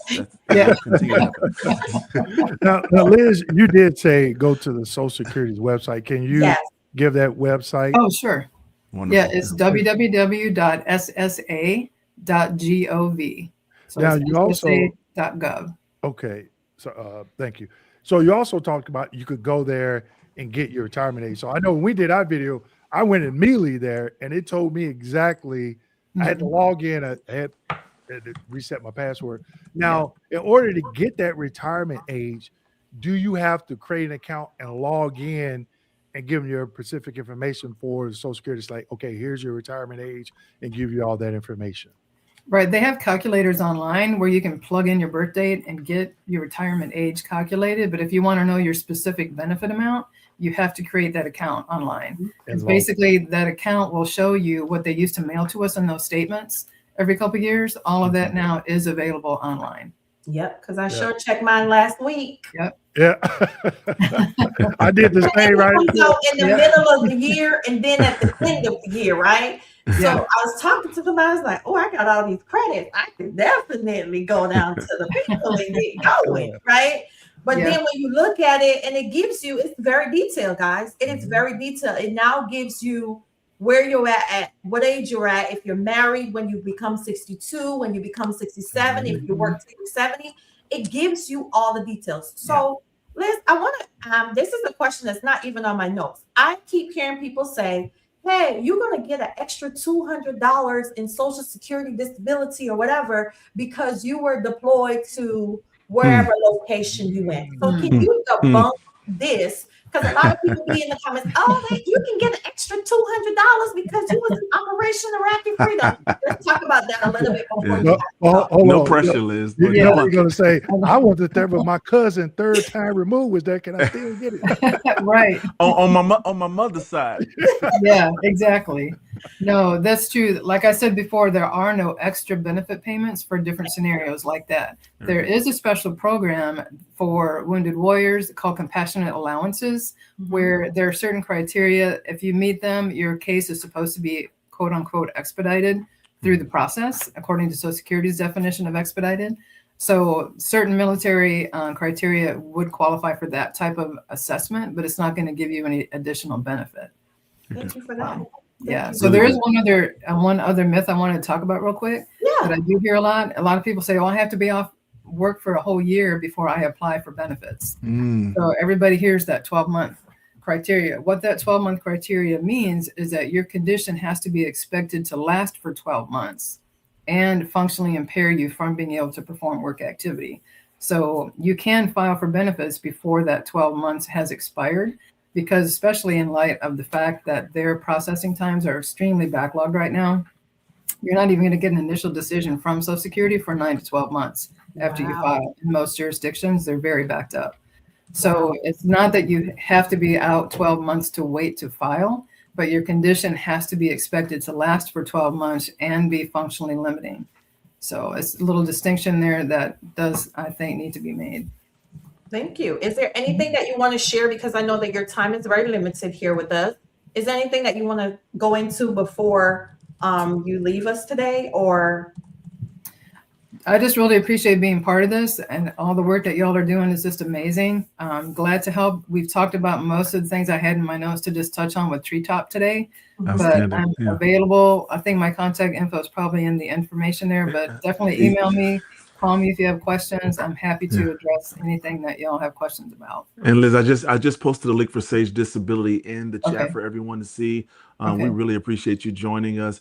Guys, go to that website. Oftentimes you'll find that if you just look at the website that, folks have, you can get a lot of your questions answered from some of the FAQs they have on there, some of the tools that they have on there. From this live, Ms. Liz has already answered a lot of questions that I know veterans have about Social Security disability benefits. So we appreciate you being with us today. Thank you so much. Thank you, Liz. Thank you. All right. all right, so Dwayne, do we have a station break, or we have somebody else coming in? Oh, no station break. No break. Listen, no break. And the reason why I wanted, because I wanted Raider to tune in before we get into the next segment, the TDIU segment and SS and going over the amount of money, right? So I wanted Raider to just give us a few pointers on that, and then we can get into Mr. Davis. Okay. And I know, real quick, Raider, I know you were not scheduled to be here today, so we definitely want to respect and Raider. Yeah, and Raider, we know you're going live tonight. We don't want to coincide with that. So if you need rest or whatever before that, we want to be respectful of it. No, I push that to tomorrow. Oh, okay. I have a conflict. I have a conflict today. So I can't but before you leave, just don't leave, because what you got to give us before you got to give us before you leave. Right. So don't think you're just going to skip out and just. There's a toll. All right. Did you have the question for Raider? I wanted him to touch on the TDIU, because we get a lot of people when it comes to the TDIU, and can I work for Uber? Can I deliver groceries over here? And then they make too much money, and then it's a problem, because we know Natural and I talk about it all the time. Let them hear from Raider where how his perspective comes into this. Okay, so first thing I'm going to say is that this is a hot button topic. Like, people get very, very upset whenever you have any kind of opinion on TDIU. And it stems from fear. And I get that. Yeah. There's a lot of individuals who this is a form of an ancillary benefit. TDIU is not a disability. So it does not share the same protections like the 10-year, the 20-year rule as a disability does, because it's not a disability. It's a benefit that's awarded if you continue to meet criteria year after year after year. The moment that you make more money than the poverty level for a single person, that's whenever you run into a problem. Propose to reduce? Yeah. Will you get a hearing? Sure. Will they still take the action because mathematically you made more money than you should have? Yes. Yeah. Is the hearing ceremonial in nature? Yes, unless you can prove that, hey, look, I didn't make that money. I don't know what's going on. Like I didn't work a day last year at all. Like those things happen, right? So whenever it comes to like TDIU, my philosophy, and this might rub some people the wrong way, but you have medically certified that you cannot work. I You have agree. medically certified that. Okay. Yeah. It's not a choice at this point in time. You medically cannot work. Now, if you want to try to work for your sanity, I get that. I get that 110%. I'm a person that's stuck in my house. So I'm working right now just to keep myself from being, not bored. But, you have to be, if you want to work, you've got to be able to be an honest participant in this process. If you can work more than the amount, should you maybe try to get to a natural 100%? Maybe, if that's on the cards, right? I would much rather, have you do that than, because you can work. If you become a natural 100%, go ahead. You mean just a scheduler 100% rater, like where those are your conditions, instead of trying to pursue TDIU? Or if you're on TDIU, you can still pursue claims after being on TDIU to transition over to the higher benefit is what I would consider it, because you can work and get the 100%. That can happen, like that can totally happen. I get the fear behind TDIU. I mean, the current climate does not appear to favor TDIU. No. And that's as far as I'll go on that. But for me, it's that you've medically been certified that your disabilities prevent you from working your previous job. That's the classification. Now, can you do part-time work in a job that's completely different than your other job? Sure. Yeah.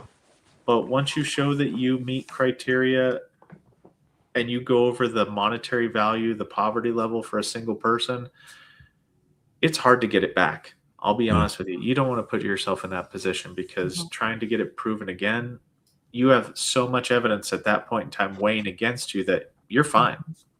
Yeah. I believe that. That's not my personal belief, but that's the way the VA looks at it is, sure, if you make over the poverty level, you are fine. And that's a horrible place to be in. Yeah. I don't know those that would quibble with what you're saying. I think it's consistent with how the M21-1 and even some places in the 38 CFR define unemployability, because it's a pretty it's a pretty high bar to get TDIU in a lot of cases. And I don't think veterans understand some of the statements that you just rendered with regard to unemployability. It really, when you really think about it, this whole process, this compensation process, was kind of designed based off of workability. If the veteran was really able to work, or they're not able to work post-service. So I think it's really important to understand some of those nuances. All right. Thank you. I think Mr. Davis has stepped away for a minute. But I want to share a scenario, because a veteran challenged me on this, and I didn't think he had a case. So I want to get Naturals and Raiders choice feedback on this real quick while Mr. Davis comes back. Had a veteran, he contacted me. He said, "Hey, Dewayne, VA is proposing to sever individual unemployability." I'm like, "Well, did you go back to work?" He was like, "Yeah, I went back to work, not once, but twice, and made over the poverty threshold." Now, he said he reached out to a law firm, and they told him, "Oh, you got a case." I'm just like, man, based on what he told me, I was like, I don't see it, because he was like, "Oh, I've had individual unemployability for 20 years. And the VA sent me the proposal to reduce like November, 30 days before he hit this 20-year protection rule." And he said they shouldn't be able to do it because they didn't schedule the hearing until this past June. And so now I'm thinking, what does 20 years have to do with that and them scheduling the hearing in June and not in December? So he was thinking, oh, well, I'm protected by the 20-year rule because they should have scheduled that that RVSR hearing in December and not June. And that's all he gave me, but he was just really stuck on that. And I didn't see a path. I was like, you got caught with your hand in the cookie jar. Why even go back to work based on just what you just said, Raider? What do you say about that, Natural and Raider? And that's all the information that he gave me, so I know it's kind of slim. Okay, well, I mean, for me, it's not It's not a disability. So the 10-year rule, the 20-year rule, the 5-year rule, those are for disabilities, like factual, actual disabilities. There is no diagnostic code for TDIU, right? It's not a disability. It doesn't share those protections. And I see what Jim put in there, that it shall not be discontinued without determination that the veteran has actually secured and maintained gainful employment. Yeah, and that's a math problem. Did you make more than this monetary amount within a calendar year? That's it. And he did. And he did. Yeah. And what happens is that I want to say the SSA, Social Security Administration, generates the end product. Like we don't, like VA raters don't just go, hey, let's assess this claim. That comes from down high. Like it is something that comes through. Now, does the veteran get a hearing in which they get to discuss? Sure. Yeah. You know, but if the math is there, it's like, hey, look, in that situation, you are guilty until you are proven innocent. And I hate that. It's not my personal belief system. It's just the facts. An end product is here because you broke something. Prove you didn't. You know, and it sucks. And if people follow the guidelines, you know, make sure that you don't make over a certain amount, then you have nothing to fear. Right. If you're somebody that hasn't worked a day in your life after that, then you're fine. And he was like, oh, well, they should have taken consideration. I tried to at least go back. I say, but at the time back in like, I think early 2000, you said you couldn't. So as a rater, that's what, you know, we agreed, you were granted that.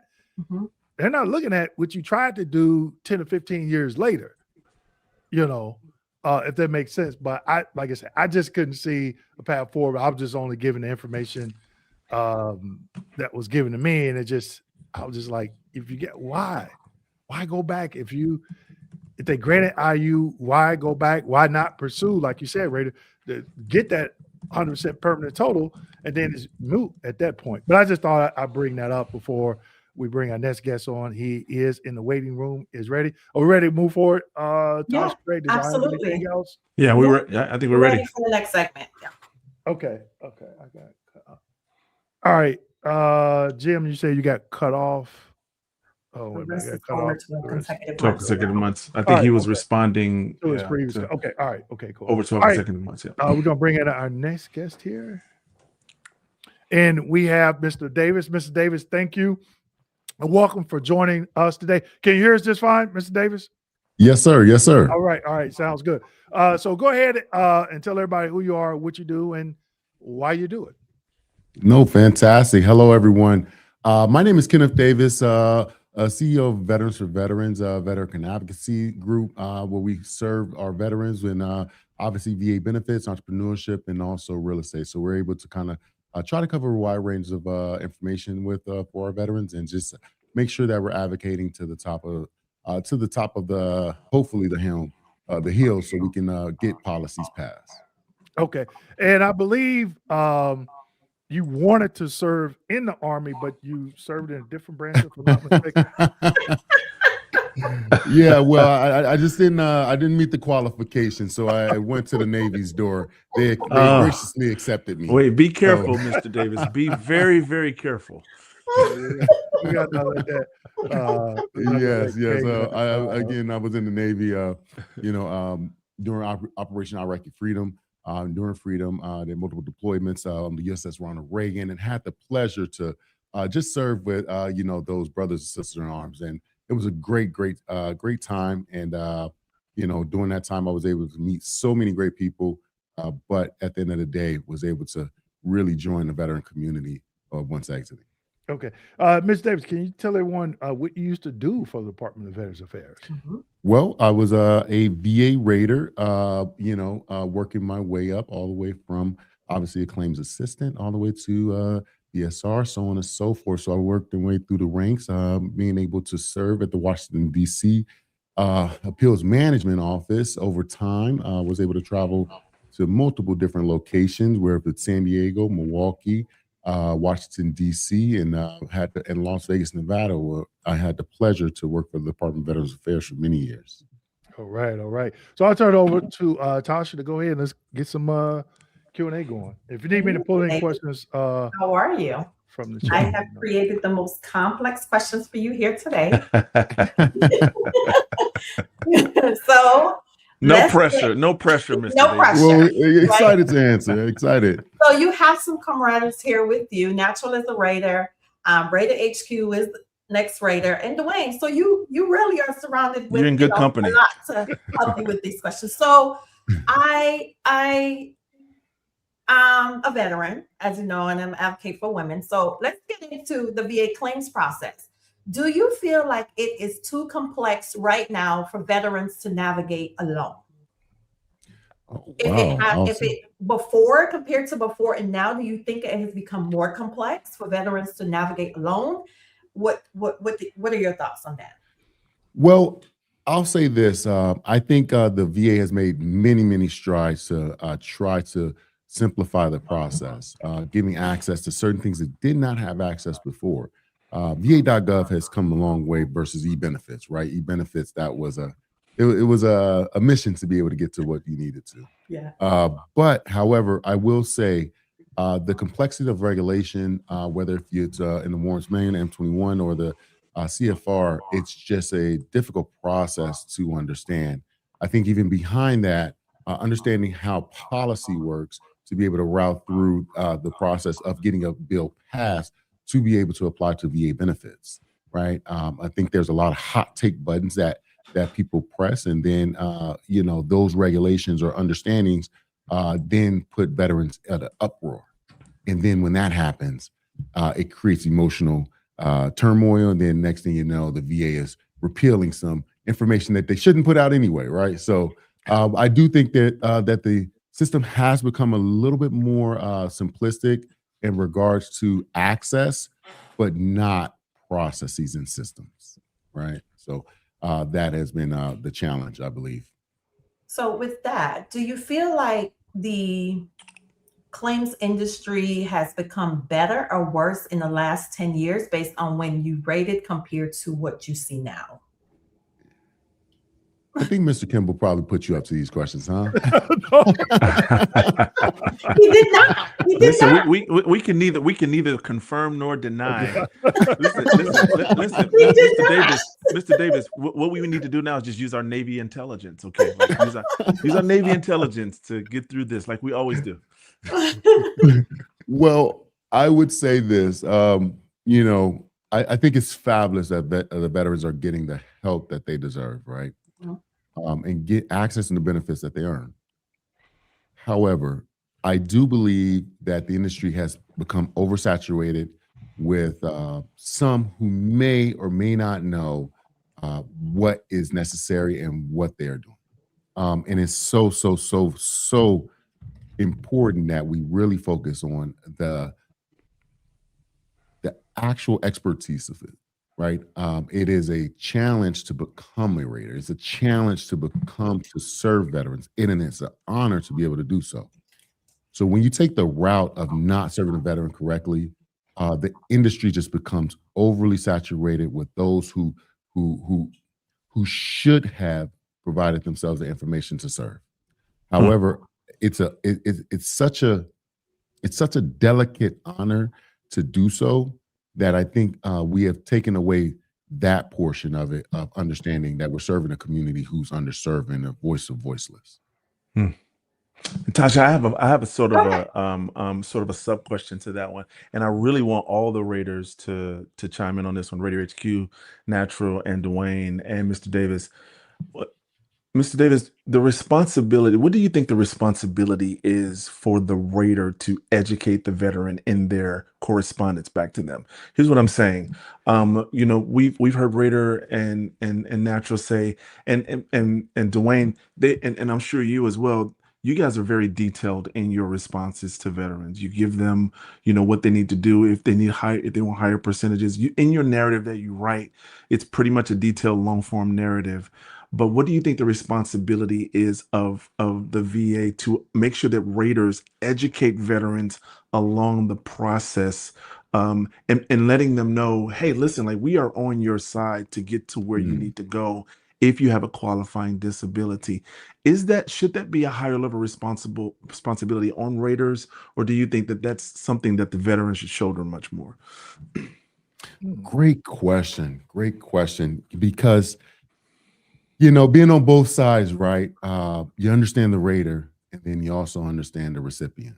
Mhm. Veteran, there is a host of information that you have to go through, and I can tell you it's overwhelming. It can, it is just you can't even understand it. The lingo is just out of control, right? Let's pull back the veil and really understand what they're saying. But now, also, I think the VA misses that majority of their organization are ran by veterans. So now we have to understand that they're veterans as well. So if you're a Department of Veterans Affairs, there's a certain tact that you must have to be able to treat the veteran and also treat the veteran who is serving the other veteran.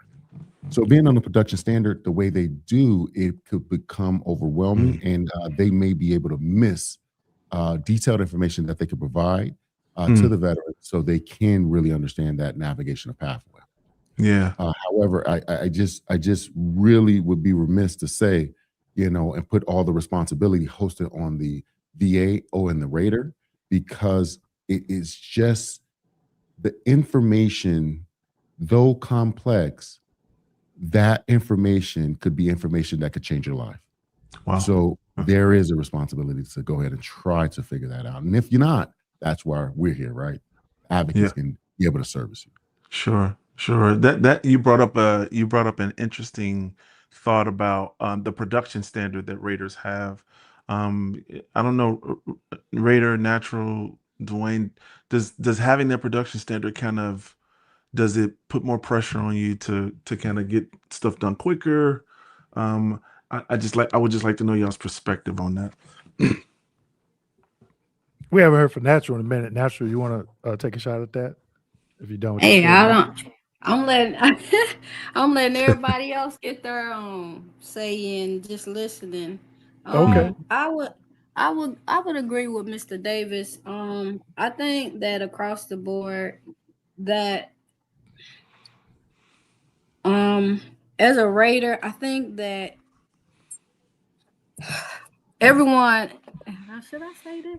Listen, I think that a lot of raters do the same, but I think a lot of them do not. If that makes sense without me saying everything. Even though we're held by the same manual, the same guidance, everybody doesn't follow what they should. And I think that it comes from a lack of the education on the processes of rating, and it comes down to your interpretation of the manual. Because I have a lot of disagreements with co-workers, and I finally tell them, like, hey, well, you're the decision maker. You have to make that decision. I can't make the decision for you. But if I'm telling you what I see, and I'm telling you what manual backs up manual reference back up what I see, then you're the decision maker. But when you make that error, don't come back to me, try to help you fight the error. So I think that it is just across the board. I think there needs to be more outreaches to educate the veterans. And I think that we do have annual training, but do I agree with the annual training all the time? No, because the processes, what I don't like is when a law changes, the manual gets updated and we take a TMS course. Come on. And then we're applying rules and laws when we haven't been like educated on how to apply this law. We may get an email that says, hey, this has been updated. You know what I mean? And now you expect us to apply this to the claim process and understand it. And I think that's where it's a lot. Everybody is focusing on bringing down the backlog and bringing down, and keeping claims under 125 days and all this stuff. My thought process is if you educate the workforce that you have processing these claims correctly, that will cut down on a lot of these supplementals and DTA errors and, you know, BVA decisions, if you start at the lowest level of educating from the claims assistant, VSR to the RVSR, even droves make mistakes. I don't, you know, and so I just, that's just my thought process of me being here for a while. And there's a disconnect because some ROs do stuff, Okay. and then other ROs do, and I'll be like, what's the difference? We're all under the same umbrella. We all have the same manual, but it's like there's a disconnect somewhere, and the consistency across the board is not there. And I think that's why we have ongoing repeat cases. Some of it is the VBA, and some of it is the lack of knowledge on the veteran side. People think, oh, I got diagnosed at the VA hospital, it's service connected to the military. And that's not always true. And so I think veterans have to understand that when we go to the VA, if they give me a diagnosis of diabetes, and I know I've been sitting at this table eating up all this stuff and doing all this, and I'm obese, that has nothing to do with me. Now I have sleep apnea, or I have, you know, back problems because my BMI is now 38 point whatever. That has nothing to do with me being in the service. But a lot of people think, oh, I'm at the VA and they diagnosed me with this, it's service related. And that's just not true. So I think if we start educating everybody, and it's not pointing the fingers at anyone, it's just my personal opinion, because I'm a veteran myself and I'm also a raider. So I understand from both sides. But as a veteran, I had no idea about the benefit side when I got out of the military. Until I started working for the VA, I learned about the VBA. And then I got the job at the VBA and I understand the claim process now. But a lot of people do not. So that's just my take on it.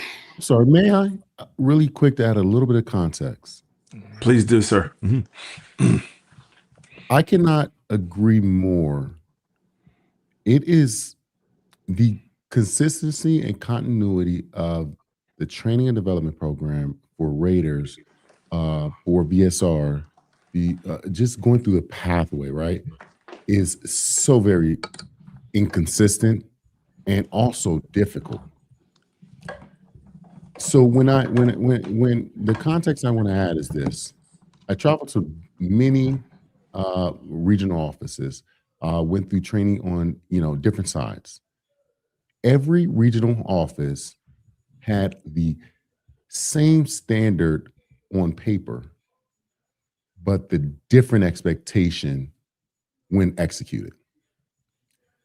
There was many times I've seen good raiders actually transfer, retire, or get fired because of the inconsistency of the training and also the interpretation of the law. The regulation is the regulation. However, when the claim comes in, however, it is not that clear, cut, and dry. And a lot of times there's no grace or leniency on the difficulty of the nature of application to regulations. So Excuse me, real quick, Mr. Davis. Because as she said, many people aren't going to take a TMS. Excuse me, real quick, Mr. Davis. Oh, yeah. If you have two separate laptops, it seems like we're getting some feedback. So if you're looking at two different screens open, I think we're getting a little bit of feedback. If you can cut the volume down. Gotcha. On the second one. Understood. I think you were discussing the knowledge gap with regard to raiders and some of the consequences that come from that. Some raiders getting fired or not making certain decisions. Go on, Mr. Davis. Yes. The primary context I was just trying to hit home is, understandably, there's so many laws and regulation changes that raiders can't even keep up. So what do you think the veteran is doing? You know, and unfortunately, the application, it is not a fluid process, and I can understand the difficulty and nature of it. However, we just have to find something a little bit better that is that's useful for both. You know, and again, and that's why being on both sides of it, I just really I do feel for the Raiders, right?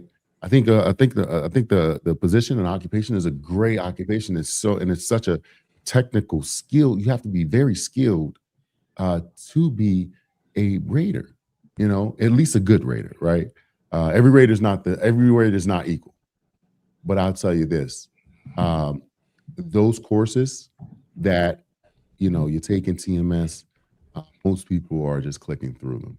I can attest to that. I can attest to that. And it is not until you get an error until it's a wake-up call. Oh, yeah. So if we can just fix the training program, processes, expectations, and fluidly give feedback on any type of error or in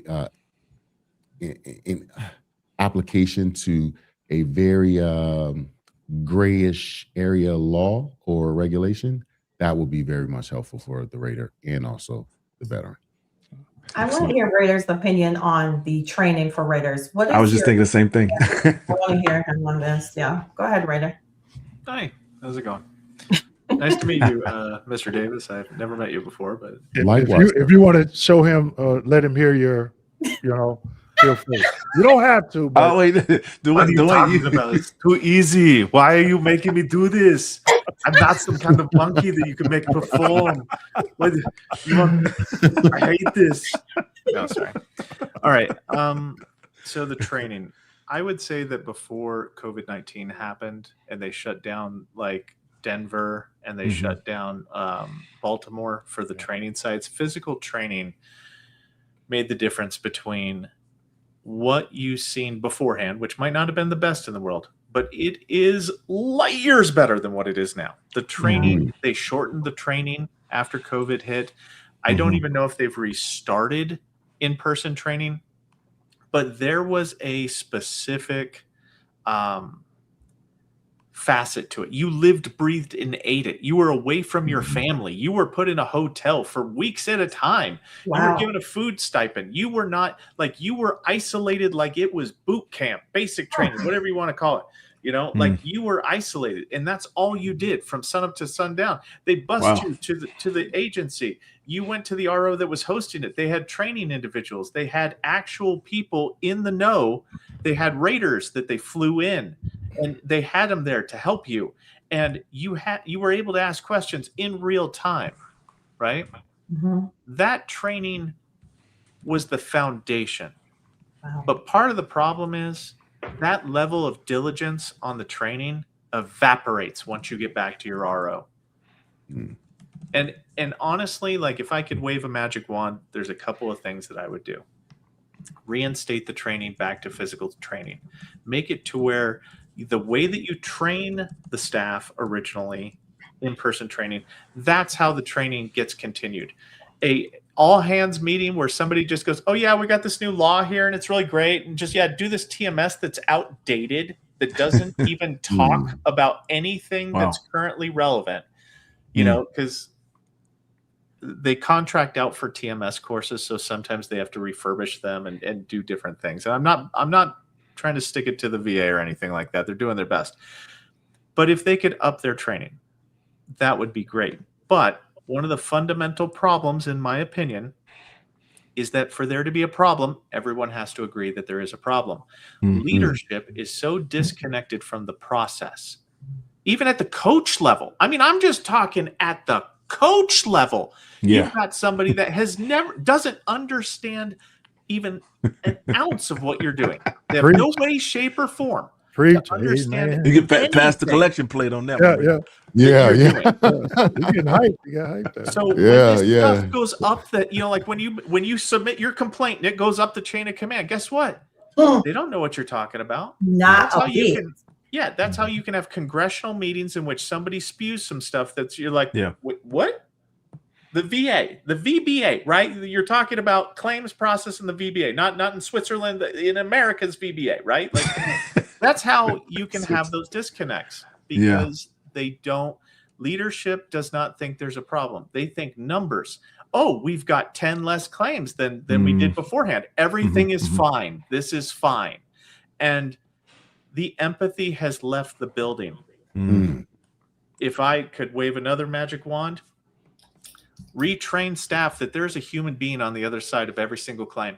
That there is a human being that resides, that waits for that outcome. That that whether or not you do a good job or a bad job, that lives are on the line. You might not think it. You might downplay it. It's so true. Oh man, it's just 10%. But this, like every single proposal to reduce, you better be sure there's a human being on the other side of that. There's emotions, there's feelings, there's families, there's everything. Yeah. I preach it every week. Yeah. No, I just channeled my Hervet's voice right there. I did you sure did. You channeled your inner HVB. I'm on Douglas Collins like white on rice. And I know that somewhere along the line, somebody's going to say, there's this girl on YouTube, Dougie. She is on. Do you owe her money? What's going on your neck? Now, Raider, we thought for a second that someone would reach out to Doug Collins so he could join us on our live stream today, but we haven't got word back from the secretary's office. He's not going to come here. You know why he's not going to come here? Because we are too real for him. He wants people to paddle him. Not all of our cameras are on. Yeah, the man will run at any camera, but all of our cameras aren't on. So unfortunately, we don't have the power, the bandwidth to pull him into our sphere. Yes. So By the way, everyone, before we move on, Raider, actually, I don't know how much he does it anymore, but he used to have a segment, Doug Collins Fix This, just a little quick segment. Don't bother. You can learn a lot from just those little tidbit segments, those rants that he has. But Tasha, I want you to continue with your questions with Mr. Davis because he's giving us some great information. He's touring right now. Okay, you have to open up a Steak and Shake franchise and get a little discount. Don't crack my motor right now, Craig. And Mr. Davis, if you don't know, I'm on Dougie's neck. Okay. I think you read the same article, so it tickled me as well. Real quick before you get in that next question. I'm gonna take it a little bit further. I promise I'll be quick. Okay. I'll be very quick. This is gonna make some veterans upset to hear. So we talked about, I don't want to say placing the blame or what the VA could do better. Also, we have to think about what veterans can do better. And one thing that I always preach is education. You have to invest the time to understanding this. And Natural stated earlier, stop running to the VA and get the diagnosis. That falls under VHA. She sure did. Not VBA. And thinking you can go to VBA and stop thinking just because I wore this uniform, you're entitled to something. No, there is a process. So I would say to veterans, there is some accountability on the veterans side because there's more channels out there that, some that, just probably a little bit of propaganda, just giving misinformation. But the majority of these channels out here are giving you the basics. Start with the basics, different ways of different ways of service connection. Start there, but invest the time. And second, on the VA side, I think there's more accountability there. When I rated, I volunteered to work at an FDC clinic, fully developed claim clinic. And guess what? Veterans could actually come in and talk to me. They could bring their 526EZ, their DBQ for increase, their DBQ and nexus statement if it was for secondary. I can look at it. Yes, it's good to go. Establish an EP or take it back to the regional office, have a VSR to establish an EP because I couldn't do it because I never was a VSR. And I could rate that claim before I went home for the day. Guess what the St. Petersburg regional office did? They closed the office. Okay. And what I like what the VA is doing, was doing is having these clinics and veterans. If you got a clinic that's within an hour of a Veterans Fest, within an hour of your home, you have a car, you have the funds to drive there, you might want to show up. Yeah, these are Dwayne's talking about VA claim clinics. We'll have a link in the description of our channels of the next VA claim clinics and the dates and times and locations, so that you can go to one near you. They're very helpful, extremely helpful. And when if you feel like you might be stuck in your VA claim, or you want an in-person individual other than one of us, you want an in-person individual, you can definitely stop by VA claim clinic and they will do you well. And real quick, I promise, Craig, I'll be done after this, promise. What Raider said. You all see this? This is a VA rating schedule. Mm. When I went through training, when I hired in month of June, I did not touch an actual rating till the end of October. Wow. In between that time, we went to Baltimore.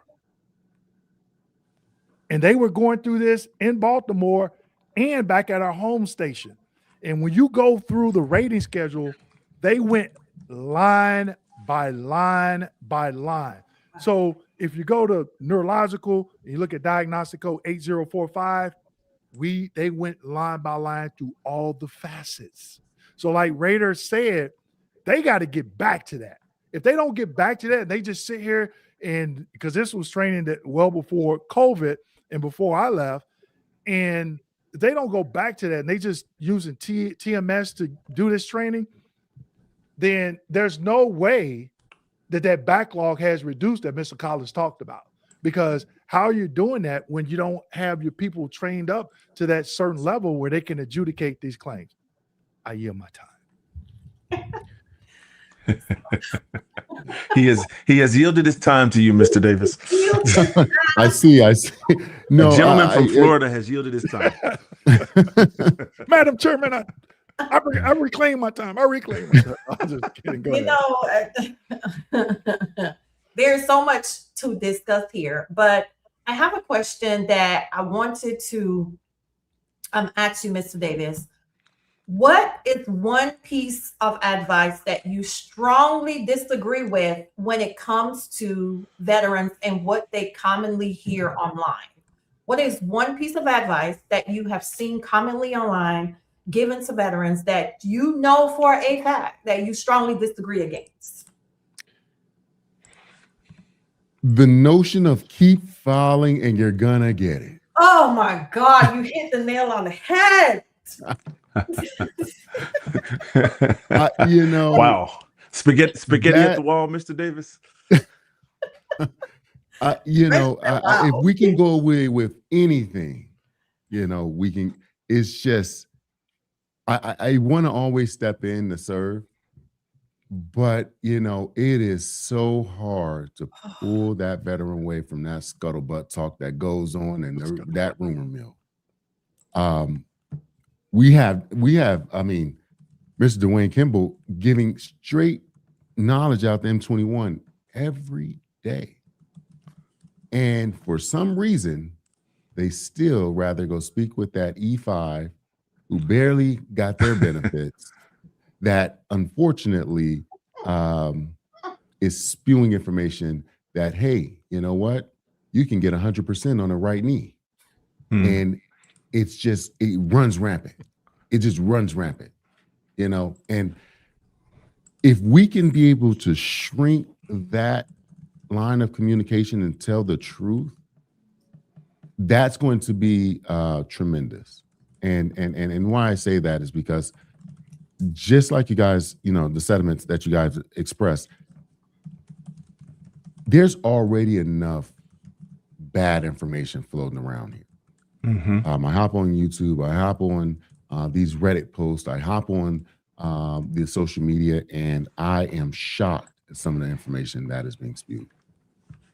But everyone is believing it. They make Ray the cuss so bad. Yeah. And I think definitely the ones who went through that rigorous training, Radar HQ, it was such a rigorous process. You literally was back in boot camp. You literally were back in college.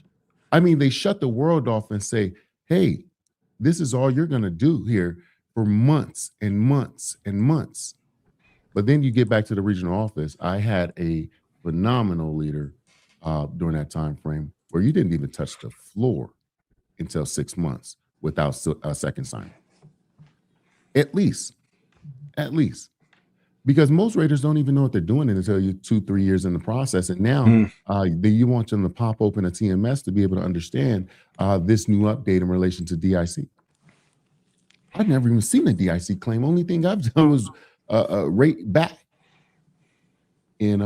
So, but that's one of the biggest things I think that will be a wide kind of spread a thing that we can go away with. I really just disagree with it. Reddy, you wanna answer? you want to go on one of your members only rants? I want to get you fired up today. No, you don't.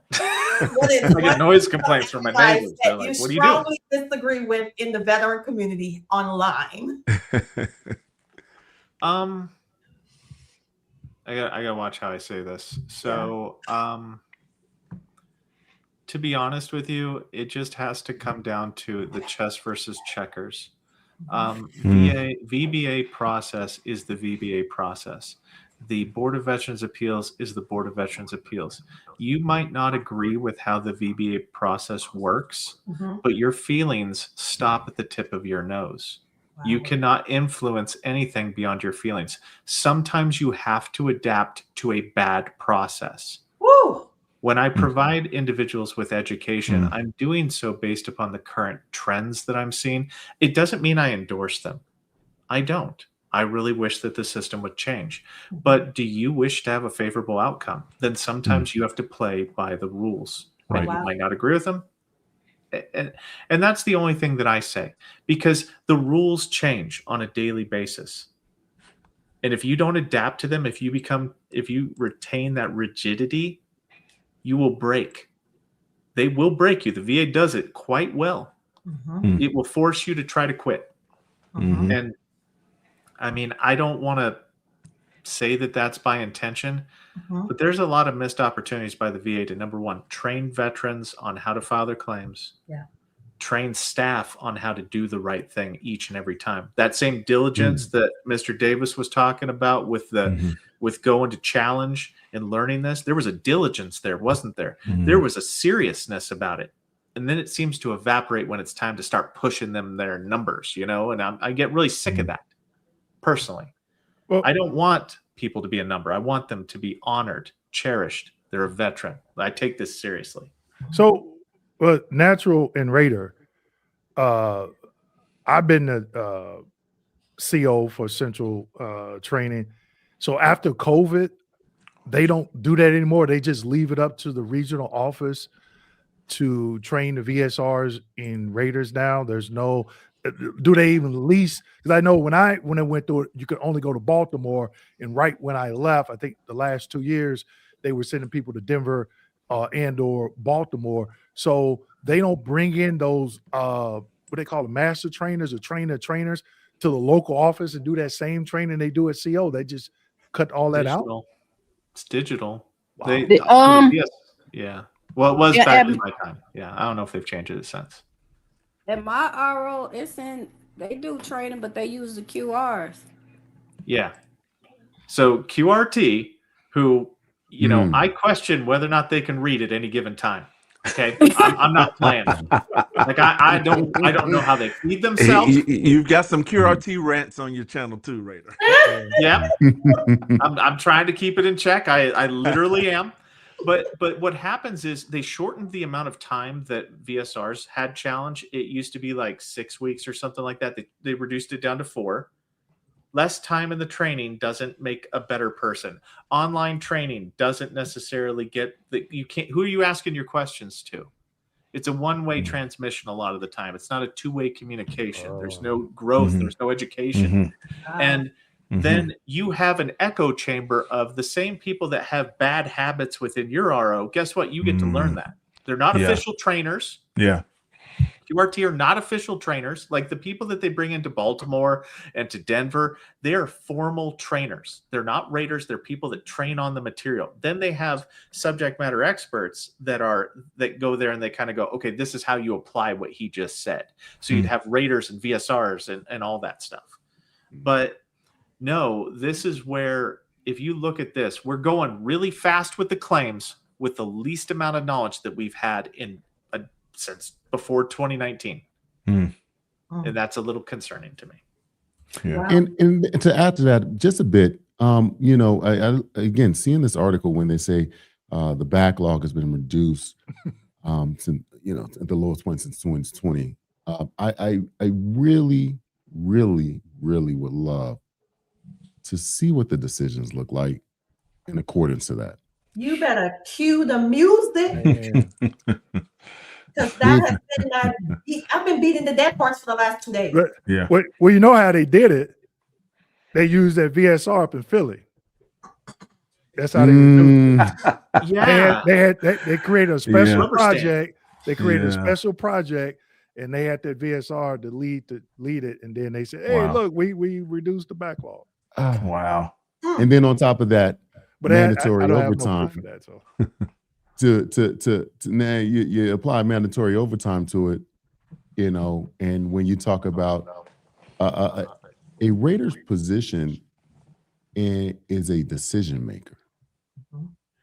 There becomes fatigue in great decisions. Yes. So if you're a great decision maker, which most people with the lack of information are not.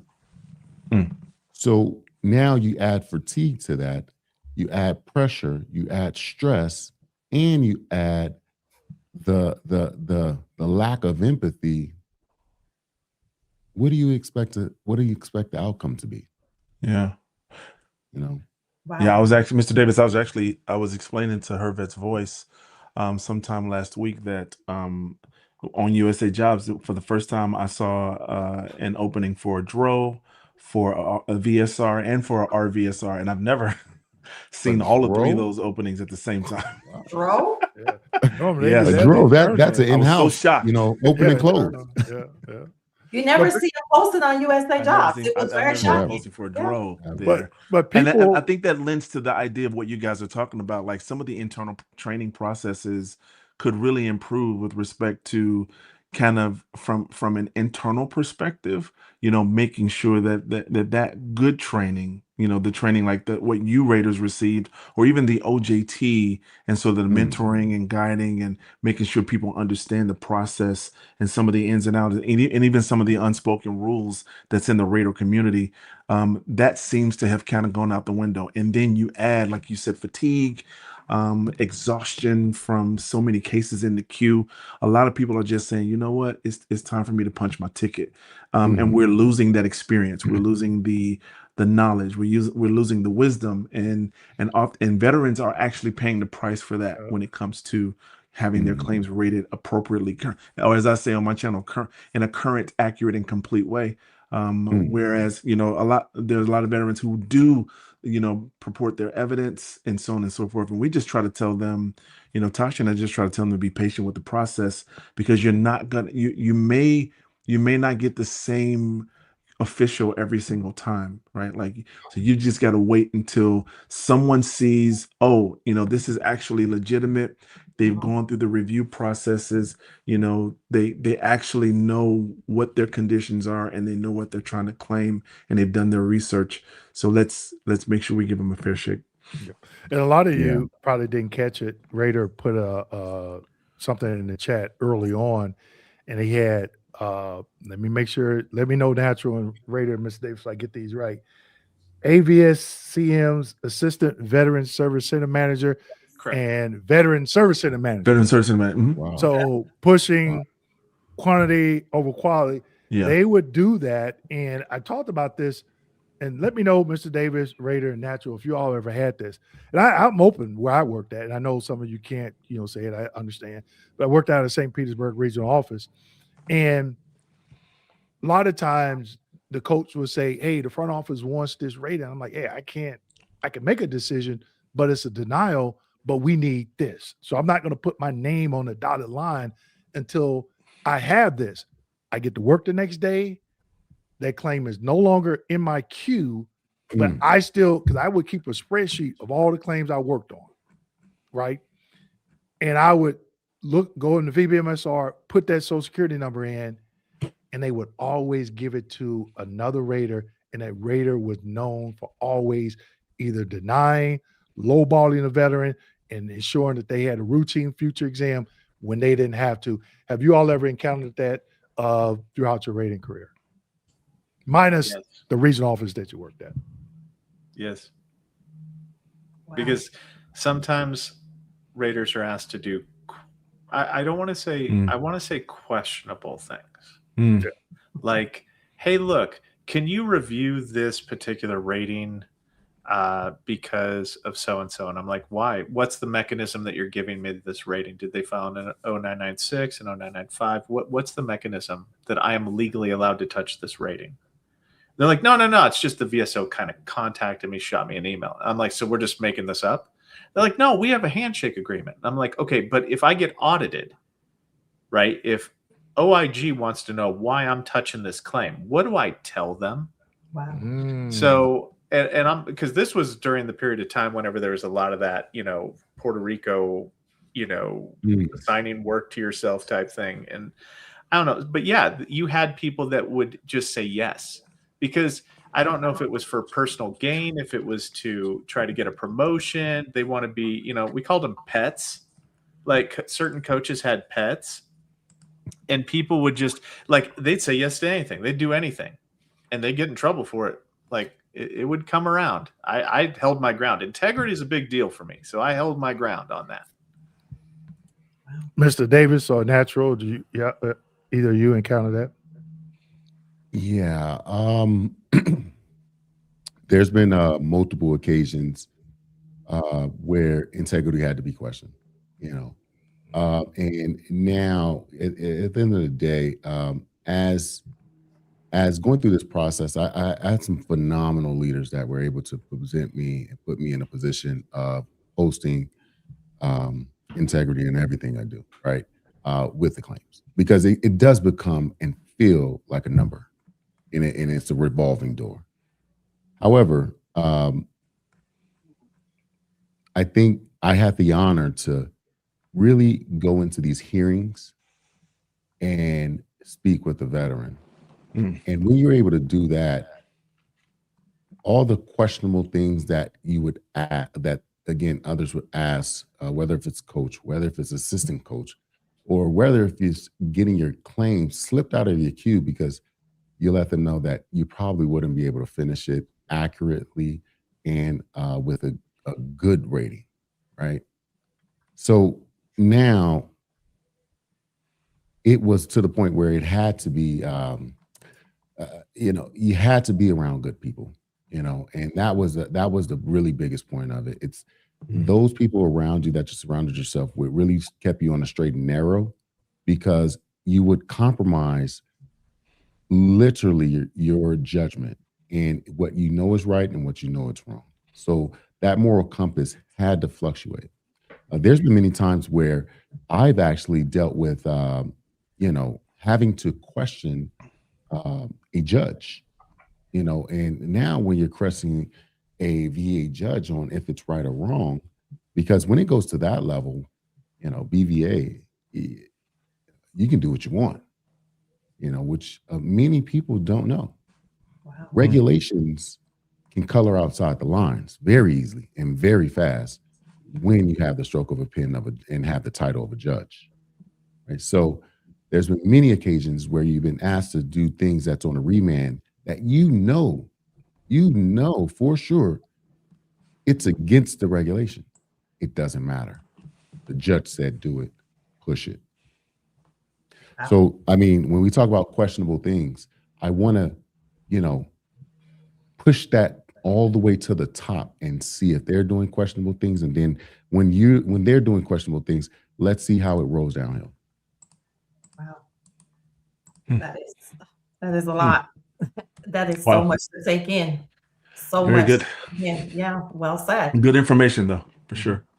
Whew. All right. So we do have Mr. Tillman. I'm trying to look at the Michael. We have about, I know he was in the previous He's segment. in the 2 o'clock he's in the 2 o'clock segment, so we're doing okay. Okay. All right. Okay. We got some time. We got about I had him in both. So okay. All right. We're fine. We're good. So before we let you go, Mr. Davis, I heard you speak a little bit about being on the entrepreneur side. I feel like veterans need to be educated when it comes to being an entrepreneur. A lot of veterans, there are aspects of their life that they can evolve in, establishing businesses, etc. And I think veterans are bored, right? Because when you're bored, you bully online, you talk crazy, you act crazy, you send them emails, you do all those types of things. So let's talk about them making more useful of their time, right? So when you go in Ray's comments or my comments or Dewayne comments or whatever, and you start going off the deep end, let's talk about them using their time a lot more valuable. Let's get to the entrepreneur side. What are some businesses that they can establish or where they can get some education as far as going on that route before I let you go? Oh, fantastic. Great question. Veterans, there are so many different places that you have the opportunity to actually get free education, free mentorship, free coaching and development. There's so many different resources out there. Going to a phenomenal conference like the Veterans Edge that's set up every single year by the Syracuse University in being able to get free resources, having the option to be able to go to strict entrepreneurial courses within Harvard, or in any online programs that can really serve the veteran. There are many programs that are out there that really can fill that gap. Going to the SBA, the SBA is a wealth of knowledge, and a lot of veterans can get help, but they don't know that these places want to help. They want to help. They want veterans. But unfortunately, I think this narrative has been created that they don't. And unfortunately, this is pushed down to the veteran. And now, because once we're told no once, we know what goes on there, right? We're probably never coming back. Are you back? But I'll tell you this. No. There are the platforms that I have been a part of, to include our platform of Prepare to Compete. There are so many different programs, entrepreneurship, lending, to be able to support business out here that is going to create vibing and supportive veterans through that entrepreneurship program. Okay. When we talk about, again, I spoke about Veterans Eds, but then you have Vet the CEO. That was a phenomenal informational program. And they're bringing on some of the top CEOs across the country to really provide you mentorship, education and understanding, and also the coaching and development that's needed. We have many resources that we can be able to provide. And again, I would love to go ahead and push it out to be able to support any veteran who's trying to get an entrepreneurship, depending on what you're trying to do. Because again, entrepreneurship it's a lonely journey, right? It's a lonely journey. You don't need to do it on your own. You have brothers and sisters in arms who's been there, done that, and could really support you and pull you up, definitely if you're taking the right path. But when we talk about entrepreneurship, I think it's one of those ones where the veterans and also active duty military who are transitioning have every skill to be able to be a successful entrepreneur and business owner. Every single skill. I'm sorry, Ms. Davis. But Go ahead. it is unknown because you have to pull it out of you, because you don't know that if the skills that you learned in service are going to translate to the civilian sector. And many times initially they don't, right? Because you have not removed the cloudiness of what your skills are when you're getting out. What is that fuels person? How are they going to understand and get clarity on their real hard skill sets? They don't. Yeah. So now you become a everyday worker or Uber driver or what have you. And again, no disrespect to Uber drivers. I love Uber drivers. But that becomes a primary job that you cannot work your way out of, because you don't have clarity on how educated you are, how skilled you are, and the things that you really can do. But we have so many resources on our site, but also beyond on our site. Again, the Prepare to Compete channel that we provide our veterans in regards to resources for entrepreneurship, because veterans, you guys are entrepreneurs. I don't know if you know it, but you are. Mr. Davis, that's a really good segue. And Tasha, I don't know if you were going this way, but I want you to tell everybody where they can reach you here in just a moment. Yeah. But before I do that, I saw something in the comments. I want to show some love to the Air Force on September 18th. They will be having their 79th birthday. So the Air Force, we want to show some love to you guys. Air Force Bubba's in the chat. I know we do a lot of Army, Navy, Marine Corps talk around here, but I want to show some love to the Air Force and to the Coast Guard as well. Craig, we are going to show some love also to our Air Force sisters in the chat. Yeah, we will show our Air Force sisters as well, right? To our Coast Guardsmen and Coast Guardswomen as well. Yes. We want to show love to all of our service members. Thank you for your service. We really appreciate you. It is all friendly banter, but we all know who the best services are. So, we don't have to take that. We can take that into consideration. We can have this friendly banter. Mr. Davis, why don't you tell everybody where they can reach you? They will be in the post-production video description of these lives as well, but go ahead and tell everybody where they can reach you and how they can find out more about entrepreneurship and all of the things that you can do. Yes, sir. Thank you so much. So you definitely can reach us at, again, info@vetsforvetsconsulting.com. We'll be able to support you. You can also see us on our website, vetsforvetsconsulting.com as well. But now also you can be able to watch and be able to enjoy all the information related to VA benefits, real estate, and entrepreneurship on our channel at Prepare to Compete. That is, again, our primary source of education, where you can really get all the garnishment of information to include access in our community. Because, again, we want to support not only publicly, but also privately, because that private conversation is much more than you're going to get here publicly, because we want to support and we want to advocate. So again, if you guys can be able to reach out, we would love to be able to support you. But before we close out, go Navy. Hey, go Navy. Beat Army. Right. Tasha and Craig, y'all mind if Mr. Davis sticks around? I know we're going to get into the live Q&A. If you have time, as long as you like. Yep. If you have time, Mr. Davis, I know you're a very busy man, but you're more than welcome to stay on for a little bit if you like. Oh no, it's an honor. Please. Okay. All right. We know we got tell K1 I said hi. I know he's probably behind the scenes there doing some stuff. Yeah. All right. So let me know, Tasha. I'll turn it back over to you. Let's go with Mr. Tallman, Michael. And he has a presentation, so I have to share my screen here. Okay, hold on. While you're doing that, I'll add him. I think it's good to go. Okay, there he is. Good afternoon, everyone.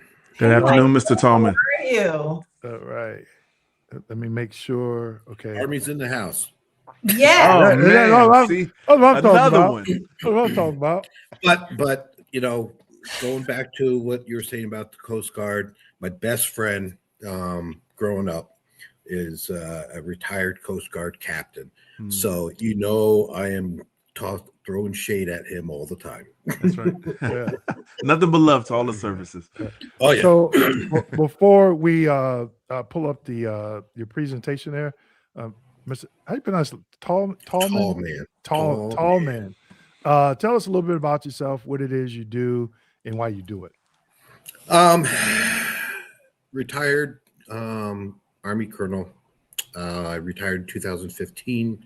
I enlisted as military police back in 1982.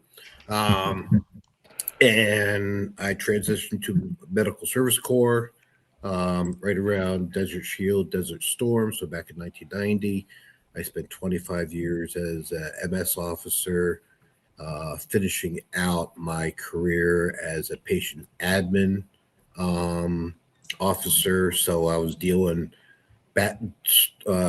predominantly with medical records, HIPAA, anything that the clinicians didn't want to have to do, acting IG, which was a very good benefit for me.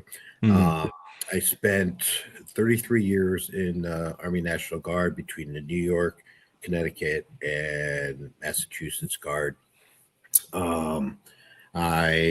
What else? Yeah. I think that surmises. The second slide in my presentation has all that in bullets. But the biggest thing when I was patient admin was when I was part of the community-based warrior transition unit program up here in Massachusetts as the PEBLO. I was a physical evaluation board liaison officer for 7 years. Then after I retired, I was an Army Wounded Warrior Program advocate for 3 years. And as part of that, one of the biggest things that I was doing was CRSC applications, so combat related special compensation. And I've been doing that for over a decade now. And and it's become my passion. You know, we all need a passion to keep on going. I retired officially from everything last year because the first of the month is good. That phrase, Mr. Tallman, retired from everything, just sounds so sweet to me. I don't know that I will experience it for a while. But. Well, considering what I'm doing on a daily basis, it's, you know, easily 3 to 4 hours a day doing CRSC related stuff. Excellent. I have over 10,000 members in my Facebook group. Wow. I started it in 2022, May of 2022. So 4 years. It's got, after the first year or so, which was slow growth, it exploded. Very good. And we could go from there. All right. Awesome. Are you ready for me to show the presentation, Tasha? Yeah, go ahead. Okay. All right. There it is. So luckily for me, Army Human Resources Command, HRC, had put together this presentation. I've edited it a little bit, putting in my own stuff. This is the basic when it comes down to CRSC stuff. So in order for someone to successfully submit their claim, they don't have to get wrapped around the axles when it comes to doing CRSC. It is not as bad as people initially see it as. So it is definitely something that can be a bit overwhelming. But so the person needs to just take a step back. Yes, G. Smitty, I did say CRSC. So you can hit the next slide. I think I hit everything on there, and we'll get really right into the meat of this. A lot of this will be read it on your own kind of things. Because there is a ton of information here, and certainly once this is put out after post-production, you folks will be able to go slowly through it. I want to be able to answer questions more so than anything, but I'm going to hit the high points. To qualify for CRSC, you have to be entitled to and or receive a military retired pay. Now, that doesn't just mean a 20-year retiree. That includes your Chapter 61 disability retirees. That also includes your reservists that are at age eligible for retirement. So either 60 or earlier if eligible for early reserve retirement. You might not be seeing any retirement pay if you're a Chapter 61 because most or all of their retirement pay is being offset by the VA.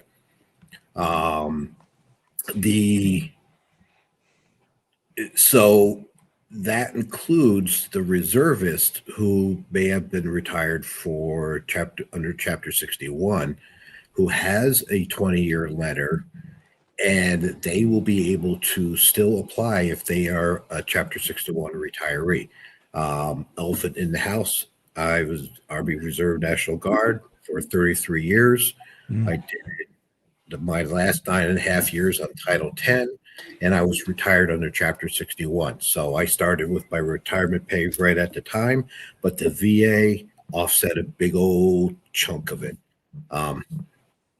It is what it is, but the nice thing about CRSC, it can help the veteran get back some of that money. Rated at least 10% by the VA, and that could be anything. The key is to be able to make the causal relationship between the condition and a combat-related event.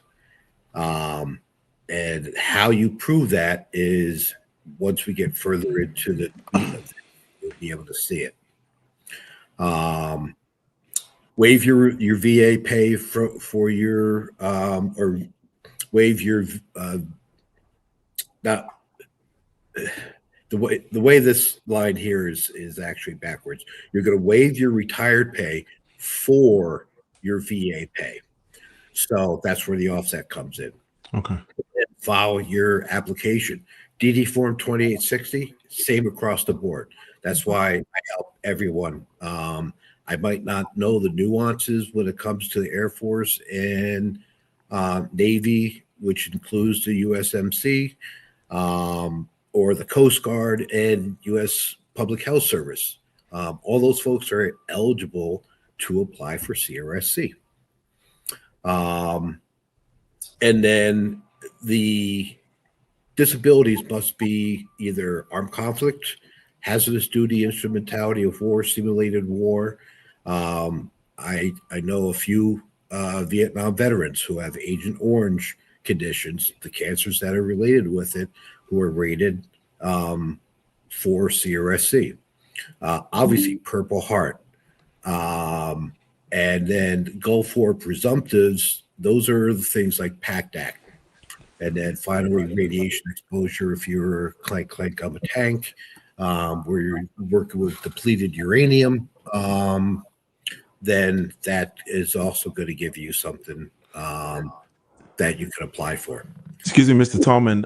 If Dwayne, if you can go back to that one slide. Sure. Are you saying that? Okay, so it's supposed to be waive your retired pay. Right. I didn't pay, right? waive your retired pay. So someone who is a 20-year retiree won't typically do that because CRDP will fall into place first. Got it. And it's automatic. That's what I was thinking. CRDP when you said that. Okay, got it. Yep. So and we'll get into that a little bit more, but I'll give you the nutshell. You still would have to file the waiver of retired pay for your VA compensation. It's not going to change anything if you don't opt to go with CRSC, but it has to be on file. Got it. Okay. Yeah, that's all I wanted. Thank you, sir.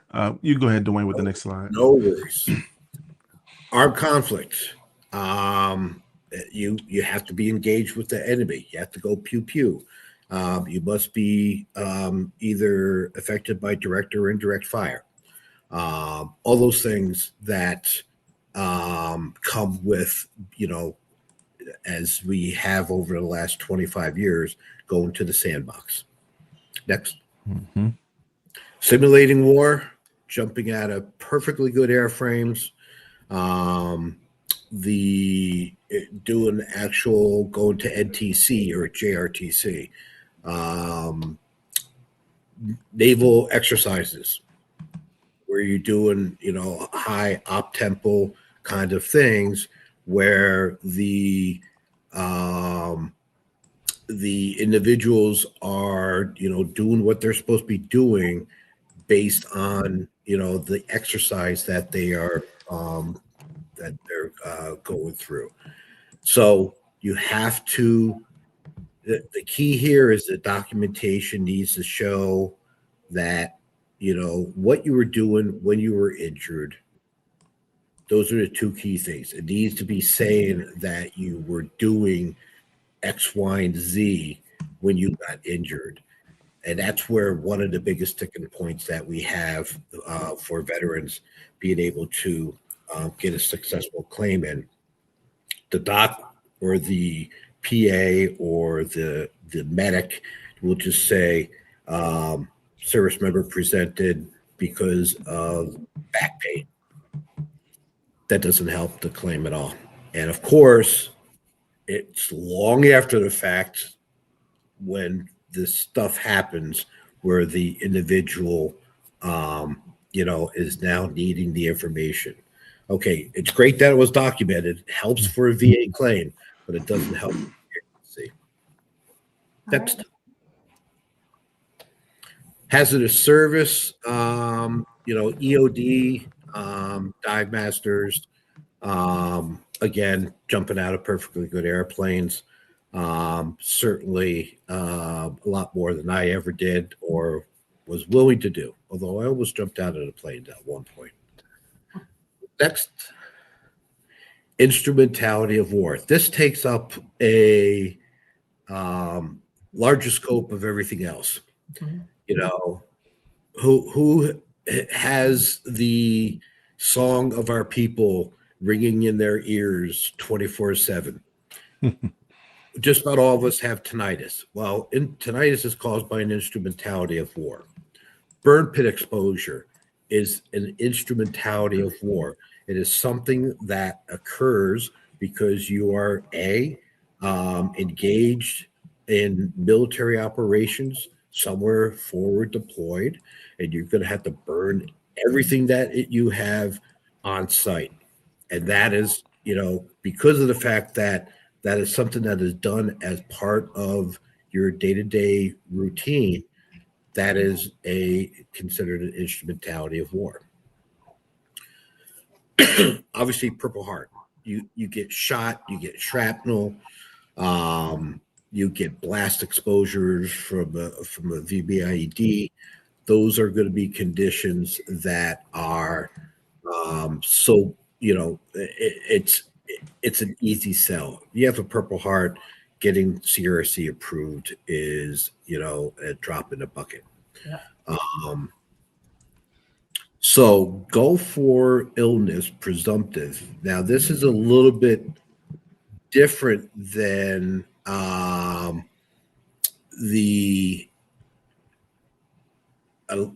such as PACT Act. However, it's go for illness is stuff that occurs during the Desert Shield, Desert Storm, where a lot of veterans were complaining of a very a wide variety of illnesses that became encompassed under go for illness.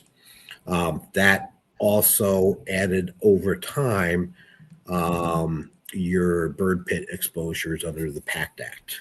So you would have to be in this general area to include, as it says, the waters of the Persian Gulf and around the Middle East in order to be eligible for this to be approved. The nice thing is that the documentation for this is the easiest. So any of your PACT Act, Gulf War presumptives, et cetera, all you have to do is A, show that you're rated for it, and B, show you were in the geographic region. And once you have that, then that is the easy, again, another easy one to get approved for CRSC.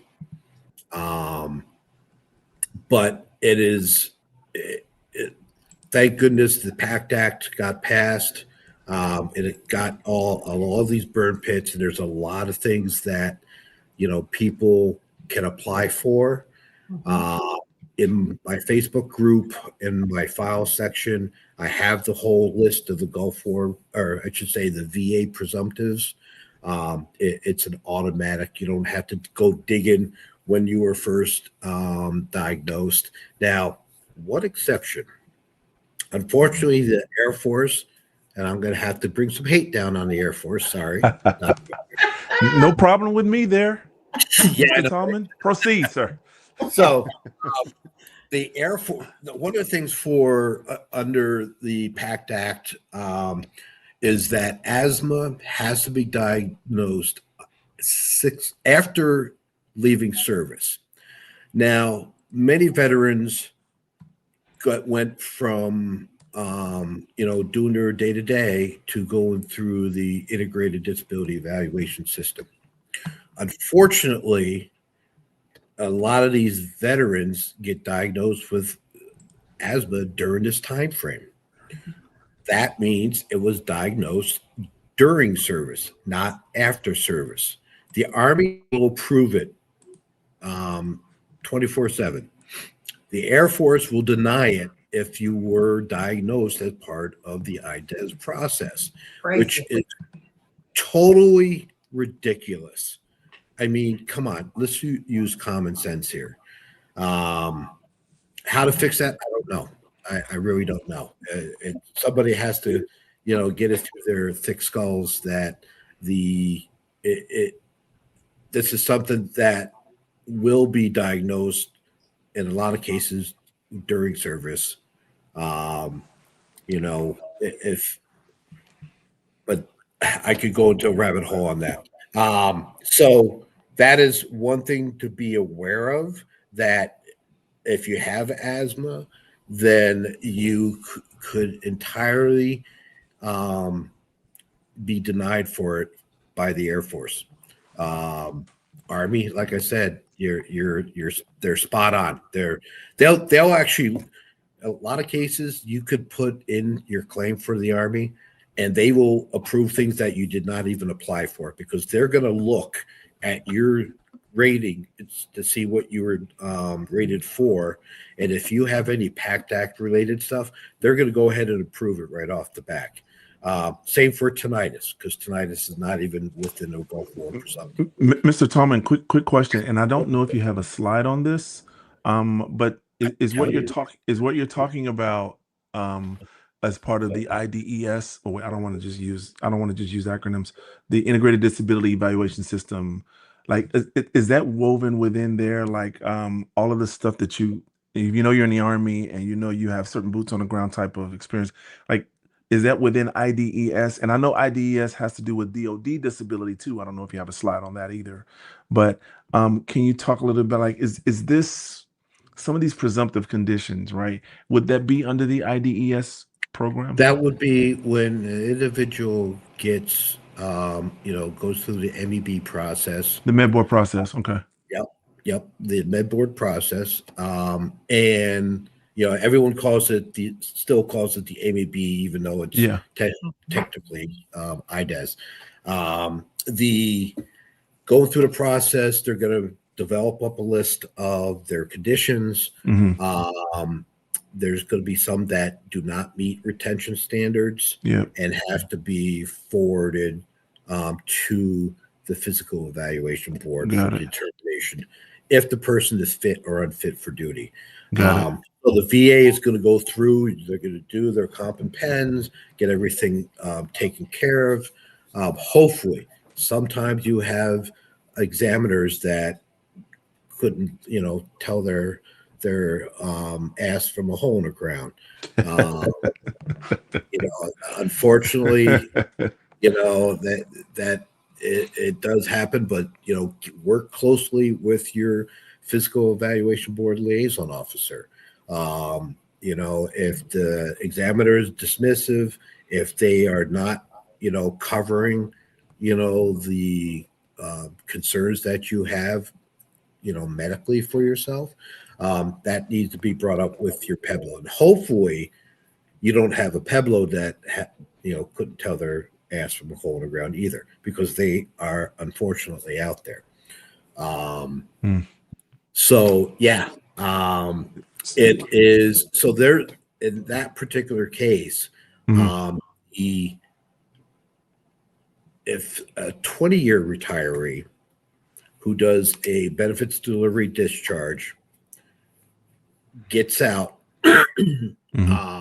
and goes ahead and does their VA claim, all their ducks will be in a row, per se, when it comes to things like this. Because that's the question I was going to pose to the raters that we have on the panel. to prevent rework for the veteran, does natural rater, is that sufficient to your medboard stuff, your IDES stuff, all of the things that Mr. Tom is talking about? Is that sufficient, or would you think that there would be other things that you might need as far as evidentiary support is concerned? That's a form of pre-discharge claim. It's woven into the VA. It's a transitional program that's meant to hand off directly to the VA. Got it. So everything that's done, the problem that Mr. Tallman's talking about is the chronological order of things. Because the exams are done while the veteran's still in service, that's where the hang-up happens. Okay. And that's why the presumptive conditions cannot be applied, which would kind of rule this in. So. Wow. Got it. Perfect. Thank you. Yep. Mm-hmm. And that goes along with conditions being rated as secondary. If a person goes through the IDES process, it's all going to show up as being incurred, whereas those going through either BDD or their claim after the service, they will have those conditions, whether it be incurred, secondary, tertiary, in some cases, or might be listed as presumptive. So some of the new conditions, this is under precursor to the PACT Act, because this was in April of 2022. A lot of breathing related conditions that were cancerous. So they've been adding on these conditions, and again, this is the VA doing this, making it that these conditions are presumed service connected, which makes it easier to prove that the condition is combat related. Want me to go through the back, or you want me to keep writing, or go ahead? Oh, what was that? You want me to keep going? Well, we'll just touch on these a little bit. Okay. So here's the big old list from the PACT Act. This is where people who have the chronic sinusitis, chronic rhinitis. Now, I have chronic rhinitis. However, I didn't deploy. So I was not in the sandbox at all. Therefore, I'm not eligible for CRSC or VA presumptive for the rhinitis. So it's just, again, that's how you make that connection that you were, eligible for presumptive condition for CRSC because of the fact that you were deployed into the sandbox. Got it. I think that slide, and we will certainly make sure it's available for veterans post-production. But that slide is so valuable, Mr. Tallman, for veterans who are really trying to think through, even combat veterans who are trying to think through, man, like what are secondary service connections? Like I think that's an obstacle that a lot of veterans face. Man, I don't exactly know secondary. You mentioned tertiary conditions as well. I think that's a good starting point for veterans to kind of think through what their conditions are. So thank you. Right. So what is not combat related? People say, well, I hurt my back while, playing some hoop. Well, unfortunately, while in, Iraq or Afghanistan, doesn't cut it. Now, if there was incoming rounds, that's a different story, because now you're talking armed conflict. So the second bullet here is crucial. Wear and tear over the course of a military career. Those airborne rangers that are, jumping out of perfectly good aircraft, that, my back, my knees, my hips, all hurt because it's this progressive, is not awarded CRSC. There has to be an injury associated with the condition. So keep that in mind. Just because you are doing something day after day after day, and it's going to be more intensive, especially, for the folks that are jumping out of planes, or aviators. If you're flying a helicopter and it's not really nice on one's body, and you don't have anything such as a hard landing to show that you had an injury to, a sprained back, it's not going to be awarded. Gotcha. Wow. All right. Wow. So filling it out. I'm not trying to be condescending when I come, when I state it's easy to fill it out. The problem is that middle bullet there, 13 Juliet, is the one that people get wrapped around the axle with. Explain in your own words how you got injured and what you were doing at the time. Now, this does not automatically mean it's the actual instrument of the causal relationship. It is just a vehicle for showing the board member what you were doing. For example, while patrolling outside the fob, received incoming fire, reacted, was assigned a combat action badge or combat action ribbon for the Navy folks, or something such as, or if they got any award with the V appurtenance, which is for valor. That shows that you were engaged with the enemy one way or the other. So you could say that while on patrol, you were ambushed and you were awarded, was it Purple Heart? Was it a combat action badge, a combat infantry badge? Any of those combat related awards, Silver Star, Bronze Star. Bronze Star, if it has a V appurtenance, because a Bronze Star can be given for a multitude of things, not just things that are due to combat. So, just look through your, now in the upper left-hand corner there, that is actually what was pulled from the VA code sheet. The only way you can get your VA code sheet is by doing a follow request to the VA, and it can take 6 months to a year to get it. People don't want to wait. Don't blame them.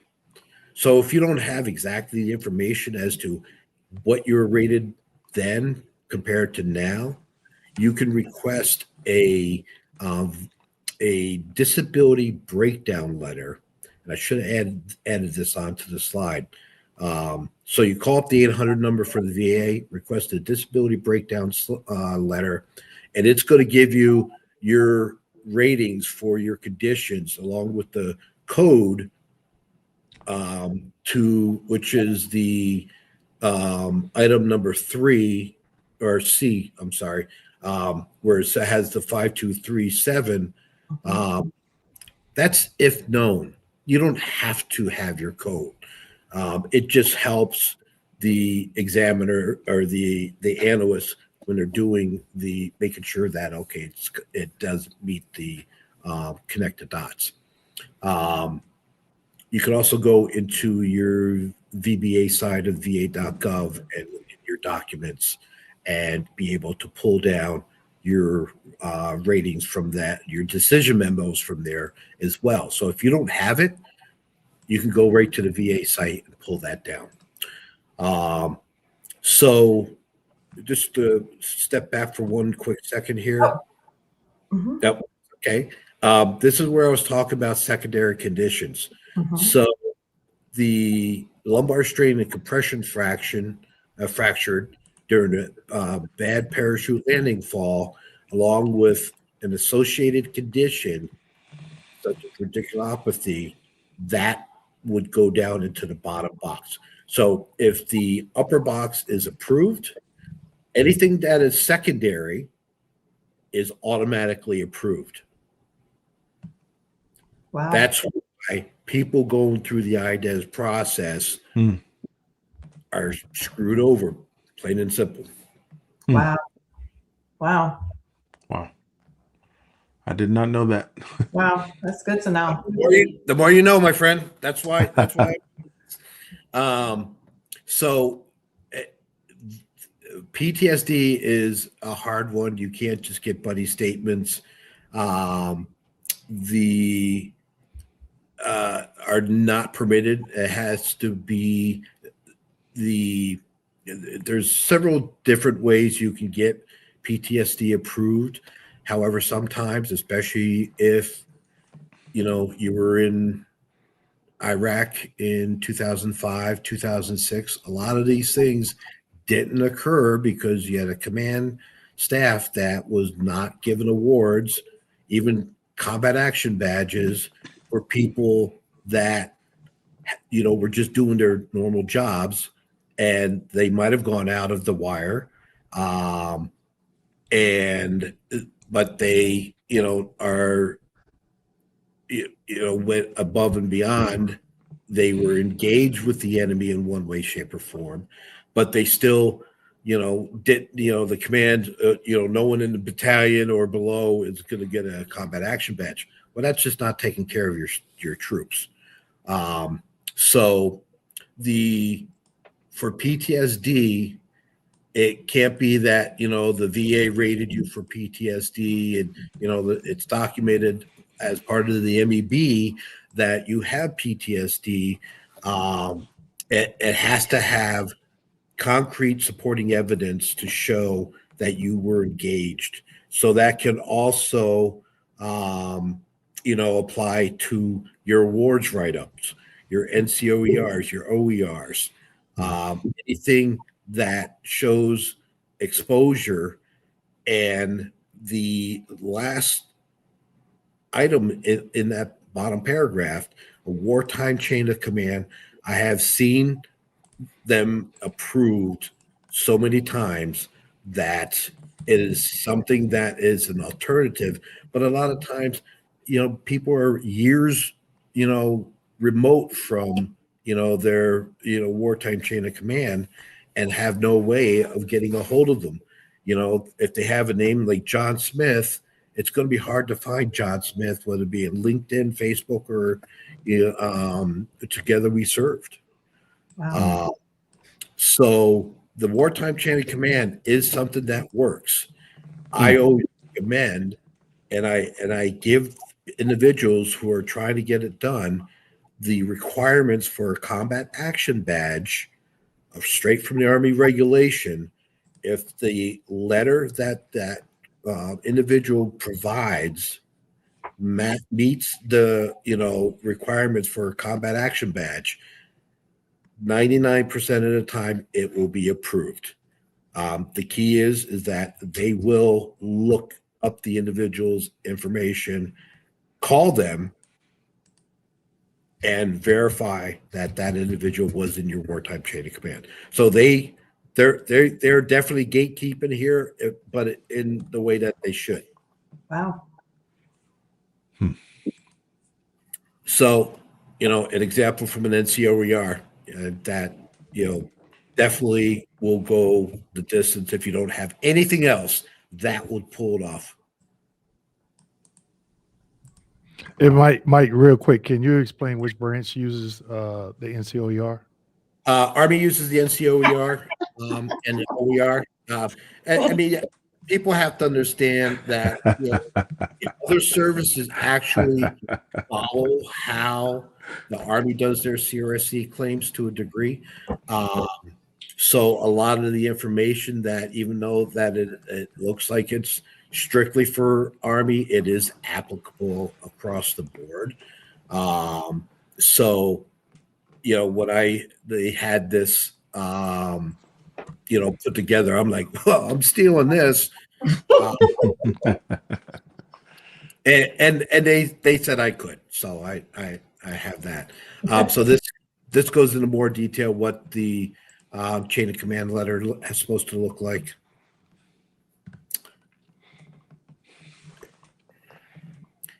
So physical evaluation board results, middle bullet is the most important. Even though the board says that it was combat related, the board's findings have nothing to do with CRSC. The board's findings do have everything to do with non-taxable income. So it also helps when an individual is a civil servant and into the federal employment retirement system, FERS, so it doesn't keep them from losing out on their CRSC. So there has to be combat related on the retirement orders. So this is what the PEB determines. It does not determine anything having to do with CRSC. So keep that in mind.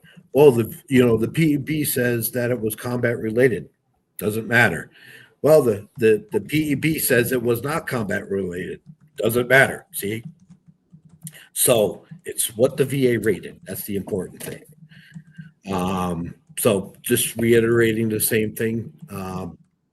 It's just something that you still have to submit the evidence that proves, because with the VA, you can use buddy statements. Well, your buddy's going to write you a positive statement.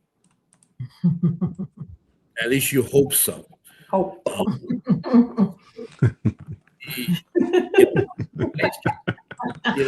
Words,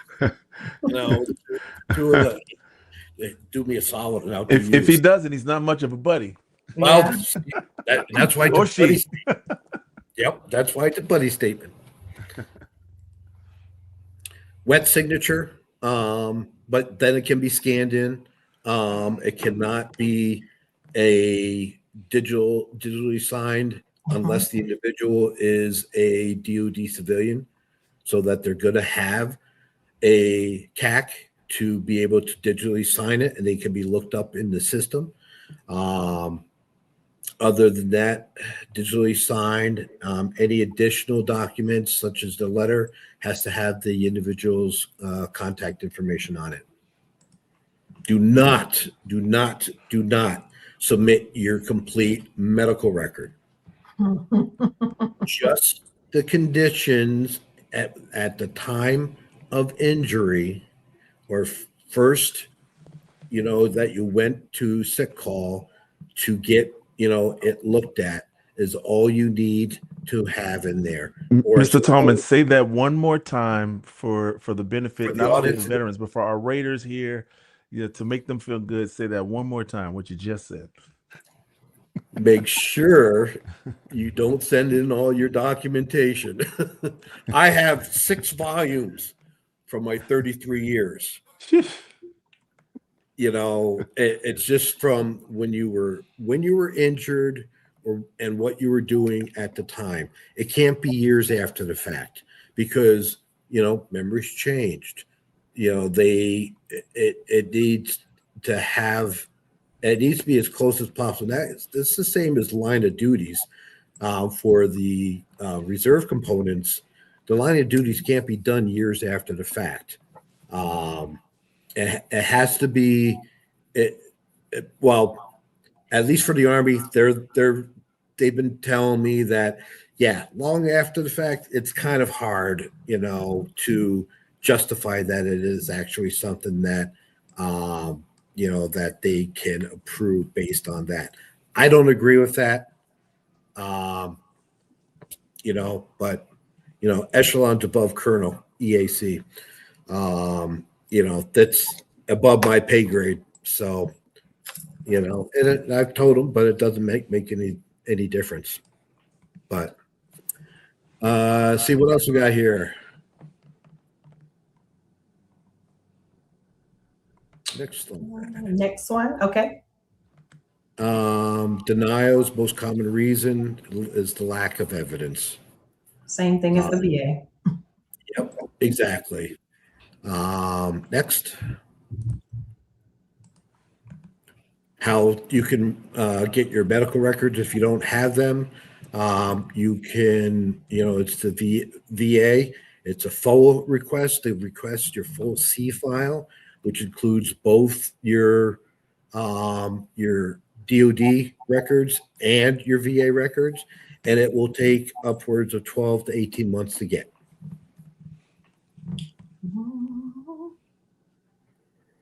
So, retro pay. If you are less than 20 years and you applied for CRSC, you originally capped for 6 years under a barring statute, which basically says if you do not file within your 6 years of getting out, you will be limited to 6 years. Well, the U.S. Supreme Court threw that out.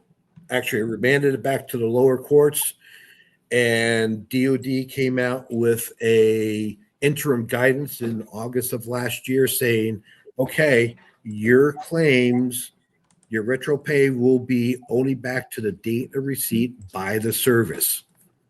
Now, and that's been rescinded. That was rescinded at the end of May.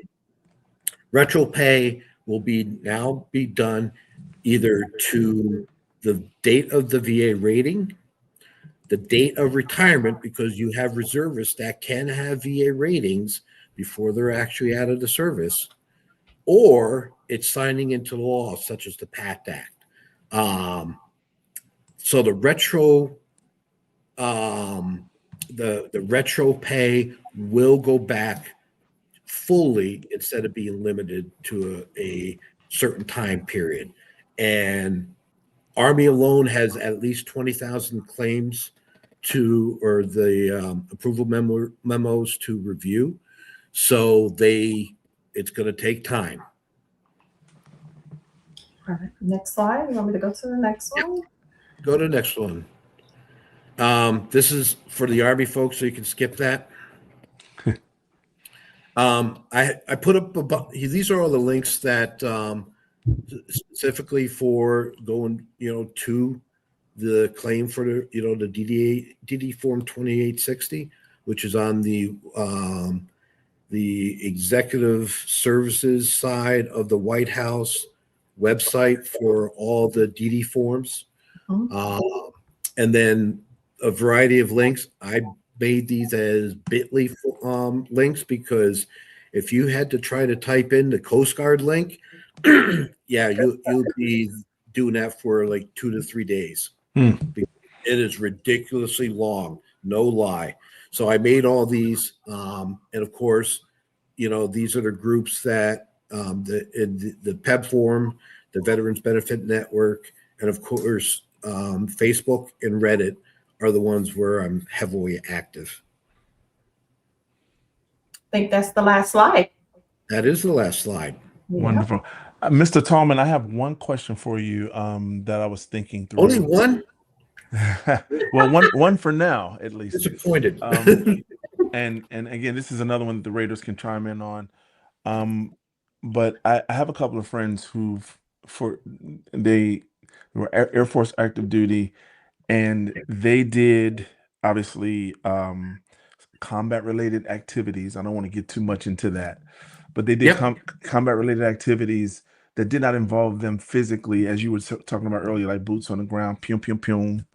Right. UAV type.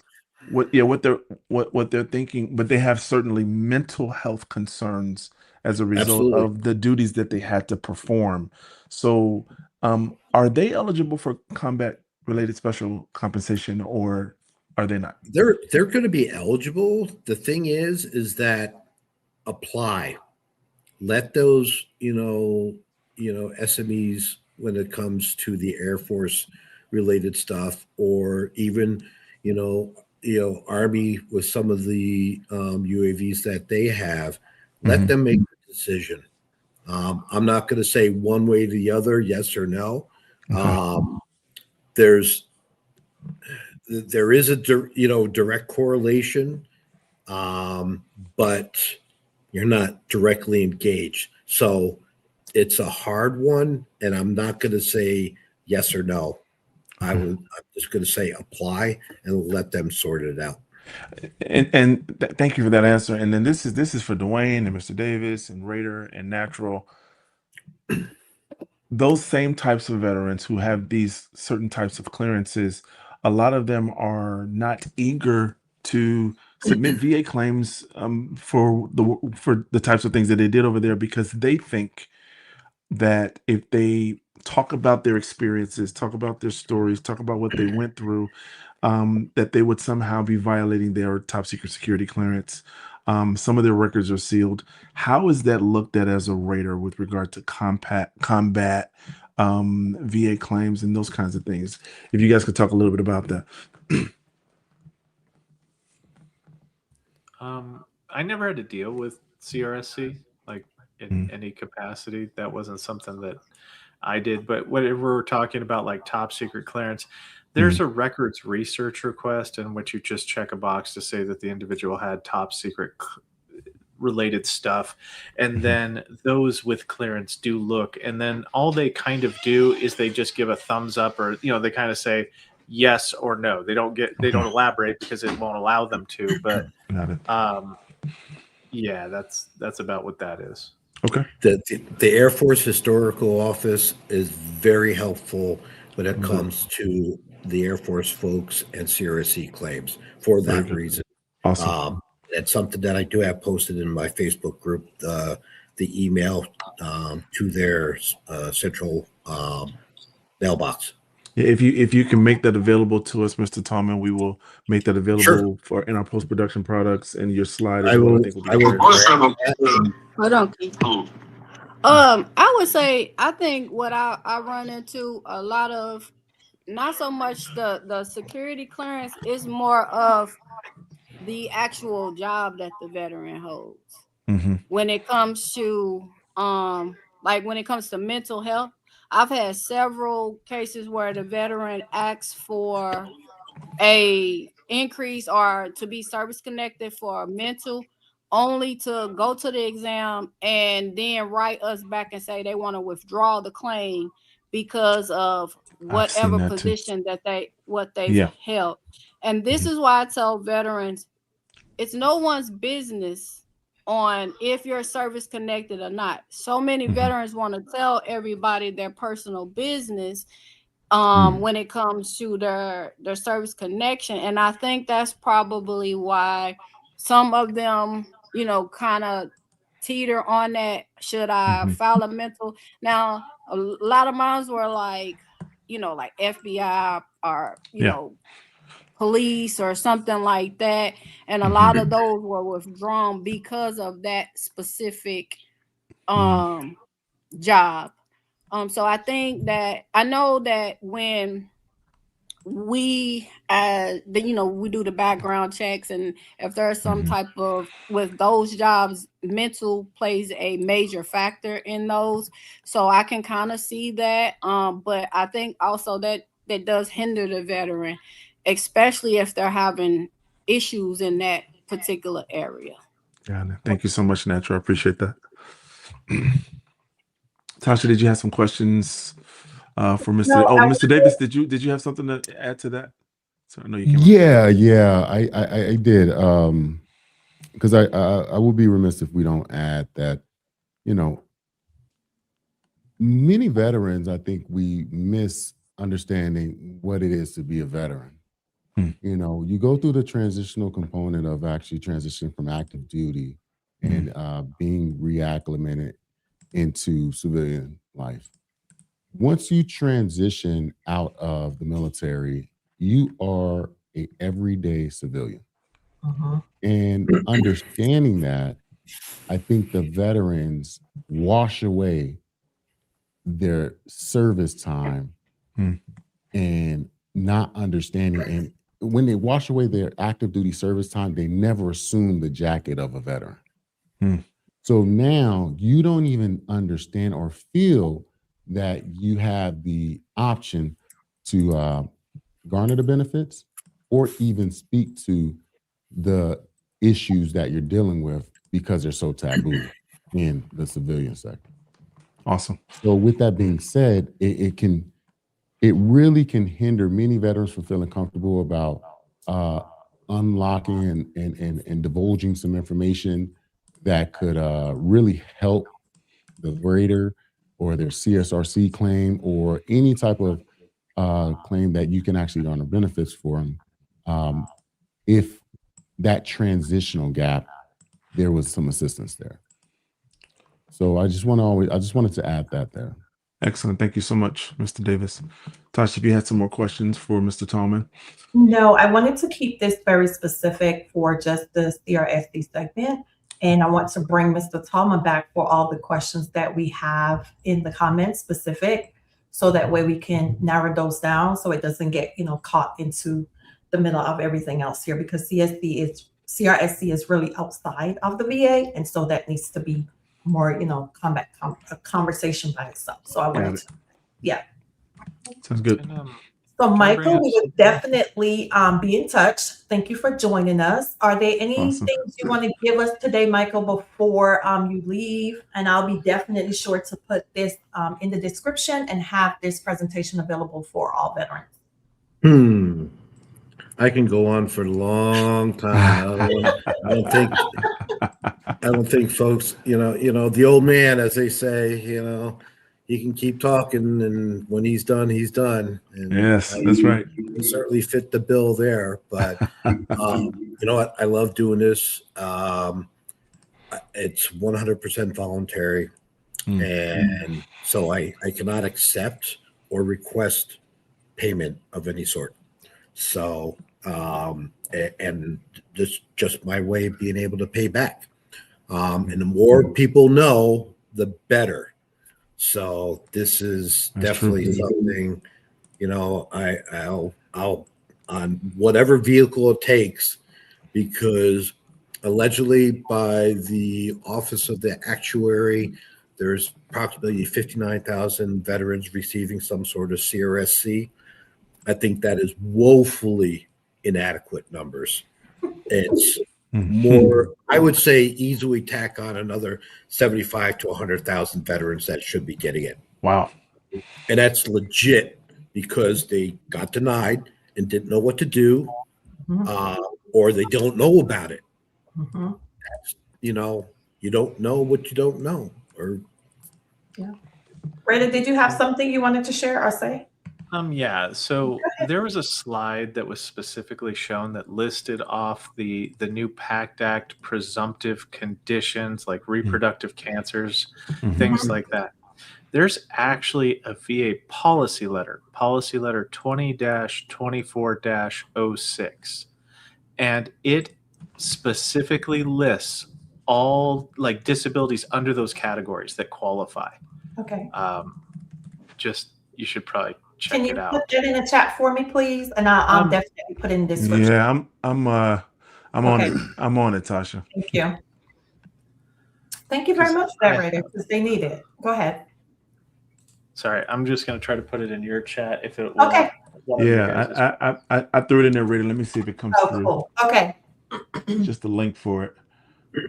That's the link right there. Okay. Yeah.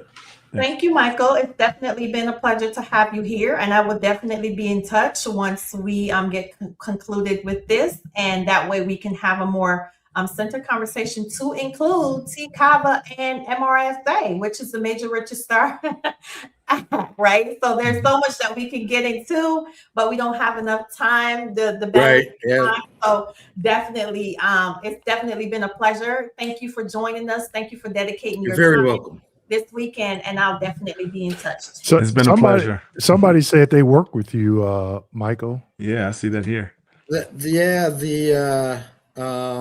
Annette Baker. I worked when I was probably from the time when, I wasn't actually at HRC, but I was part of the community-based warrior transition unit, and I went wherever I needed to go to get the word out as to what we were doing, helping, reservists when it came to getting their care after they've deployed. But that's the only way as a medical service corps officer, we had our conferences and all. So could very well have been during that time frame. The name rings a bell. I just can't remember where. Thank you. Right. Awesome.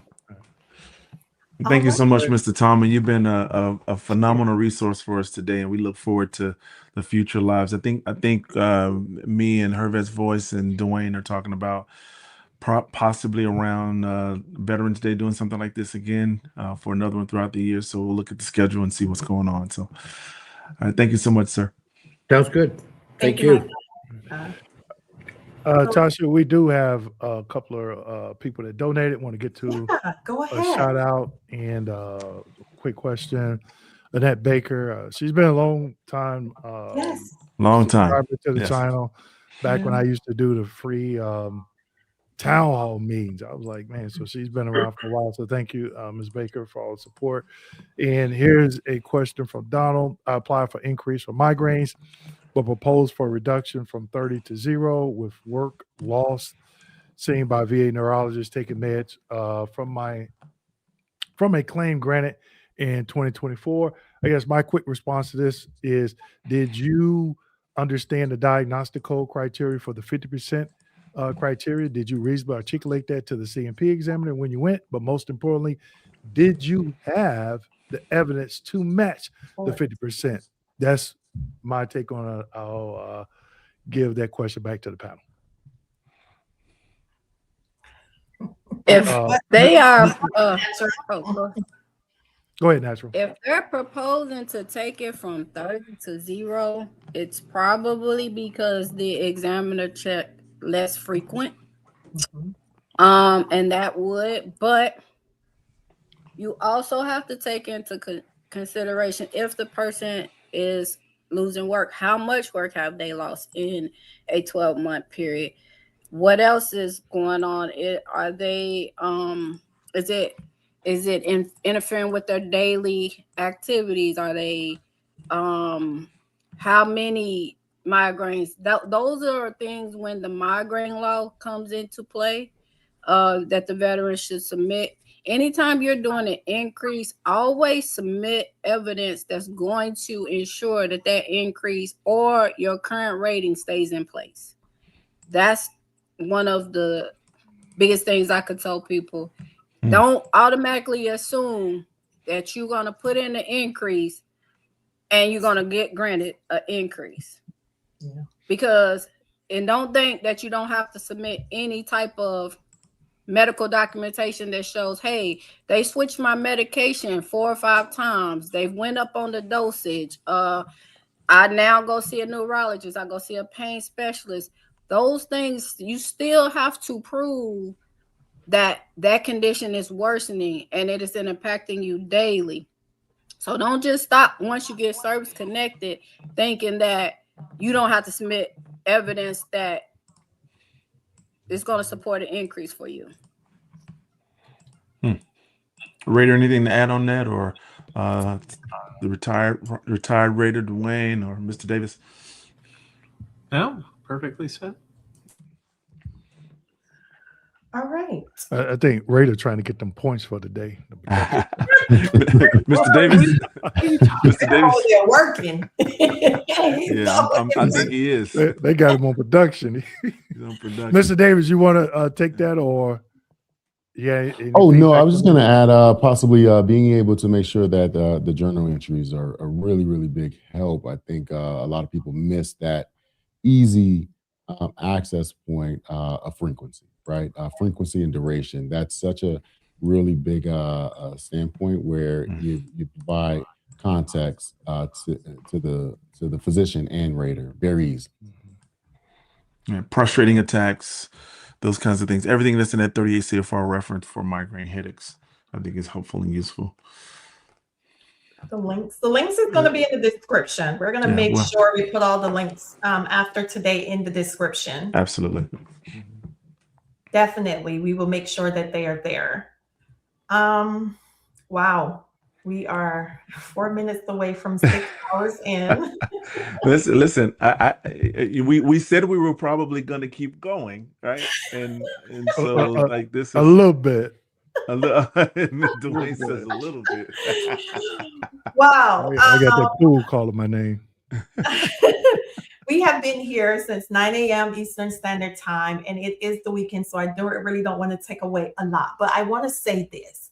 If your question has not been answered, we will definitely create a space. I want to get a verbal commitment from everyone that we can come back to this space and have a dialogue here in a few weeks so we can get these questions answered. Are you guys open to having? Put a 1 in the chat if you're open. Put a 1 in the chat if you're open. Raider, Natural, Mr. Davis, FF was here earlier, so that way we can get some of these questions answered and veterans can get it from a different perspective, you know. So let me know if you guys are open to that. I've gotten a couple of emails so far that saying that this has been phenomenal.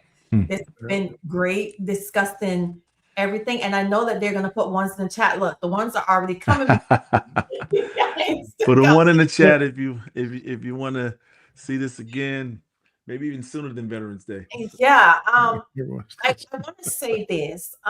When I brought this to Dewayne, he welcomed it, and also Craig, with open arms. There's never been a moment where we for once took, the time that you guys are going to take for granted of coming to this. Yes, there was a lot of planning behind the scenes, and yes, we met for hours behind the scenes trying to put this together. But I want to say that this brings me joy to see, even to have Raider here, to have Mr. Davis, to have Mike, to have Brianna, to have, even Carrie here. This just shows that this can be a very solid community. We can differ in opinion because we know that we all differ when it comes to certain things, right? But the way that we came together today speaks volumes.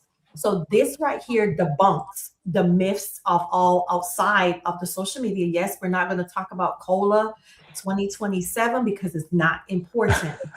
Raider, are you sure you don't want to talk about the 2068 COLA today? I mean, it is pressing. It's on like the tip of my tongue to discuss it. Well, you just got my trigger word and you're just hugging it. You're hugging the hell out of my trigger words. Okay, fine. This has been a great collaboration. But before I go, I know we have a lot of questions, and I want to reassure you guys that your questions are going to be answered. Now, I don't know what the schedule is for Mr. Davis and Raider and and everyone, but we are definitely we definitely need to come back together to answer these questions because they're questions that need to be answered. Yeah. So with all that being said, I'm going to give the floor to you guys to say something before we go. And Mr. Davis, we would love to hear from you along with you, Raider and Natural. And Mike, if you want to tune in to say something, and Craig, before we go. Real quick, Tasha, was FF coming back? She popped in the waiting room. Then she I didn't know FF was she popped right back out. She says we have more than enough here. So when we are ready to come back for the next one, she'll be definitely. She's actually doing her PhD. So she used Saturday for her homework days. So I know that it would be a little iffy for her to come today. But guys, FF is another Raider that we team up with Natural and I on our channel, and we just go about it. Tell her, come on, get some of the smoke. Okay, we got more than enough. And listen, Natural and FF are two Raiders, but they're so different. And so we love it when they come together as a team. Absolutely love it. Yeah. Don't like something and the other one likes it, but we balance, the opinions and how they feel, and we all get along well. I can say that I'm teamed with two most amazing Raiders, and I appreciate my channel. I do. Good. Awesome. Go ahead, Dewayne. I would just like to thank everybody on the panel. Thanks, Raider. I know you came in a little bit later and just stayed the rest of the time. So thank you.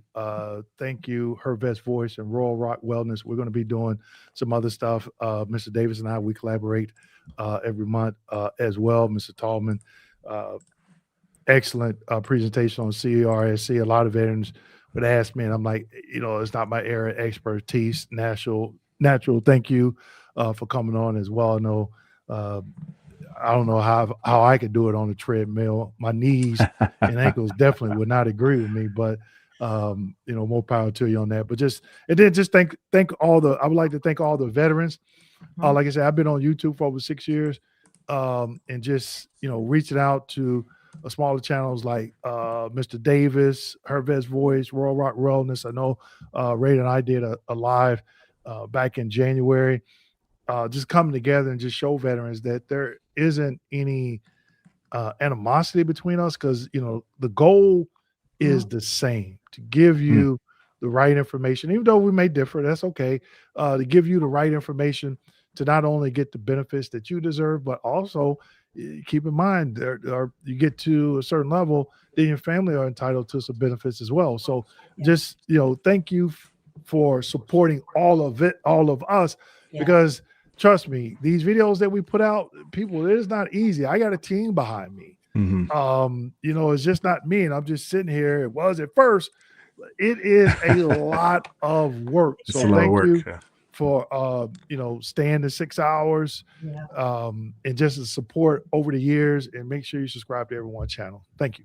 Awesome. Let me just, unless Mr. Davis or some of the other panelists have some words, I want to kind of just give some final words.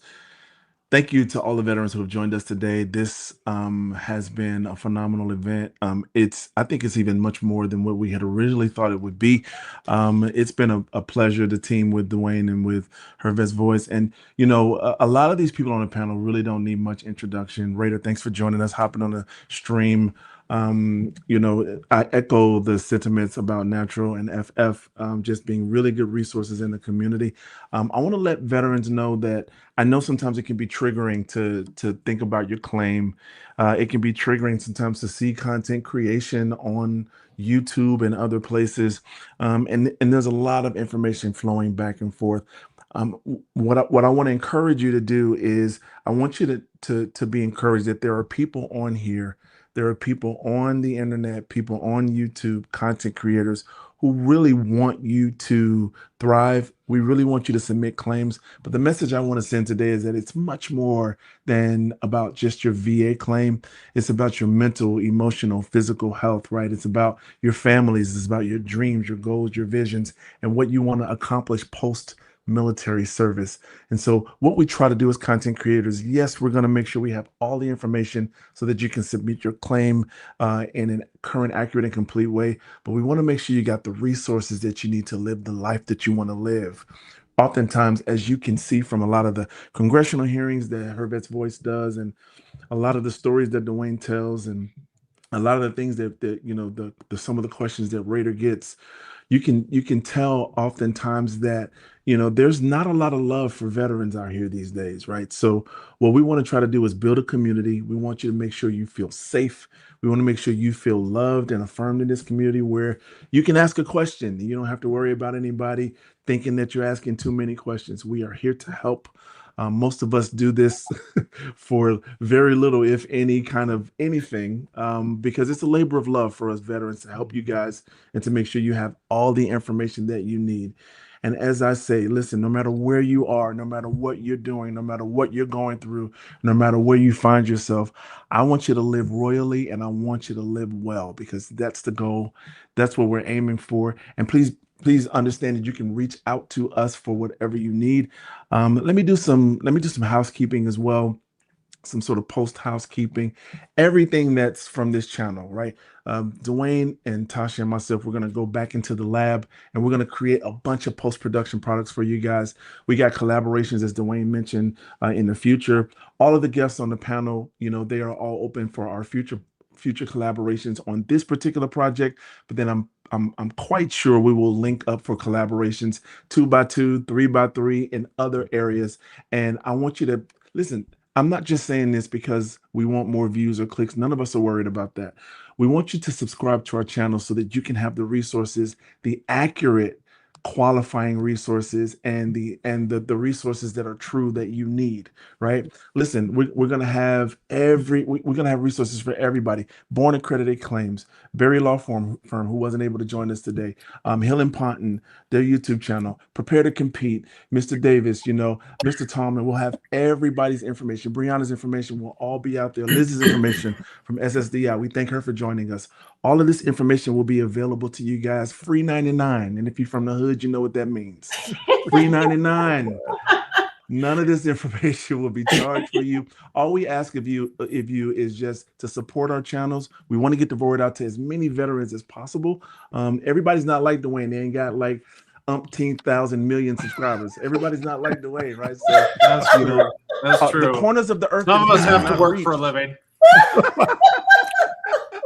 I'm joking. I'm joking. The corners of the earth that he has not reached, though they may be small, we would love to reach them.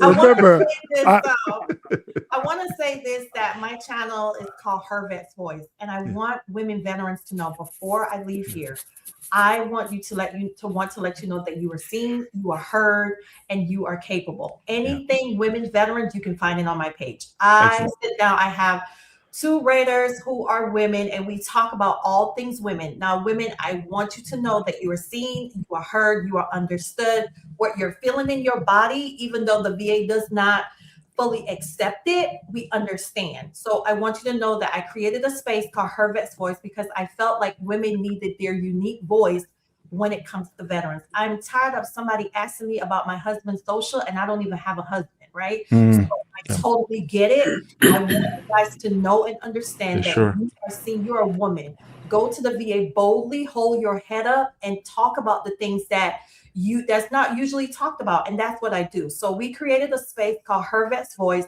because women need a voice. Okay. And I want you to know that your voice is being heard and seen. And if there's anything that I can do to help you, send me an email at hervetsvoice@gmail.com. Awesome. So thanks everybody. We really appreciate you coming on. If we got FF here, so we got to give her a couple of questions. FF has joined us. She said she wanted. Hey, FF. She need a break from that. Listen, Hi everyone. So FF is a raider as well. And for you guys, I know you're probably kind of questioning why you're not seeing their faces. We are just going by the ethics with the VA. We make sure that they are protected, the work that they do, the time that they spend. This is time that they're taking off of their free time to assist veterans. And so we are going to respect their work, their careers, their lives. And we prefer to keep things at what it is. So don't ask me about sharing their faces. Don't ask me about their names. Their names are FF and Natural, and that's all you need. That's it. Well, I'll kick it off real quick. FF, somebody said earlier that they would like they got 200 active claims, maybe a 020 that they need to be directed straight to you. Straight to you, FF. Straight to you. Yeah. and all of them above, each one of them have 1,000 pages. And they're all and you got to get them done. It's going to go against your production. So yeah, I'll do what I can, and if I have to solicit a few claims, that's what I'll do. But I'll do everything I can to get it done in your favor. Is that like break a knee? Break somebody's knee? Is that soliciting a claim? Soliciting claim. So, FF, if you can you tell us a little bit about you as being a raider, not going into your personal thing, but just tell us how long you've been doing this, and so the community can know and know a little bit about FF. It's been, thank you so much. Yes, as you saw in the comment, working on my PhD. Yes. So I have a proposal that I'm going to initially submit, of course, towards the end regarding veterans and their presumptives. My capstone is going to present that instead of the veteran filling out for the information, because we have the locations, the diagnosis, we're running through the system, of course, get, HIPAA approval, those sort of things, but it's to make the process transparent and easier for the veteran for things that we're going to concede. That way, they'll have better access to programs. They'll have, additional compensation. Maybe that's the reason, we're seeing veterans that are homeless, but this is to help the veteran population. Aside from that, I've been doing this for a few years. Initially, I thought it was a scam, and I was like, how did I get here?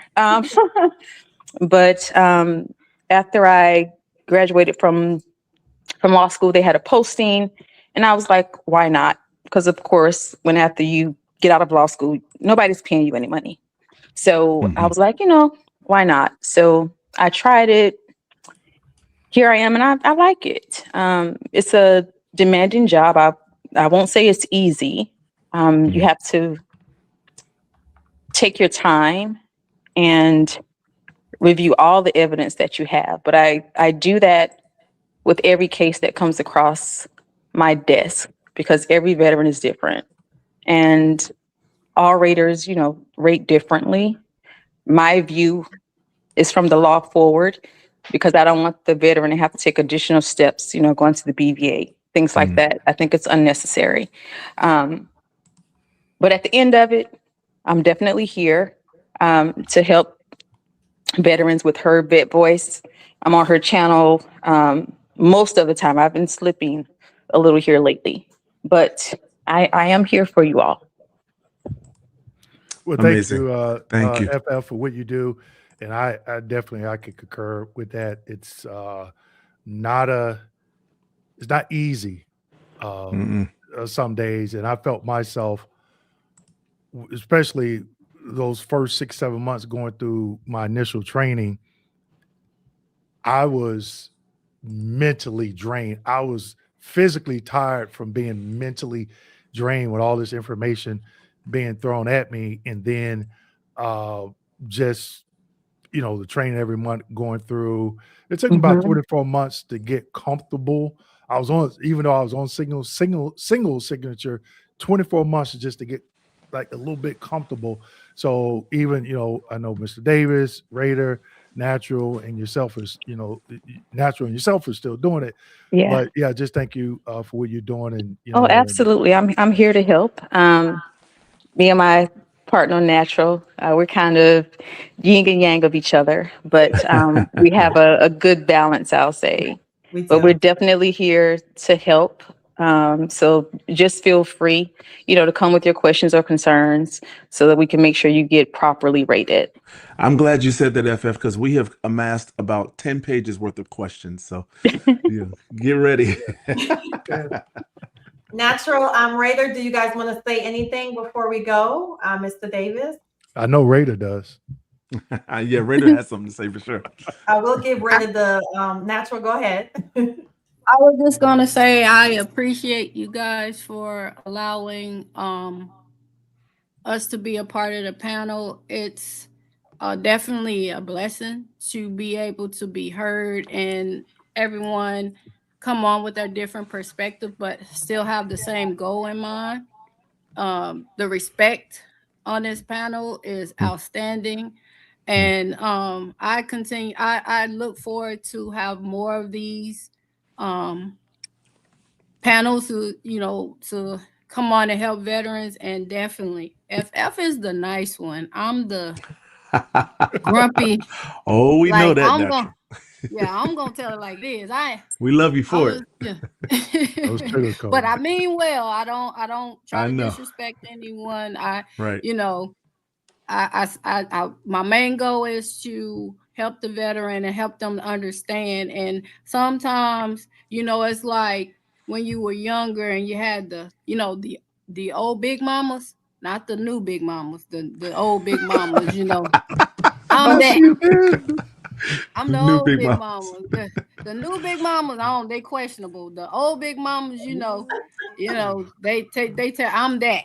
I'm gonna spare you up, but then I'm gonna love on you and tell you why. That's right. So I just really am so blessed to have come upon her vets, and then it just blossomed into all this. It's just outstanding. Thank y'all. Mr. Davis? You're on mute. Oh, there we go. Yes, there we are. Well, I just want to kind of lead in to say, it's definitely an honor to be here with all of these great minds. I can't thank you guys enough for the work you do, because advocacy is not an easy job. So what I will say is that, veterans, we are all here to serve you. So understanding that, please understand that we are here with open hearts, open minds, and also opening that M21, right? So at the end of the day, we're all here with the same mission. And collectively coming together, you have the opportunity to hear and also ask questions to some of the people across the land to really get your questions answered. That really, really is some of the most complex items that, you know, some people will never be able to see. So ask the questions, come on the channels, and really get the advocacy you deserve, because you serve, and now it's time to really access your benefits. So I really appreciate everyone here, and also appreciate every veteran across the land. Raider? And the reason why I like Raider's impression, I listen to Godfrey and other people do Arnold Schwarzenegger, and he is by far the best Nothing one. compared to what he's about to do. I heard Godfrey does it, but his is like spot on. So that's why I always like boy. Yeah. You're going to make me blush. It's just too amazing. Come on, sit in here. I have amazing people. As the governor of California, I never had it so well. I mean, I count to 5 and then I get dizzy, and then no, I like. I'm happy to come on. Like, see, for me, like the thing that matters is education, right? Yeah. Like, I'm down with anything that's due with educating veterans, and not like, and this is just my own personal thing, is everybody kind of has their own thing that they're doing. That's fine, as long as the veteran is the first thing in your mind. Doing right by the veteran is the first thing in your mind. And that's why I'm comfortable coming on here, is because I feel like that's the case. And it's not like some kind of, you know, veteran money pinata that people are trying to hit, you know, like, no, I mean that though. Yeah. I mean that, because like there's a difference with maybe FF and Natural.